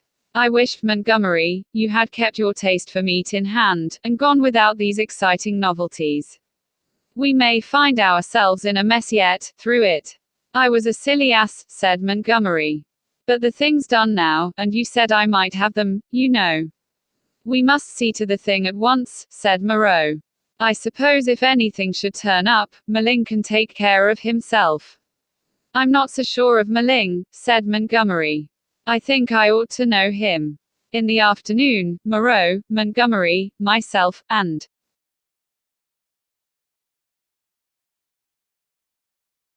Maling went across the island to the huts in the ravine. We three were armed. Maling carried the little hatchet he used in chopping firewood, and some coils of wire. Moreau had a huge cowherd's horn slung over his shoulder. You will see a gathering of the beast people, said Montgomery. It is a pretty sight. Moreau said not a word on the way, but the expression of his heavy, white-fringed face was grimly set. We crossed the ravine down which smoked the stream of hot water, and followed the winding pathway through the canebrakes until we reached a wide area covered over with a thick, powdery yellow substance which I believe was sulfur. Above the shoulder of a weedy bank the sea glittered. We came to a kind of shallow natural amphitheater, and here the four of us halted. Then Moreau sounded the horn, and broke the sleeping stillness of the tropical afternoon. He must have had strong lungs.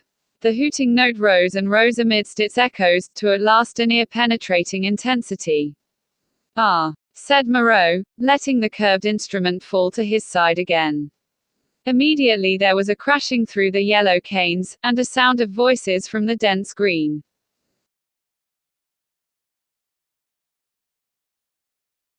jungle that marked the morass through which I had run on the previous day. Then at 3 or 4 points on the edge of the sulphurous area appeared the grotesque forms of the beast people hurrying towards us. I could not help a creeping horror, as I perceived first one and then another trot out from the trees or reeds and come shambling along over the hot dust. But Moreau and Montgomery stood calmly enough, and, perforce, I stuck beside them. First to arrive was the satyr, strangely unreal for all that he cast a shadow and tossed the dust with his hoofs. After him from the brake came a monstrous lout, a thing of horse and rhinoceros, chewing a straw as it came. Then appeared the swine woman and 2 wolf women, then the fox bear witch with her red eyes in her peaked red face, and then others, all hurrying eagerly. As they came forward they began to cringe towards Moreau and chant, quite regardless of one another, fragments of the latter half of the litany of the law: his is the hand that wounds, his is the hand that heals, and so forth. As soon as they had approached within a distance of perhaps 30 yards they halted, and bowing on knees and elbows began flinging the white dust upon their heads. Imagine the scene if you can. We 3 blue-clad men, with our misshapen black-faced attendant, standing in a wide expanse of sunlit yellow dust under the blazing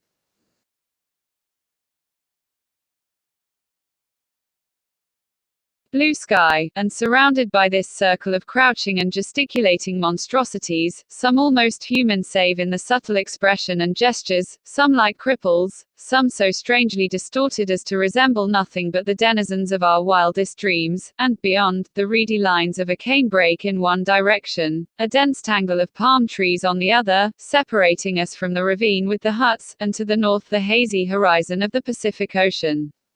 62, 63, counted Moreau. There are 4 more. I do not see the leopard man, said I. Presently Moreau sounded the great horn again, and at the sound of it all the beast people wreathed and grovelled in the dust. Then, slinking out of the canebrake, stooping near the ground and trying to join the dust-throwing circle behind Moreau's back, came the leopard man. The last of the beast people to arrive was the little ape man. The earlier animals, hot and weary with the grovelling, shot vicious glances at him. Cease, said Moreau, in his firm, loud voice, and the beast people sat back upon their hams and rested from their worshipping. Where is the sayer of the law? Said Moreau, and the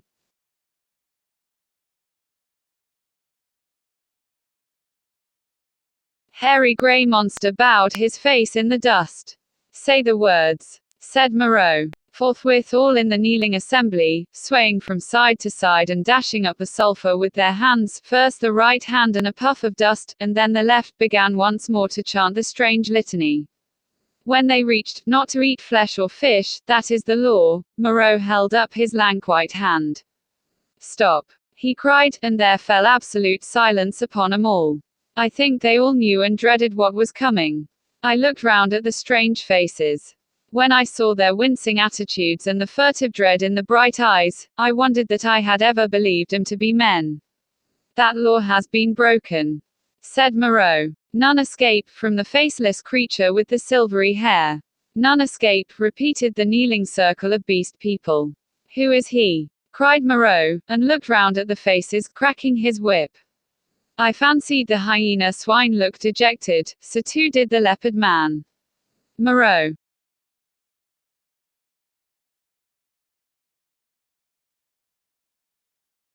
stopped facing this creature, who cringed towards him with the memory and dread of infinite torment. Who is he? Repeated Moreau, in a voice of thunder. Evil is he who breaks the law, chanted the sayer of the law. Moreau looked into the eyes of the leopard man, and seemed to be dragging the very soul out of the creature. Who breaks the law? Said Moreau, taking his eyes off his victim, and turning towards us. It seemed to me there was a touch of exultation in his voice. Goes back to the house of pain, they all clamored, goes back to the house of pain, O master. Back to the house of pain, back to the house of pain, gabbled the ape man, as though the idea was sweet to him. Do you hear? Said Moreau, turning back to the criminal, my friend, hello. For the leopard man, released from Moreau's eye, had risen straight from his knees, and now, with eyes aflame and his huge feline tusks flashing out from under his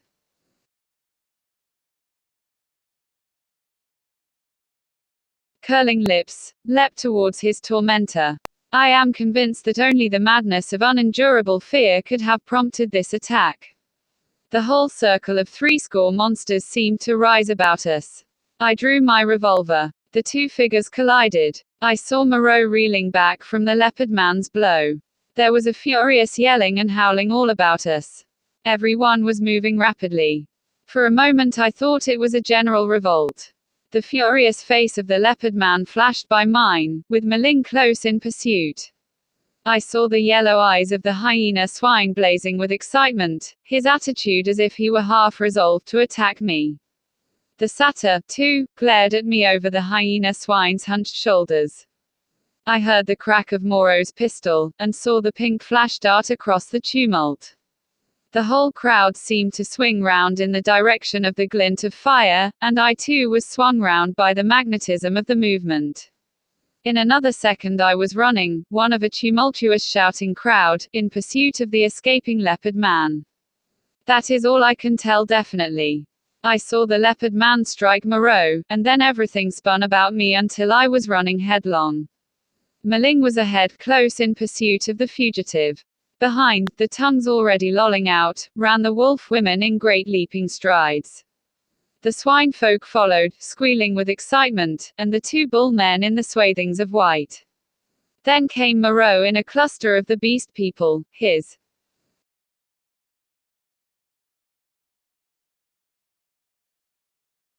wide-brimmed straw hat blown off, his revolver in hand, and his lank white hair streaming out. The hyena swine ran beside me, keeping pace with me and glancing furtively at me out of his feline eyes, and the others came pattering and shouting behind us. The leopard man went bursting his way through the long canes, which sprang back as he passed, and rattled in Meling's face. We others in the rear found a trampled path for us when we reached the break. The chase lay through the break for perhaps a quarter of a mile, and then plunged into a dense thicket, which retarded our movements exceedingly, though we went through it in a crowd together, fronds flicking into our faces, ropey creepers catching us under the chin or gripping our ankles, thorny plants hooking into and tearing cloth and flesh together.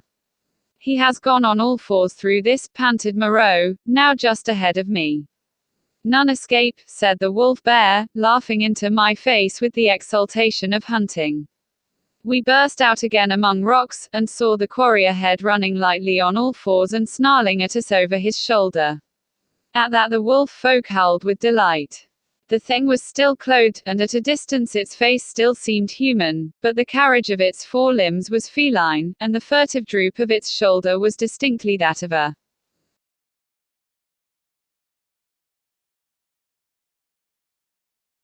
hunted animal. It leapt over some thorny yellow flowering bushes, and was hidden. Maling was halfway across the space. Most of us now had lost the first speed of the chase, and had fallen into a longer and steadier stride. I saw as we traversed the open that the pursuit was now spreading from a column into a line. The hyena swine still ran close to me, watching me as it ran, every now and then puckering its muzzle with a snarling laugh. At the edge of the rocks the leopard man, realizing that he was making for the projecting cape upon which he had stalked me on the night of my arrival, had doubled in the undergrowth, but Montgomery had seen the maneuver, and turned him again. So, panting, tumbling against rocks, torn by brambles, impeded by ferns and reeds, I helped to pursue the leopard man who had broken the law, and the hyena swine ran, laughing savagely, by my side. I staggered on, my head reeling and my heart beating against my ribs, tired almost to death, and yet not daring to lose sight of the chase lest I should be left alone with this horrible companion. I staggered on in spite of infinite fatigue and the dense heat of the tropical afternoon. At last the fury of the hunt slackened. We had pinned the wretched brute into a corner of the island. Moreau, whip in hand, marshaled us all into an irregular line, and we advanced now slowly, shouting to one another.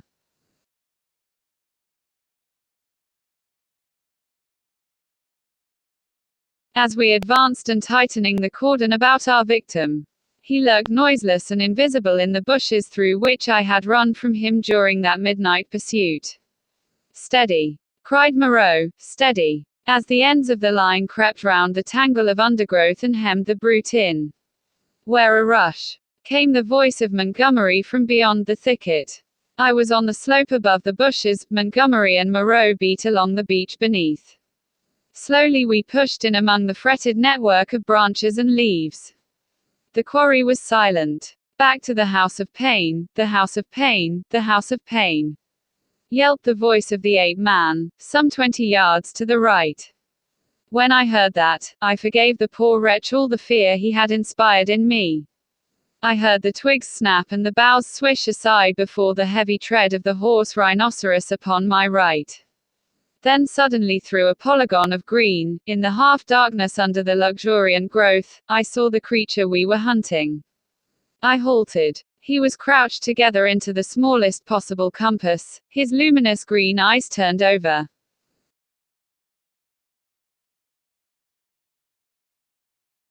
His shoulder regarding me. It may seem a strange contradiction in me, I cannot explain the fact, but now, seeing the creature there in a perfectly animal attitude, with the light gleaming in its eyes and its imperfectly human face distorted with terror, I realized again the fact of its humanity.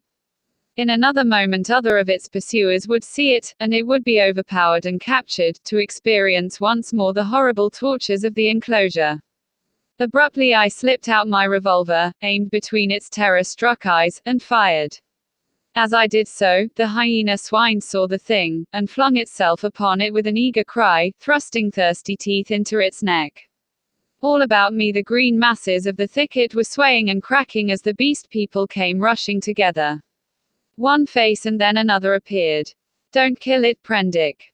cried Moreau. "Don't kill it!" And I saw him stooping as he pushed through under the fronds of the big ferns.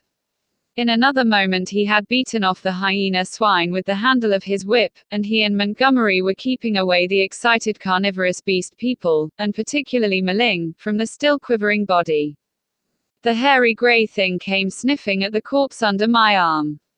The other animals, in their animal ardor, jostled me to get a nearer view.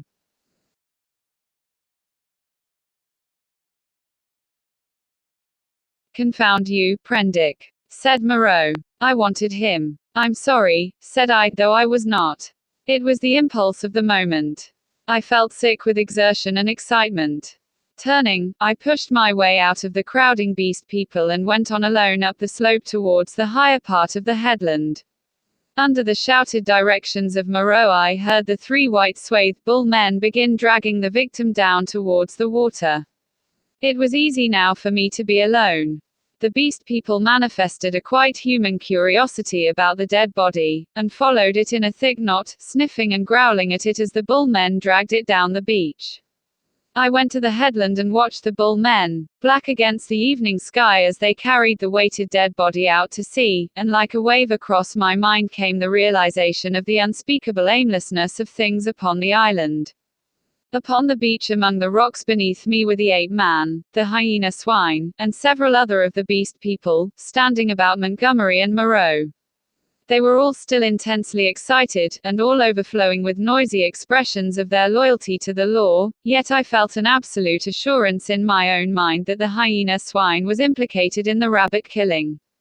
A strange persuasion came upon me, that, save for the grossness of the line, the grotesqueness of the forms, I had here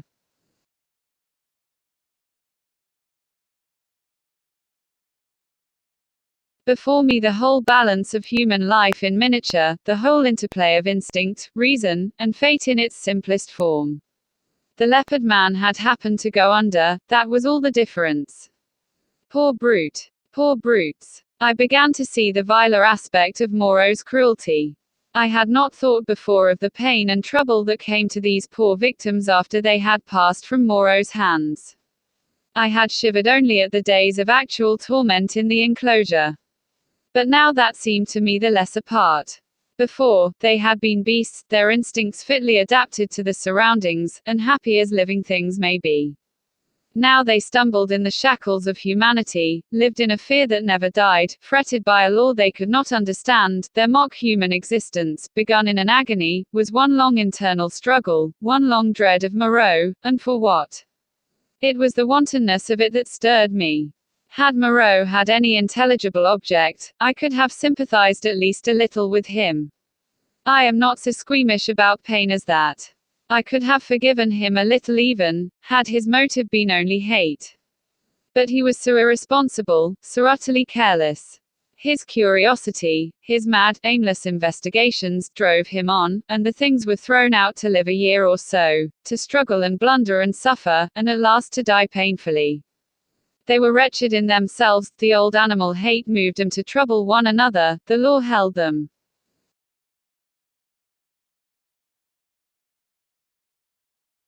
back from a brief hot struggle and a decisive end to their natural animosities.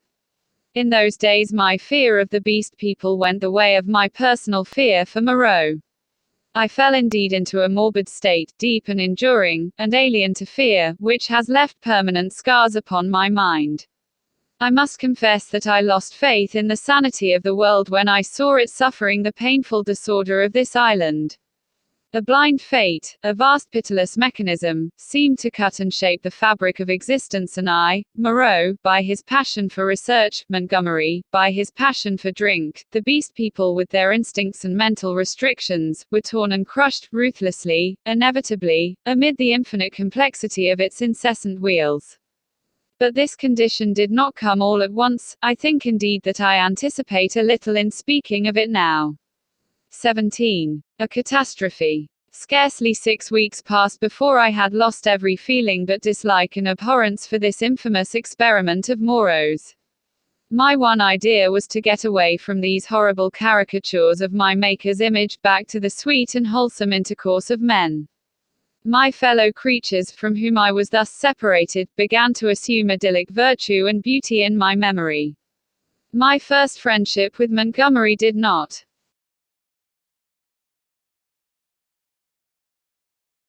increase. His long separation from humanity, his secret vice of drunkenness, his evident sympathy with the beast people, tainted him to me. Several times I let him go alone among them. I avoided intercourse with them in every possible way. I spent an increasing proportion of my time upon the beach, looking for some liberating sail that never appeared, until one day there fell upon us an appalling disaster, which put an altogether different aspect upon my strange surroundings. It was about 7 or 8 weeks after my landing, rather more, I think, though I had not troubled to keep account of the time, when this catastrophe occurred. It happened in the early morning, I should think about 6. I had risen and breakfasted early, having been aroused by the noise of 3 beast men carrying wood into the enclosure. After breakfast I went to the open gateway of the enclosure, and stood there smoking a cigarette and enjoying the freshness of the early morning. Moreau presently came round the corner of the enclosure and greeted me. He passed by me, and I heard him behind me unlock and enter his laboratory. So indurated was I at that time to the abomination of the place, that I heard without a touch of emotion the puma victim begin another day of torture. It met its persecutor with a shriek, almost exactly like that of an angry virago.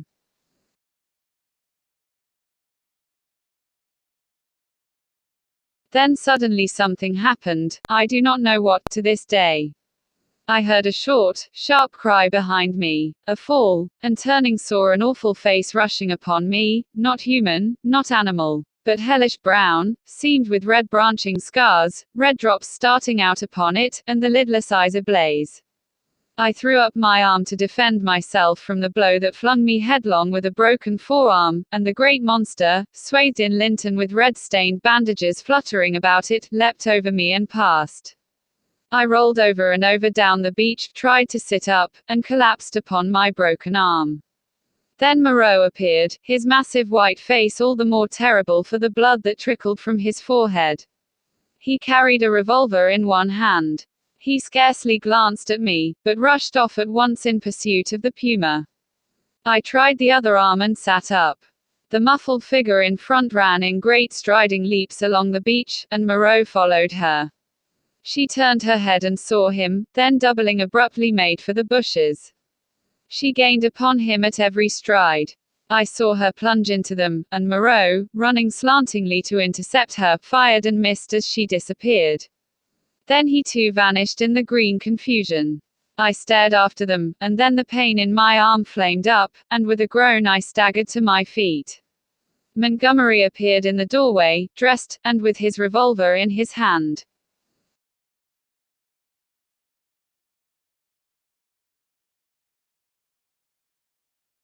"Great God, Prendick," he said, not noticing that I was hurt, "that brute's loose. Tore the fetter out of the wall.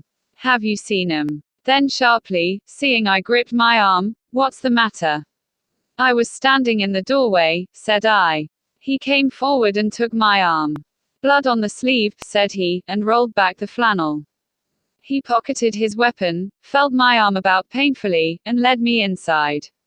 "Your arm is broken," he said, and then, "Tell me exactly how it happened, what happened." I told him what I had seen, told him in broken sentences, with gasps of pain between them, and very dexterously and swiftly he bound my arm meanwhile.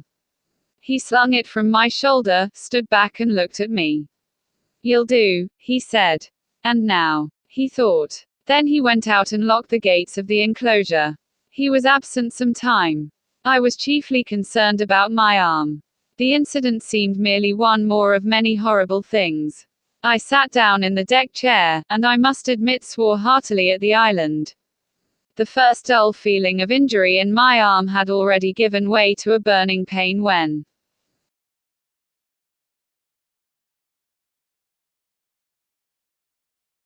Montgomery reappeared. His face was rather pale, and he showed more of his lower gums than ever. "I can neither see nor hear anything of him," he said. "I've been thinking he may want my help." He stared at me with his expressionless eyes. "That was a strong brute," he said. "It simply wrenched its fetter out of the wall." He went to the window, then to the door, and there turned to me. "I shall go after him," he said. "There's another revolver I can leave with you. To tell you the truth, I feel anxious somehow." He obtained the weapon, and put it ready to my hand on the table, then went out, leaving a restless contagion in the air. I did not sit long after he left, but took the revolver in hand and went to the doorway. The morning was as still as death. Not a whisper of wind was stirring, the sea was like polished glass, the sky empty, the beach desolate. In my half-excited, half-feverish state, this stillness of things oppressed me. I tried to whistle, and the tune died away. I swore again, the second time that morning. Then I went to the corner of the enclosure and stared inland at the green bush that had swallowed up Moreau and Montgomery. When would they return, and how? Then far away up the beach a little grey beast man appeared, ran down to the water's edge and began splashing about. I strolled back to the doorway, then to the corner again, and so began.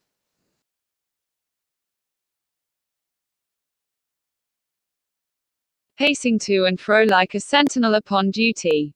Once I was arrested by the distant voice of Montgomery bawling, "Coo-ee, Moreau." My arm became less painful, but very hot. I got feverish and thirsty. My shadow grew shorter. I watched the distant figure until it went away again. Would Moreau and Montgomery never return? 3 seabirds began fighting for some stranded treasure. Then from far away behind the enclosure I heard a pistol shot. A long silence, and then came another. Then a yelling cry nearer, and another dismal gap of silence. My unfortunate imagination set to work to torment me. Then suddenly a shot close by. I went to the corner, startled, and saw Montgomery, his face scarlet, his hair disordered, and the knee of his trousers torn. His face expressed profound consternation. Behind him slouched the beast man, Meling, and round Meling's jaws were some queer dark stains. "Has he come?" said Montgomery. "Moreau," said I. "No. My God." The man was panting, almost sobbing. "Go back in," he said, taking my arm. "The mad. They're all rushing about mad. What can have happened? I don't know. I'll tell you, when my breath comes. Where's some brandy?" Montgomery limped before me into the room and sat down in the deck chair. Meling flung himself down just outside the doorway and began panting like a dog. I got Montgomery some brandy and water. He sat staring in front of him at nothing, recovering his breath. After some minutes he began to tell me what had happened. He had followed the track for some way. It was plain enough at first on account of the crushed and broken bushes, white rags torn from the puma's bandages, and occasional smears of blood on the leaves of the shrubs and undergrowth. He lost the track, however, on the stony ground beyond the stream where I had seen the beast man drinking, and went wandering aimlessly westward shouting Moreau's name. Then Meling had come to him carrying a light hatchet. Meling had seen nothing of the puma affair, had been felling wood, and heard him calling. They went on shouting together.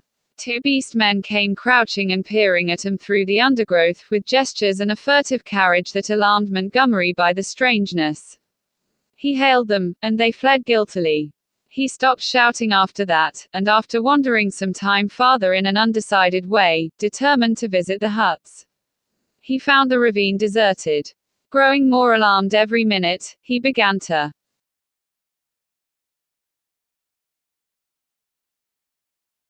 retrace his steps. Then it was he encountered the 2 swine men I had seen dancing on the night of my arrival. Blood-stained they were about the mouth, and intensely excited.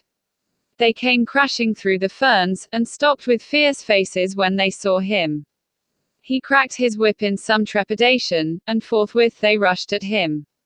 Never before had a beast man dared to do that. One he shot through the head, Meling flung himself upon the other, and the 2 rolled grappling. Meling got his brute under and with his teeth in its throat, and Montgomery shot that too as it struggled in Meling's grip. He had some difficulty in inducing Meling to come on with him. Thence they had hurried back to me. On the way, Meling had suddenly rushed into a thicket and driven out an undersized ocelot man, also blood-stained, and lame through a wound in the foot. This brute had run a little way and then turned savagely at bay, and Montgomery, with a certain wantonness, I thought, had shot him. "What does it all mean?" said I. He shook his head, and turned once more to the brandy. 18. The finding of Moreau. When I saw Montgomery swallow a 3rd dose of brandy, I took it upon myself to interfere. He was already more than half fuddled. I told him that some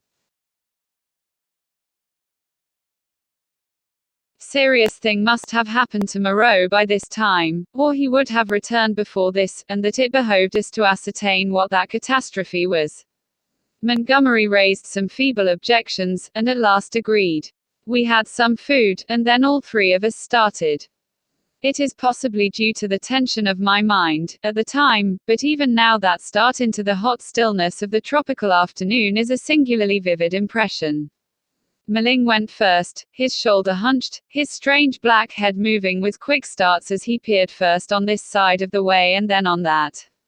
He was unarmed, his axe he had dropped when he encountered the swine man. Teeth were his weapons, when it came to fighting. Montgomery followed with stumbling footsteps, his hands in his pockets, his face downcast. He was in a state of muddled sullenness with me on account of the brandy. My left arm was in a sling, it was lucky it was my left, and I carried my revolver in my right. Soon we traced a narrow path through the wild luxuriance of the island, going northwestward, and presently Meling stopped, and became rigid with watchfulness. Montgomery almost staggered into him, and then stopped too. Then, listening intently, we heard coming through the trees the sound of voices and footsteps approaching us. "He is dead," said a deep, vibrating voice.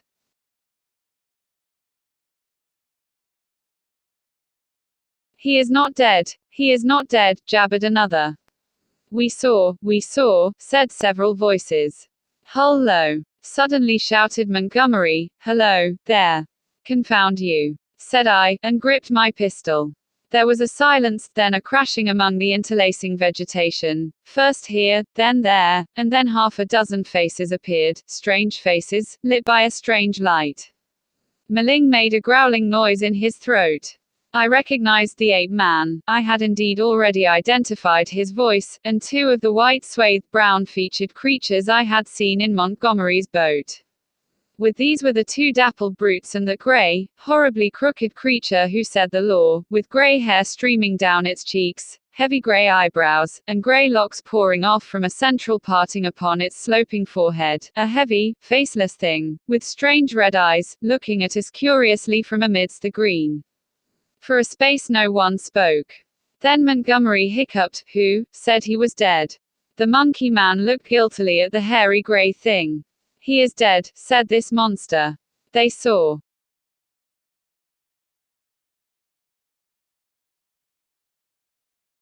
There was nothing threatening about this detachment, at any rate. They seemed awe-stricken and puzzled. "Where is he?" said Montgomery. "Beyond," and the grey creature pointed. "Is there a law now?" asked the monkey man. "Is it still to be this and that? Is he dead indeed? Is there a law?" repeated the man in white. "Is there a law, thou other with the whip?" "He is dead," said the hairy grey thing. And they all stood watching us. "Prendick," said Montgomery, turning his dull eyes to me. "He's dead, evidently." I had been standing behind him during this colloquy. I began to see how things lay with them. I suddenly stepped in front of Montgomery and lifted up my voice. "Children of the law," I said, "he is not dead." Meling turned his sharp eyes on me. "He has changed his shape. He has changed his body," I went on. "For a time you will not see him. He is there," I pointed upward, "where he can watch you. You cannot see him, but he can see you. Fear the law."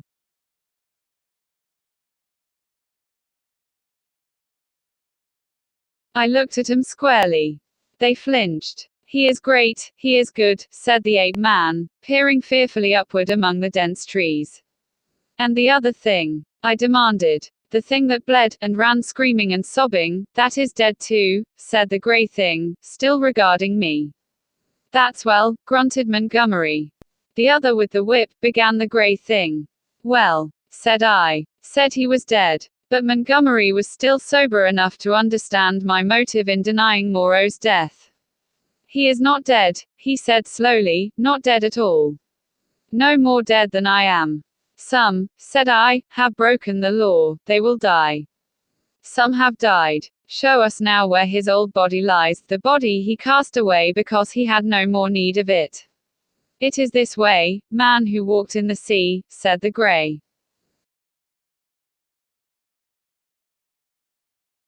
thing. And with these 6 creatures guiding us, we went through the tumult of ferns and creepers and tree stems towards the northwest. Then came a yelling, a crashing among the branches, and a little pink homunculus rushed by us shrieking.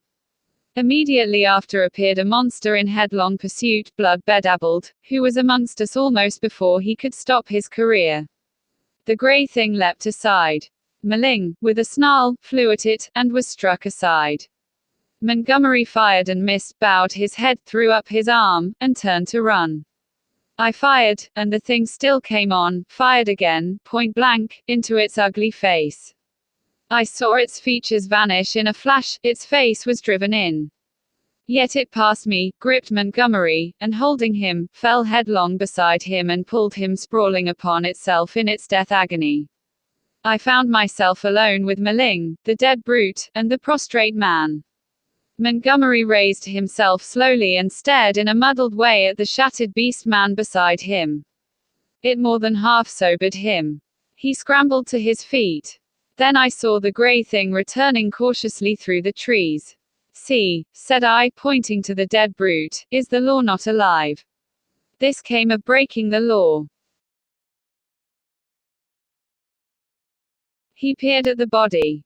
"He sends the fire that kills," said he, in his deep voice, repeating part of the ritual. The others gathered round and stared for a space. At last we drew near the westward extremity of the island. We came upon the gnawed and mutilated body of the puma, its shoulder bone smashed by a bullet, and perhaps 20 yards farther found at last what we sought.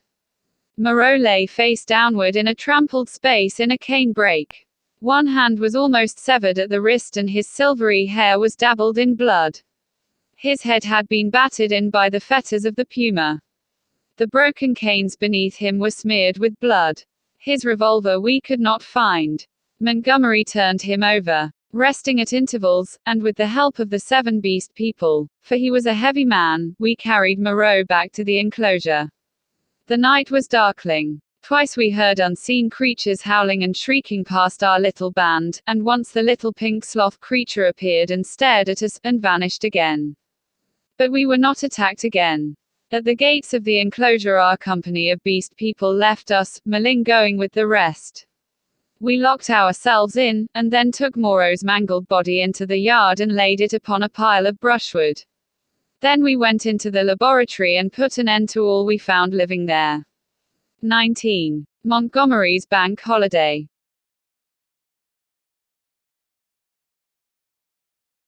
When this was accomplished, and we had washed and eaten, Montgomery and I went into my little room and seriously discussed our position for the first time. It was then near midnight. He was almost sober, but greatly disturbed in his mind. He had been strangely under the influence of Moreau's personality. I do not think it had ever occurred to him that Moreau could die. This disaster was the sudden collapse of the habits that had become part of his nature in the 10 or more monotonous years he had spent on the island. He talked vaguely, answered my questions crookedly, wandered into general questions. "This silly ass of a world," he said, "what a muddle it all is. I haven't had any life. I wonder when it's going to begin. 16 years being bullied by nurses and schoolmasters at their own sweet will, 5 in London grinding hard at medicine, bad food, shabby lodgings, shabby clothes, shabby vice, a blunder, I didn't know any better, and hustled off to this beastly island. 10 years here. What's it all for, Prendick? Are we bubbles blown by a baby?" It was hard to deal with such ravings.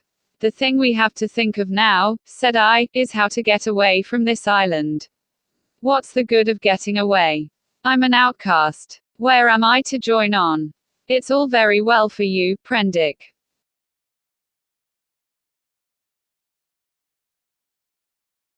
Poor old Moreau.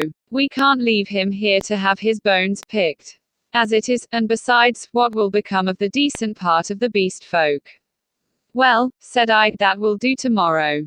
I've been thinking we might make the brushwood into a pyre and burn his body, and those other things. Then what will happen with the beast folk? I don't know. I suppose those that were made of beasts of prey will make silly asses of themselves sooner or later. We can't massacre the lot, can we? I suppose that's what your humanity would suggest. But they'll change. They are sure to change. He talked thus inconclusively until at last I felt my temper going. Damnation! He exclaimed at some petulance of mine, can't you see I'm in a worse hole than you are? And he got up, and went for the brandy. Drink, he said returning, you logic-chopping, chalky-faced saint of an atheist, drink. Not I, said I, and sat grimly watching his face under the yellow paraffin flare, as he drank himself into a garrulous misery. I have a memory of infinite tedium. He wandered into a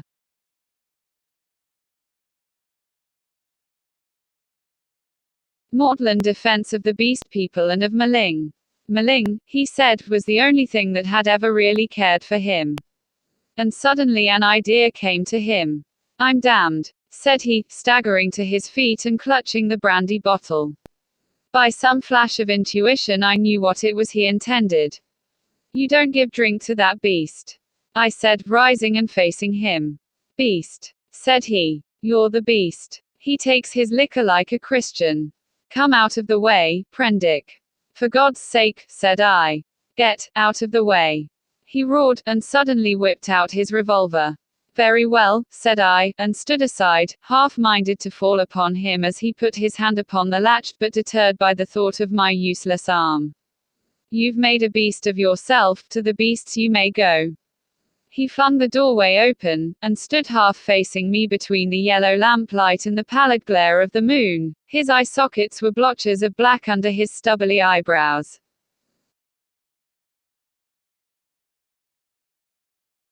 You're a solemn prig, Prendick, a silly ass. You're always fearing and fancying. We're on the edge of things. I'm bound to cut my throat tomorrow. I'm going to have a damned bank holiday tonight. He turned and went out into the moonlight. Meling, he cried, Meling, old friend. 3 dim creatures in the silvery light came along the edge of the one beach, one a white-wrapped creature, the other 2 blotches of blackness following it. They halted, staring. Then I saw Meling's hunched shoulders as he came round the corner of the house. Drink, cried Montgomery, drink, you brutes. Drink and be men. Dammer, I'm the cleverest. Moreau forgot this is the last touch. Drink, I tell you. And waving the bottle in his hand he started off at a kind of quick trot to the westward, Meling ranging himself between him and the 3 dim creatures who followed. I went to the doorway. They were already indistinct in the mist of the moonlight before Montgomery halted. I saw him administer a dose of the raw brandy to Meling, and saw the 5 figures melt into one vague patch. Sing, I heard Montgomery shout, sing all together, confound old Prendick. That's right, now again, confound old Prendick.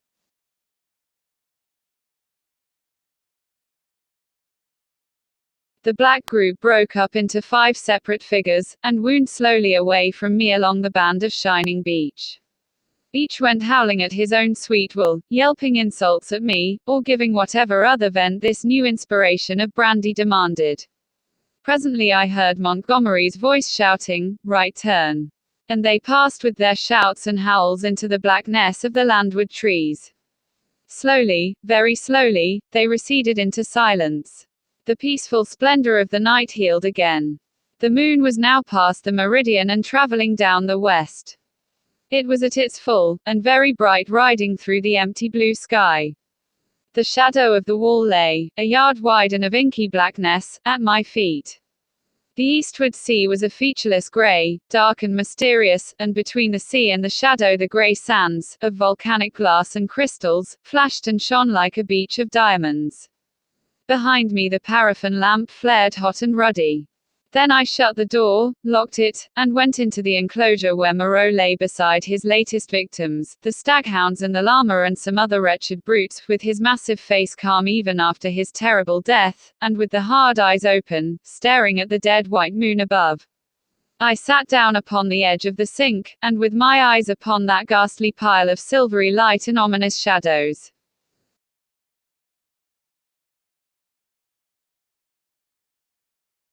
began to turn over my plans. In the morning I would gather some provisions in the dinghy, and after setting fire to the pyre before me, push out into the desolation of the high sea once more. I felt that for Montgomery there was no help, that he was, in truth, half akin to these beast folk, unfitted for human kindred. I do not know how long I sat there scheming. It must have been an hour or so. Then my planning was interrupted by the return of Montgomery to my neighborhood. I heard a yelling from many throats, a tumult of exultant cries passing down towards the beach, whooping and howling, and excited shrieks that seemed to come to a stop near the water's edge. The riot rose and fell, I heard heavy blows and the splintering smash of wood, but it did not trouble me then. A discordant chanting began. My thoughts went back to my means of escape. I got up, brought the lamp, and went into a shed to look at some kegs I had seen there.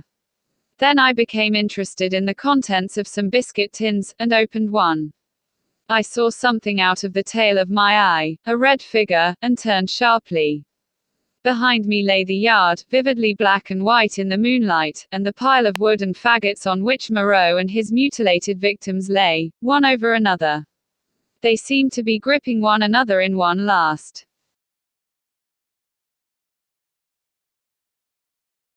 revengeful grapple. His wounds gaped, black as night, and the blood that had dripped lay in black patches upon the sand. Then I saw, without understanding, the cause of my phantom, a ruddy glow that came and danced and went upon the wall opposite. I misinterpreted this, fancied it was a reflection of my flickering lamp, and turned again to the stores in the shed. I went on rummaging among them, as well as a one-armed man could, finding this convenient thing and that, and putting 'em aside for tomorrow's launch. My movements were slow, and the time passed quickly. Insensibly the daylight crept upon me. The chanting died down, giving place to a clamor, then it began again, and suddenly broke into a tumult. I heard cries of more, a sound like quarreling, and a sudden wild shriek. The quality of the sounds changed so greatly that it arrested my attention. I went out into the yard and listened. Then, cutting like a knife across the confusion, came the crack of a revolver. I rushed at once through my room to the little doorway. As I did so, I heard some of the packing cases behind me go sliding down and smash together with a clatter of glass on the floor of the shed. But I did not heed these. I flung the door open and looked out. Up the beach by the boathouse a bonfire was burning, raining up sparks into the indistinctness of the dawn.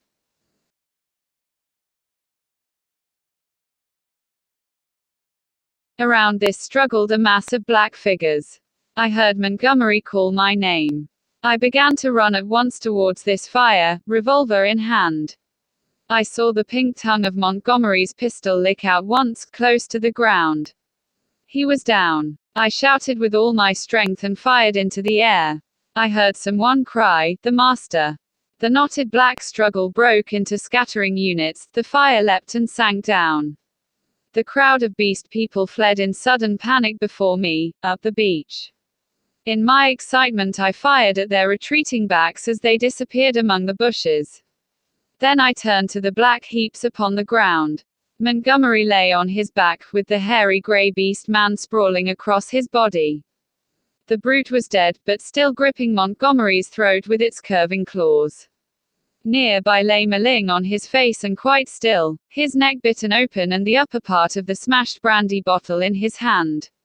Two other figures lay near the fire, the one motionless, the other groaning fitfully, every now and then raising its head slowly, then dropping it again. I caught hold of the grey man and pulled him off Montgomery's body. His claws drew down the torn coat reluctantly as I dragged him away. Montgomery was dark in the face and scarcely breathing. I splashed seawater on his face and pillowed his head on my rolled-up coat. Meling was dead. The wounded creature by the fire, it was a wolf brute with a bearded grey face, lay, I found, with the forepart of its body upon the still glowing timber. The wretched thing was injured so dreadfully that in mercy I blew its brains out at once. The other brute was one of the bullmen swathed in white. He too was dead. The rest of the beast people had vanished from the beach. I went to Montgomery again and knelt beside him, cursing my ignorance of medicine. The fire beside me had sunk down, and only charred beams of timber glowing at the central ends and mixed with a grey ash of brushwood remained. I wondered casually where Montgomery had got his wood. Then I saw that the dawn was upon us. The sky had grown brighter, the setting moon was becoming pale and opaque in the luminous blue of the day.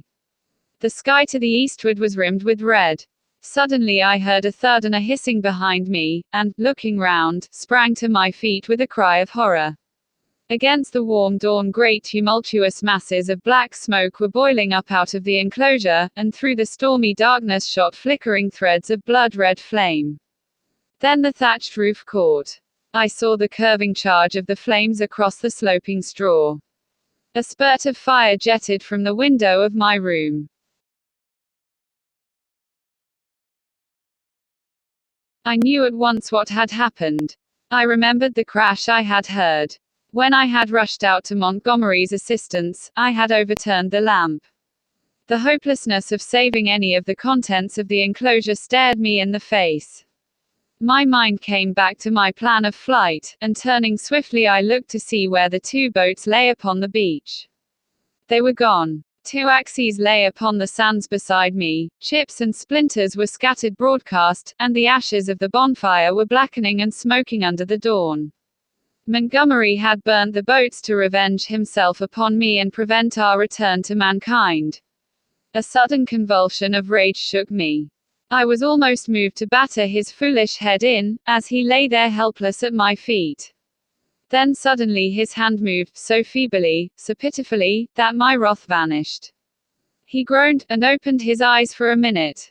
I knelt down beside him and raised his head.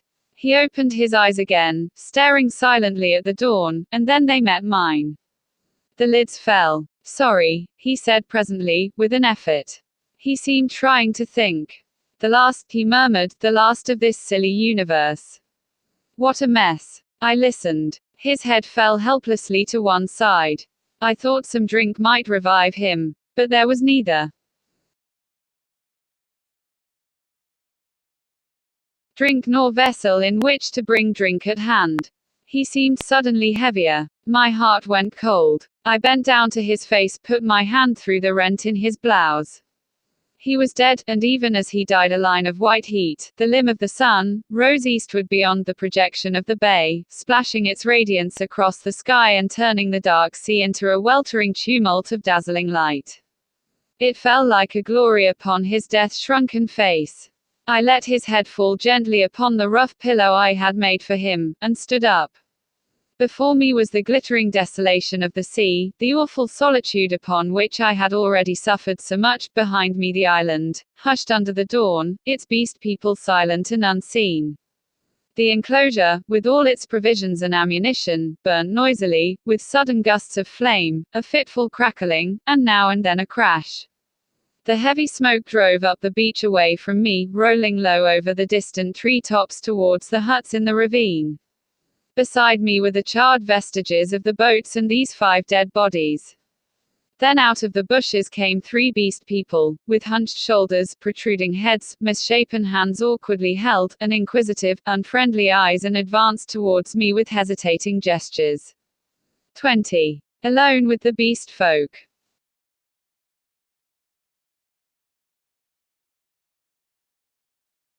I faced these people, facing my fate in 'em, single-handed now, literally single-handed, for I had a broken arm. In my pocket was a revolver with 2 empty chambers. Among the chips scattered about the beach lay the 2 axes that had been used to chop up the boats. The tide was creeping in behind me. There was nothing for it but courage. I looked squarely into the faces of the advancing monsters. They avoided my eyes, and the quivering nostrils investigated the bodies that lay beyond me on the beach. I took 6 steps, picked up the blood-stained whip that lay beneath the body of the wolf man, and cracked it. They stopped and stared at me. "Salute," said I. "Bow down." They hesitated. One bent his knees. I repeated my command, with my heart in my mouth, and advanced upon him. One knelt, then the other 2. I turned and walked towards the dead bodies, keeping my face towards the 3 kneeling beast men, very much as an actor passing up the stage faces the audience. They broke the law, said I, putting my foot on the sayer of the law. They have been slain, even the sayer of the law, even the other with the whip. Great is the law. Come and see.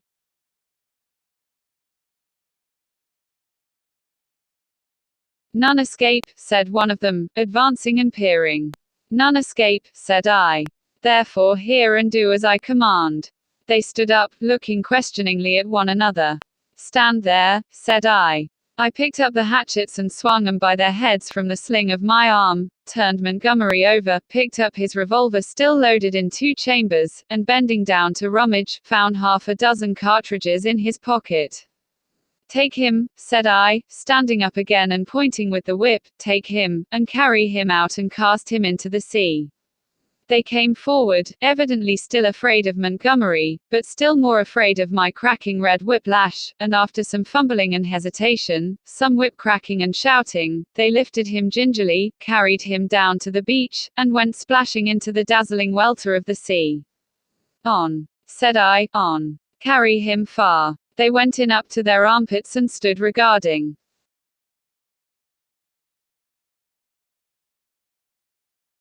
Me. Let go, said I, and the body of Montgomery vanished with a splash. Something seemed to tighten across my chest. Good, said I, with a break in my voice, and they came back, hurrying and fearful, to the margin of the water, leaving long wakes of black in the silver. At the water's edge they stopped, turning and glaring into the sea as though they presently expected Montgomery to arise therefrom and exact vengeance. Now these, said I, pointing to the other bodies. They took care not to approach the place where they had thrown Montgomery into the water, but instead, carried the 4 dead beast people slantingly along the beach for perhaps 100 yards before they waded out and cast them away. As I watched them disposing of the mangled remains of Maling, I heard a light footfall behind me, and turning quickly saw the big hyena swine perhaps a dozen yards away. His head was bent down. His bright eyes were fixed upon me, his stumpy hands clenched and held close by his side. He stopped in this crouching attitude when I turned, his eyes a little averted.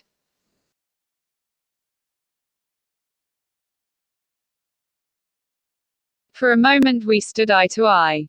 I dropped the whip and snatched at the pistol in my pocket, for I meant to kill this brute, the most formidable of any left now upon the island, at the first excuse. It may seem treacherous, but so I was resolved. I was far more afraid of him than of any other 2 of the beast folk. His continued life was, I knew, a threat against mine. I was perhaps a dozen seconds collecting myself. Then cried I, salute. Bow down. His teeth flashed upon me in a snarl. Who are you that I should? Perhaps a little too spasmodically I drew my revolver, aimed quickly and fired. I heard him yelp, saw him run sideways and turn, knew I had missed, and clicked back the cock with my thumb for the next shot. But he was already running headlong, jumping from side to side, and I dared not risk another miss. Every now and then he looked back at me over his shoulder. He went slanting along the beach, and vanished beneath the driving masses of dense smoke that were still pouring out from the burning enclosure. For some time I stood staring after him. I turned to my 3 obedient beast folk again and signaled them to drop the body they still carried. Then I went back to the place by the fire where the bodies had fallen and kicked the sand until all the brown blood stains were absorbed and hidden.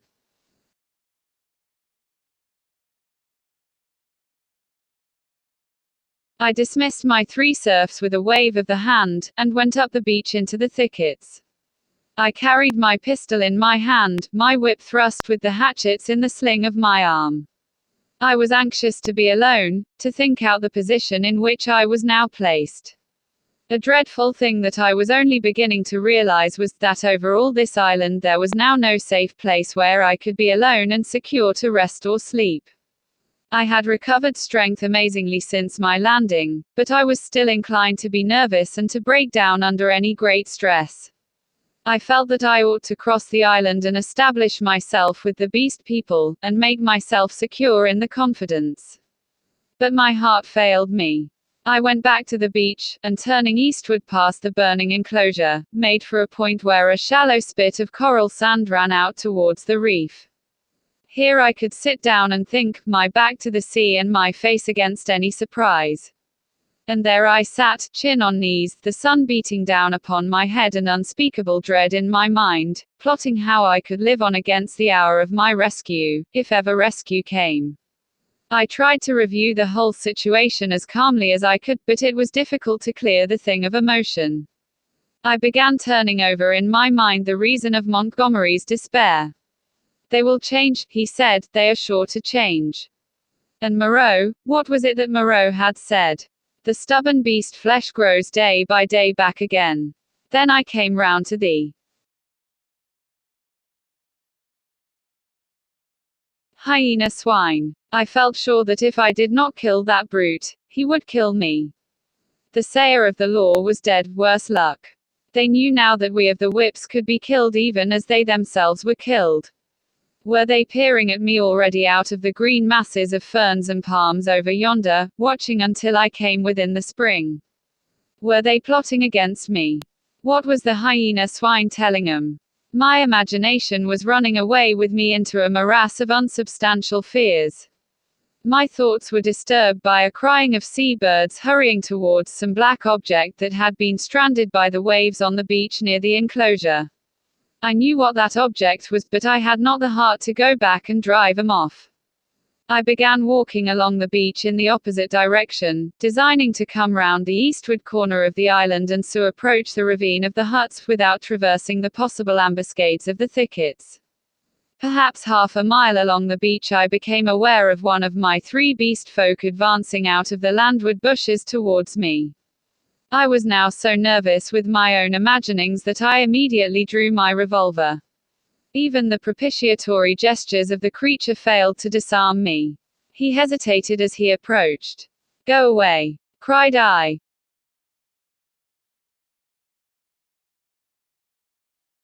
There was something very suggestive of a dog in the cringing attitude of the creature. It retreated a little way, very like a dog being sent home, and stopped, looking at me imploringly with canine brown eyes. "Go away," said I. "Do not come near me." "May I not come near you?" it said. "No, go away," I insisted, and snapped my whip. Then putting my whip in my teeth, I stooped for a stone, and with that threat drove the creature away. So in solitude I came round by the ravine of the beast people, and hiding among the weeds and reeds that separated this crevice from the sea I watched such of them as appeared, trying to judge from the gestures and appearance how the death of Moreau and Montgomery and the destruction of the House of Pain had affected them. I know now the folly of my cowardice. Had I kept my courage up to the level of the dawn, had I not allowed it to ebb away in solitary thought, I might have grasped the vacant scepter of Moreau and ruled over the beast people. As it was, I lost the opportunity, and sank to the position of a mere leader among my fellows. Towards noon certain of them came and squatted basking in the hot sand. The imperious voices of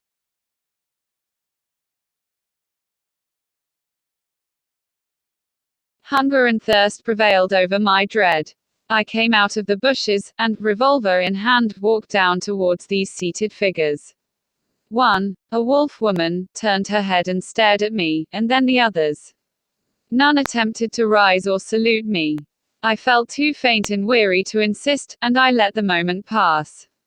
"I want food," said I, almost apologetically, and drawing near. "There is food in the huts," said an ox-boar man, drowsily, and looking away from me. I passed him, and went down into the shadow and odors of the almost deserted ravine. In an empty hut I feasted on some specked and half-decayed fruit, and then after I had propped some branches and sticks about the opening, and placed myself with my face towards it and my hand upon my revolver, the exhaustion of the last 30 hours claimed its own, and I fell into a light slumber, hoping that the flimsy barricade I had erected would cause sufficient noise in its removal to save me from surprise. 21. The reversion of the beast folk. In this way I became one among the beast people in the island of Dr. Moreau. When I awoke, it was dark about me. My arm ached in its bandages. I sat up, wondering at first where I might be. I heard coarse voices talking outside. Then I saw that my barricade had gone, and that the opening of the hut stood clear. My revolver was still in my hand. I heard something breathing, saw something crouched together close beside me.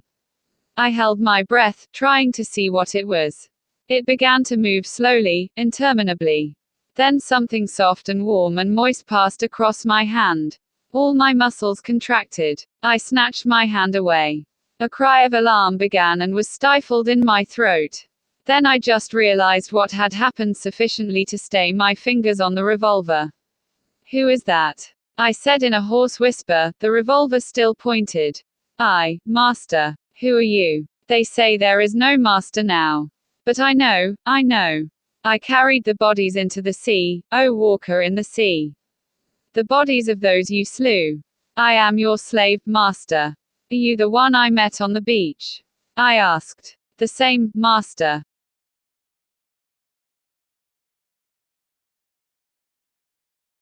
The thing was evidently faithful enough, for it might have fallen upon me as I slept. "It is well," I said, extending my hand for another licking kiss. I began to realize what its presence meant, and the tide of my courage flowed. "Where are the others?" I asked. "They are mad, they are fools," said the dog man. "Even now they talk together beyond there. They say, the master is dead. The other with the whip is dead. That other who walked in the sea is as we are. We have no master, no whips, no house of pain, anymore. There is an end. We love the law, and will keep it, but there is no pain, no master, no whips forever again. So they say. But I know, master, I know." I felt in the darkness, and patted the dog man's head. "It is well," I said again. "Presently you will slay them all," said the dog man. "Presently," I answered, "I will slay them all, after certain days and certain things have come to pass. Every one of them save those you spare, every one of them shall be slain. What the master wishes to kill, the master kills," said the dog man with a certain satisfaction in his voice. "And that the sins may grow," I said, "let 'em live in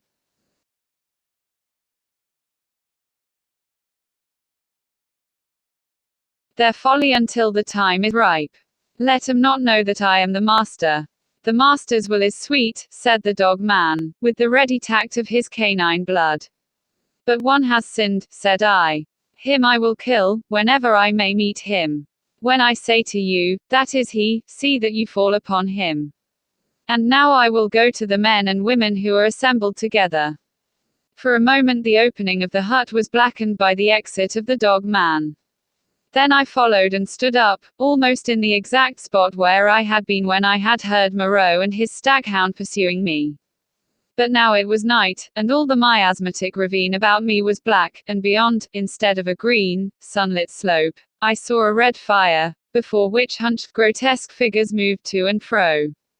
Farther were the thick trees, a bank of darkness, fringed above with the black lace of the upper branches.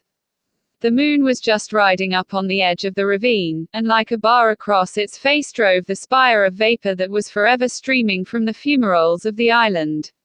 "Walk by me," said I, nerving myself, and side by side we walked down the narrow way, taking little heed of the dim things that peered at us out of the huts.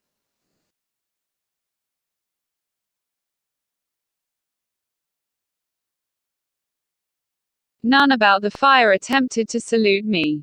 Most of them disregarded me, ostentatiously. I looked round for the hyena swine, but he was not there.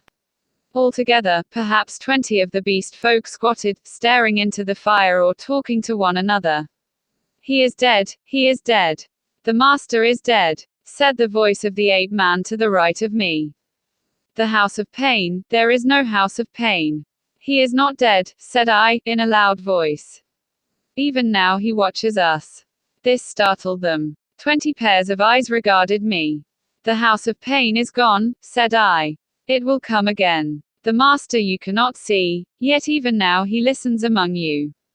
"True, true," said the dog man. They were staggered at my assurance. "An animal may be ferocious and cunning enough, but it takes a real man to tell a lie." "The man with the bandaged arm speaks a strange thing," said one of the beast folk. "I tell you it is so," I said. The master and the house of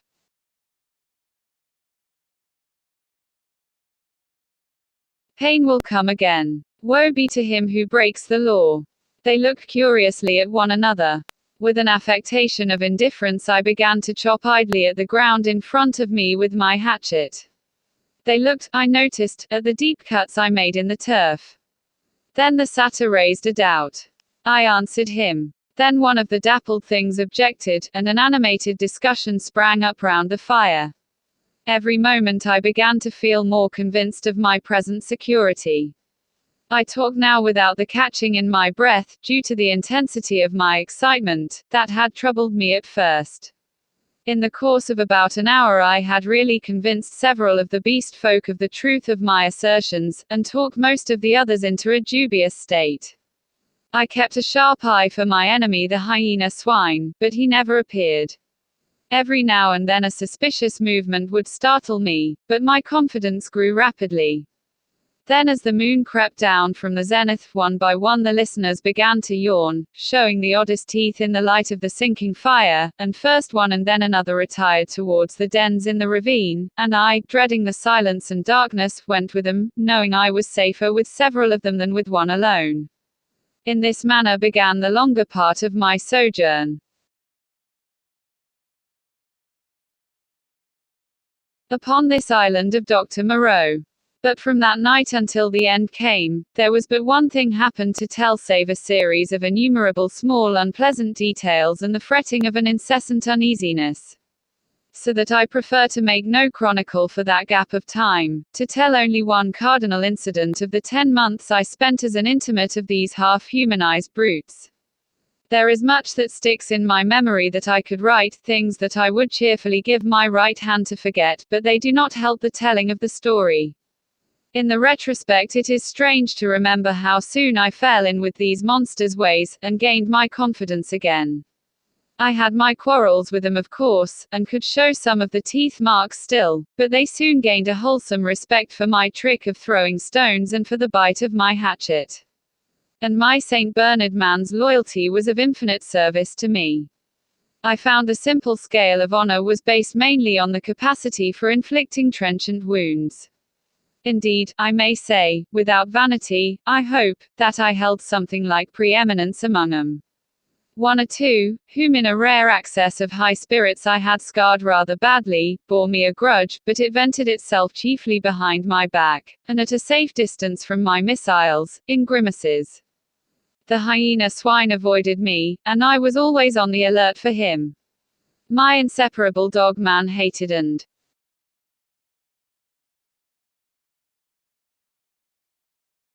dreaded him intensely. I really believe that was at the root of the brute's attachment to me. It was soon evident to me that the former monster had tasted blood, and gone the way of the leopard man. He formed a lair somewhere in the forest, and became solitary. Once I tried to induce the beast folk to hunt him, but I lacked the authority to make them cooperate for one end. Again and again I tried to approach his den and come upon him unaware, but always he was too acute for me, and saw or winded me and got away. He too made every forest pathway dangerous to me and my ally with his lurking ambuscades. The dog man scarcely dared to leave my side. In the first month or so the beast folk, compared with their latter condition, were human enough, and for one or two besides my canine friend I even conceived a friendly tolerance. The little pink sloth creature displayed an odd affection for me, and took to following me about. The monkey man bored me, however. He assumed, on the strength of his 5 digits, that he was my equal, and was forever jabbering at me, jabbering the most arrant nonsense. One thing about him entertained me a little: he had a fantastic trick of coining new words. He had an idea, I believed, that to gabble about names that meant nothing was the proper use of speech. He called it big thinks to distinguish it from little thinks, the sane everyday interests of life. If ever I made a remark he did not understand, he would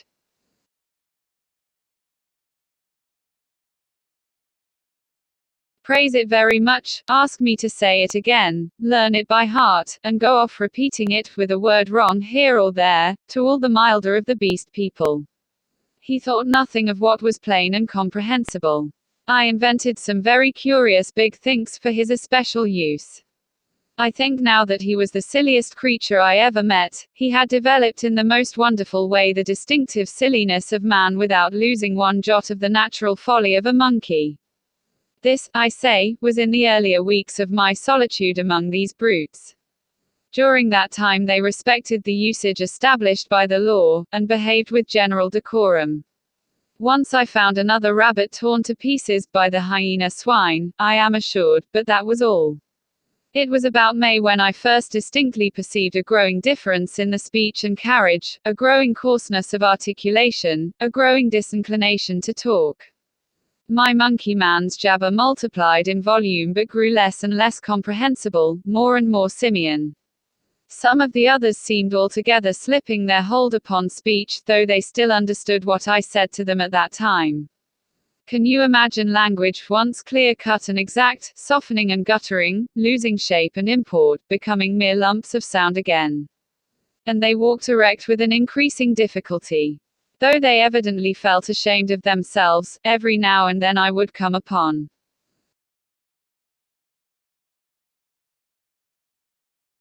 one or another running on toes and fingertips, and quite unable to recover the vertical attitude. They held things more clumsily, drinking by suction, feeding by gnawing, grew commoner every day.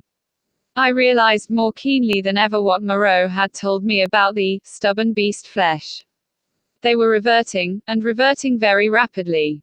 Some of them, the pioneers in this, I noticed with some surprise, were all females, began to disregard the injunction of decency, deliberately for the most part. Others even attempted public outrages upon the institution of monogamy. The tradition of the law was clearly losing its force. I cannot pursue this disagreeable subject. My dog-man imperceptibly slipped back to the dog again. Day by day he became dumb, quadrupedal, hairy. I scarcely noticed the transition from the companion on my right hand to the lurching dog at my side. As the carelessness and disorganization increased from day to day, the lane of dwelling places, at no time very sweet, became so loathsome that I left it, and going across the island made myself a hovel of boughs amid the black ruins of Moreau's enclosure. Some memory of pain, I found, still made that place the safest from the beast folk.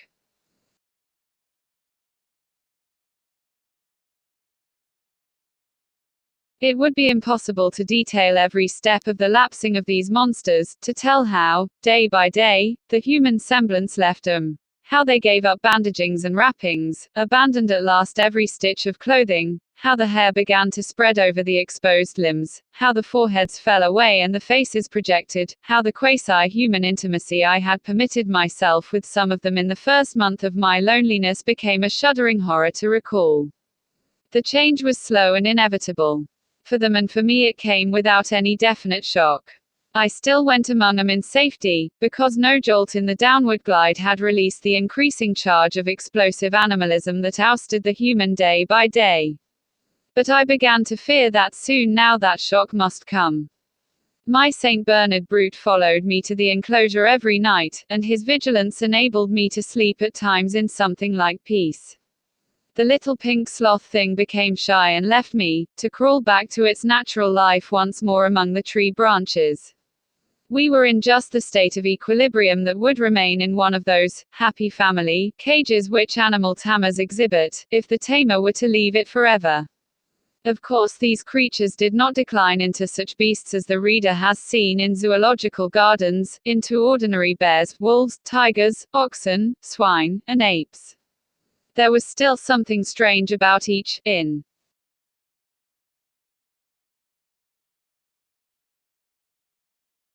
each Moreau had blended this animal with that. One perhaps was ursine chiefly, another feline chiefly, another bovine chiefly, but each was tainted with other creatures, a kind of generalized animalism appearing through the specific dispositions. And the dwindling shreds of the humanity still startled me every now and then, a momentary recrudescence of speech perhaps, an unexpected dexterity of the 4 feet, a pitiful attempt to walk erect. I too must have undergone strange changes. My clothes hung about me as yellow rags, through whose rents showed the tanned skin. My hair grew long, and became matted together. I am told that even now my eyes have a strange brightness, a swift alertness of movement. At first I spent the daylight hours on the southward beach watching for a ship, hoping and praying for a ship. I counted on the Ipecacuana returning as the year wore on, but she never came. 5 times I saw sails, and thrice smoke, but nothing ever touched the island. I always had a bonfire ready, but no doubt the volcanic reputation of the island was taken to account for that. It was only about September or October that I began to think of making a raft. By that time my arm had healed, and both my hands were at my service again. At first, I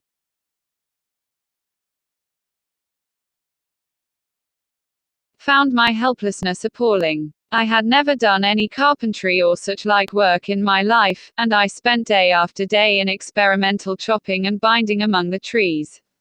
I had no ropes, and could hit on nothing wherewith to make ropes. None of the abundant creepers seemed limber or strong enough, and with all my litter of scientific education I could not devise any way of making them so.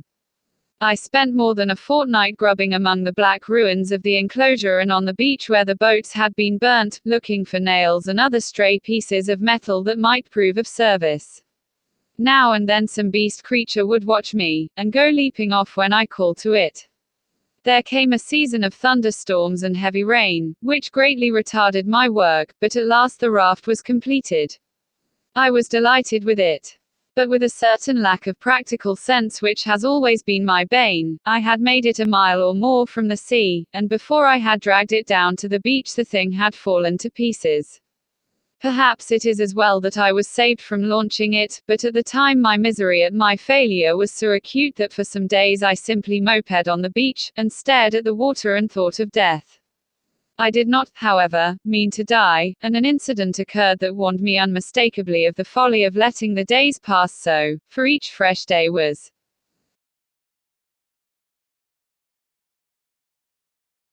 fraught with increasing danger from the beast people. I was lying in the shade of the enclosure wall, staring out to sea, when I was startled by something cold touching the skin of my heel, and starting round found the little pink sloth creature blinking into my face. He had long since lost speech and active movement, and the lank hair of the little brute grew thicker every day and his stumpy claws more askew. He made a moaning noise when he saw he had attracted my attention, went a little way towards the bushes and looked back at me. At first I did not understand, but presently it occurred to me that he wished me to follow him, and this I did at last, slowly, for the day was hot. When we reached the trees he clambered into them, for he could travel better among the swinging creepers than on the ground.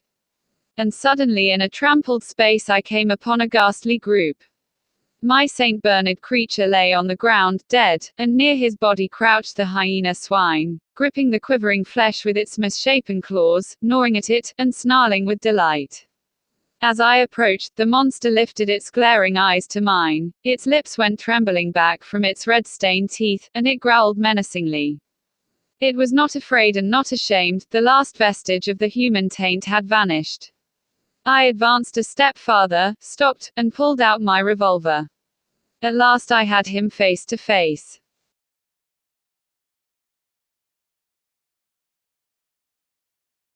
The brute made no sign of retreat, but its ears went back, its hair bristled, and its body crouched together. I aimed between the eyes and fired. As I did so, the thing rose straight at me in a leap, and I was knocked over like a ninepin. It clutched at me with its crippled hand, and struck me in the face. Its spring carried it over me. I fell under the hind part of its body, but luckily I had hit as I meant, and it had died even as it leapt. I crawled out from under its unclean weight and stood up trembling, staring at its quivering body.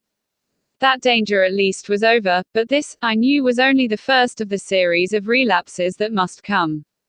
I burnt both of the bodies on a pyre of brushwood, but after that I saw that unless I left the island my death was only a question of time. The beast people by that time had, with 1 or 2 exceptions, left the ravine and made themselves lairs according to the taste among the thickets of the island.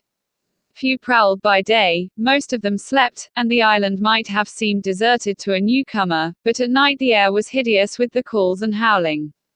I had half a mind to make a massacre of them, to build traps, or fight 'em with my knife. Had I possessed sufficient cartridges, I should not have hesitated to begin the killing. There could now be scarcely a score left of the dangerous carnivores, the braver of these were already dead.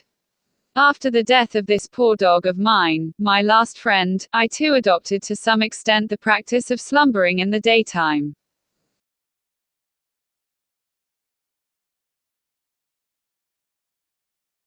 In order to be on my guard at night, I rebuilt my den in the walls of the enclosure, with such a narrow opening that anything attempting to enter must necessarily make a considerable noise.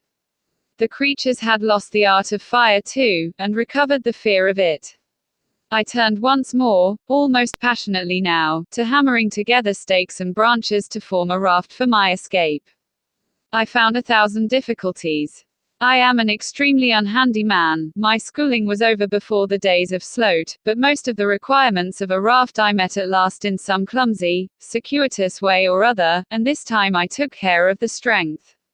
The only insurmountable obstacle was that I had no vessel to contain the water I should need if I floated forth upon these untraveled seas. I would have even tried pottery, but the island contained no clay. I used to go moping about the island trying with all my might to solve this one last difficulty. Sometimes I would give way to wild outbursts of rage, and hack and splinter some unlucky tree in my intolerable vexation. But I could think of nothing. And then came a day, a wonderful day, which I spent in ecstasy. I saw a sail to the southwest, a small sail like that of a little schooner, and forthwith I lit a great pile of brushwood, and stood by it in the heat of it, and the heat of the midday sun, watching. All day I watched that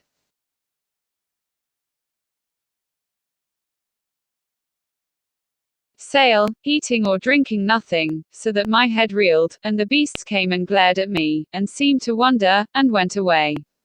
It was still distant when night came and swallowed it up, and all night I toiled to keep my blaze bright and high, and the eyes of the beast shone out of the darkness, marveling. In the dawn the sail was nearer, and I saw it was the dirty lug sail of a small boat. But it sailed strangely. My eyes were weary with watching, and I peered and could not believe them. 2 men were in the boat, sitting low down, one by the bows, the other at the rudder. The head was not kept to the wind, it yawed and fell away. As the day grew brighter, I began waving the last rag of my jacket to them, but they did not notice me, and sat still, facing each other. I went to the lowest point of the low headland, and gesticulated and shouted. There was no response, and the boat kept on her aimless course, making slowly, very slowly, for the bay. Suddenly a great white bird flew up out of the boat, and neither of the men stirred nor noticed it. It circled round, and then came sweeping overhead with its strong wings outspread.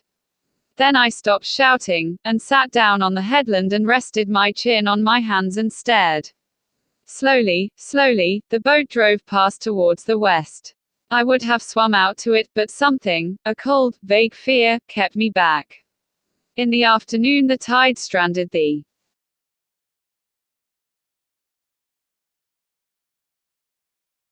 boat, and left it 100 yards or so to the westward of the ruins of the enclosure. The men in it were dead, had been dead so long that they fell to pieces when I tilted the boat on its side and dragged them out.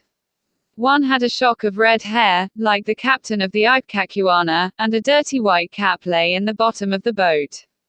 As I stood beside the boat, 3 of the beasts came slinking out of the bushes and sniffing towards me. One of my spasms of disgust came upon me. I thrust the little boat down the beach and clambered on board her.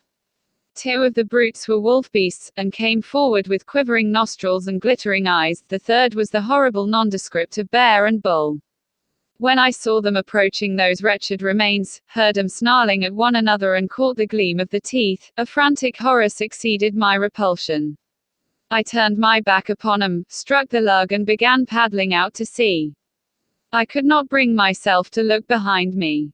I lay, however, between the reef and the island that night, and the next morning went round to the stream and filled the empty keg aboard with water. Then, with such patience as I could command, I collected a quantity of fruit, and waylaid and killed 2 rabbits with my last 3 cartridges. While I was doing this, I left the boat moored to an inward projection of the reef, for fear of the beast people.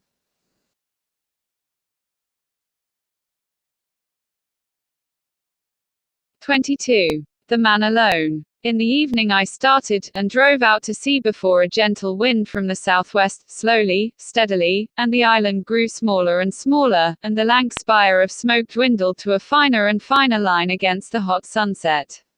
The ocean rose up around me, hiding that low, dark patch from my eyes.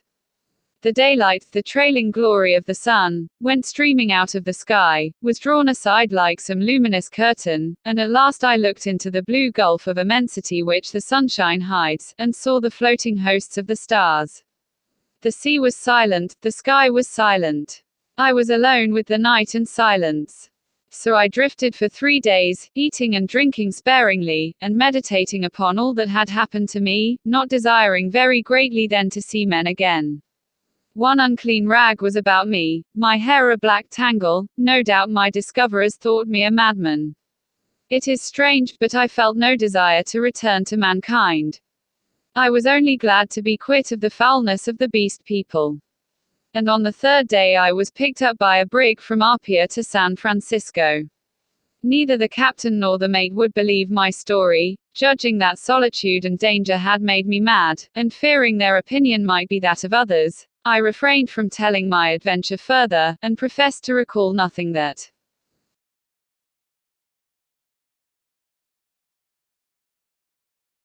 had happened to me between the loss of the Lady Vane and the time when I was picked up again, the space of a year. I had to act with the utmost circumspection to save myself from the suspicion of insanity.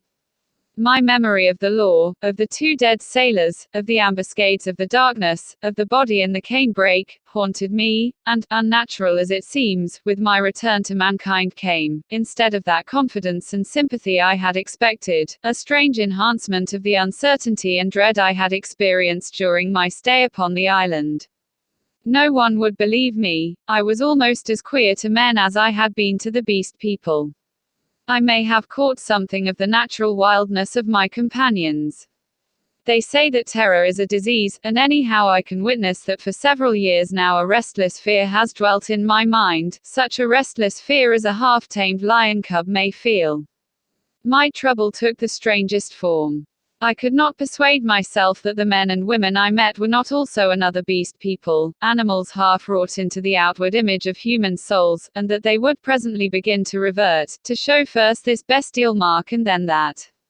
But I have confided my case to a strangely able man, a man who had known Moreau, and seemed half to credit my story, a mental specialist, and he has helped me mightily, though I do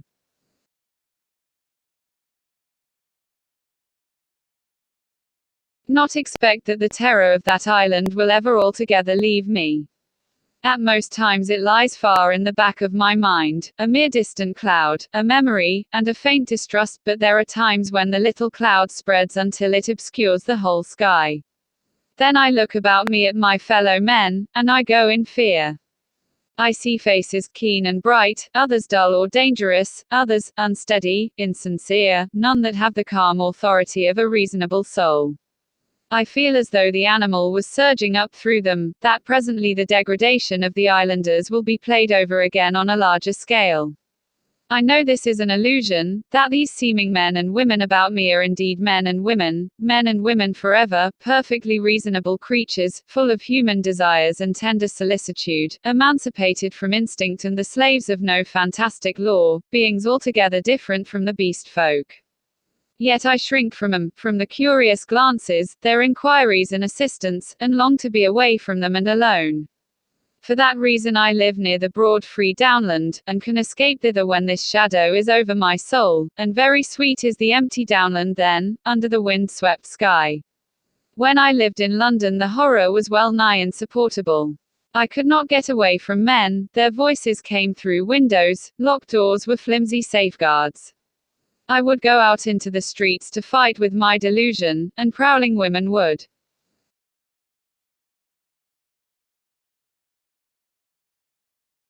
mew after me, furtive, craving men glance jealously at me, weary, pale workers go coughing by me with tired eyes and eager paces, like wounded deer dripping blood, old people, bent and dull, pass murmuring to themselves, and, all unheeding, a ragged tale of gibbing children.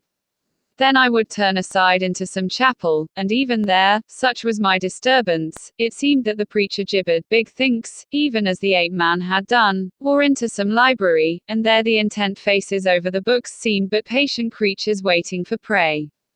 Particularly nauseous were the blank, expressionless faces of people in trains and omnibuses. They seemed no more my fellow creatures than dead bodies would be, so that I did not dare to travel unless I was assured of being alone.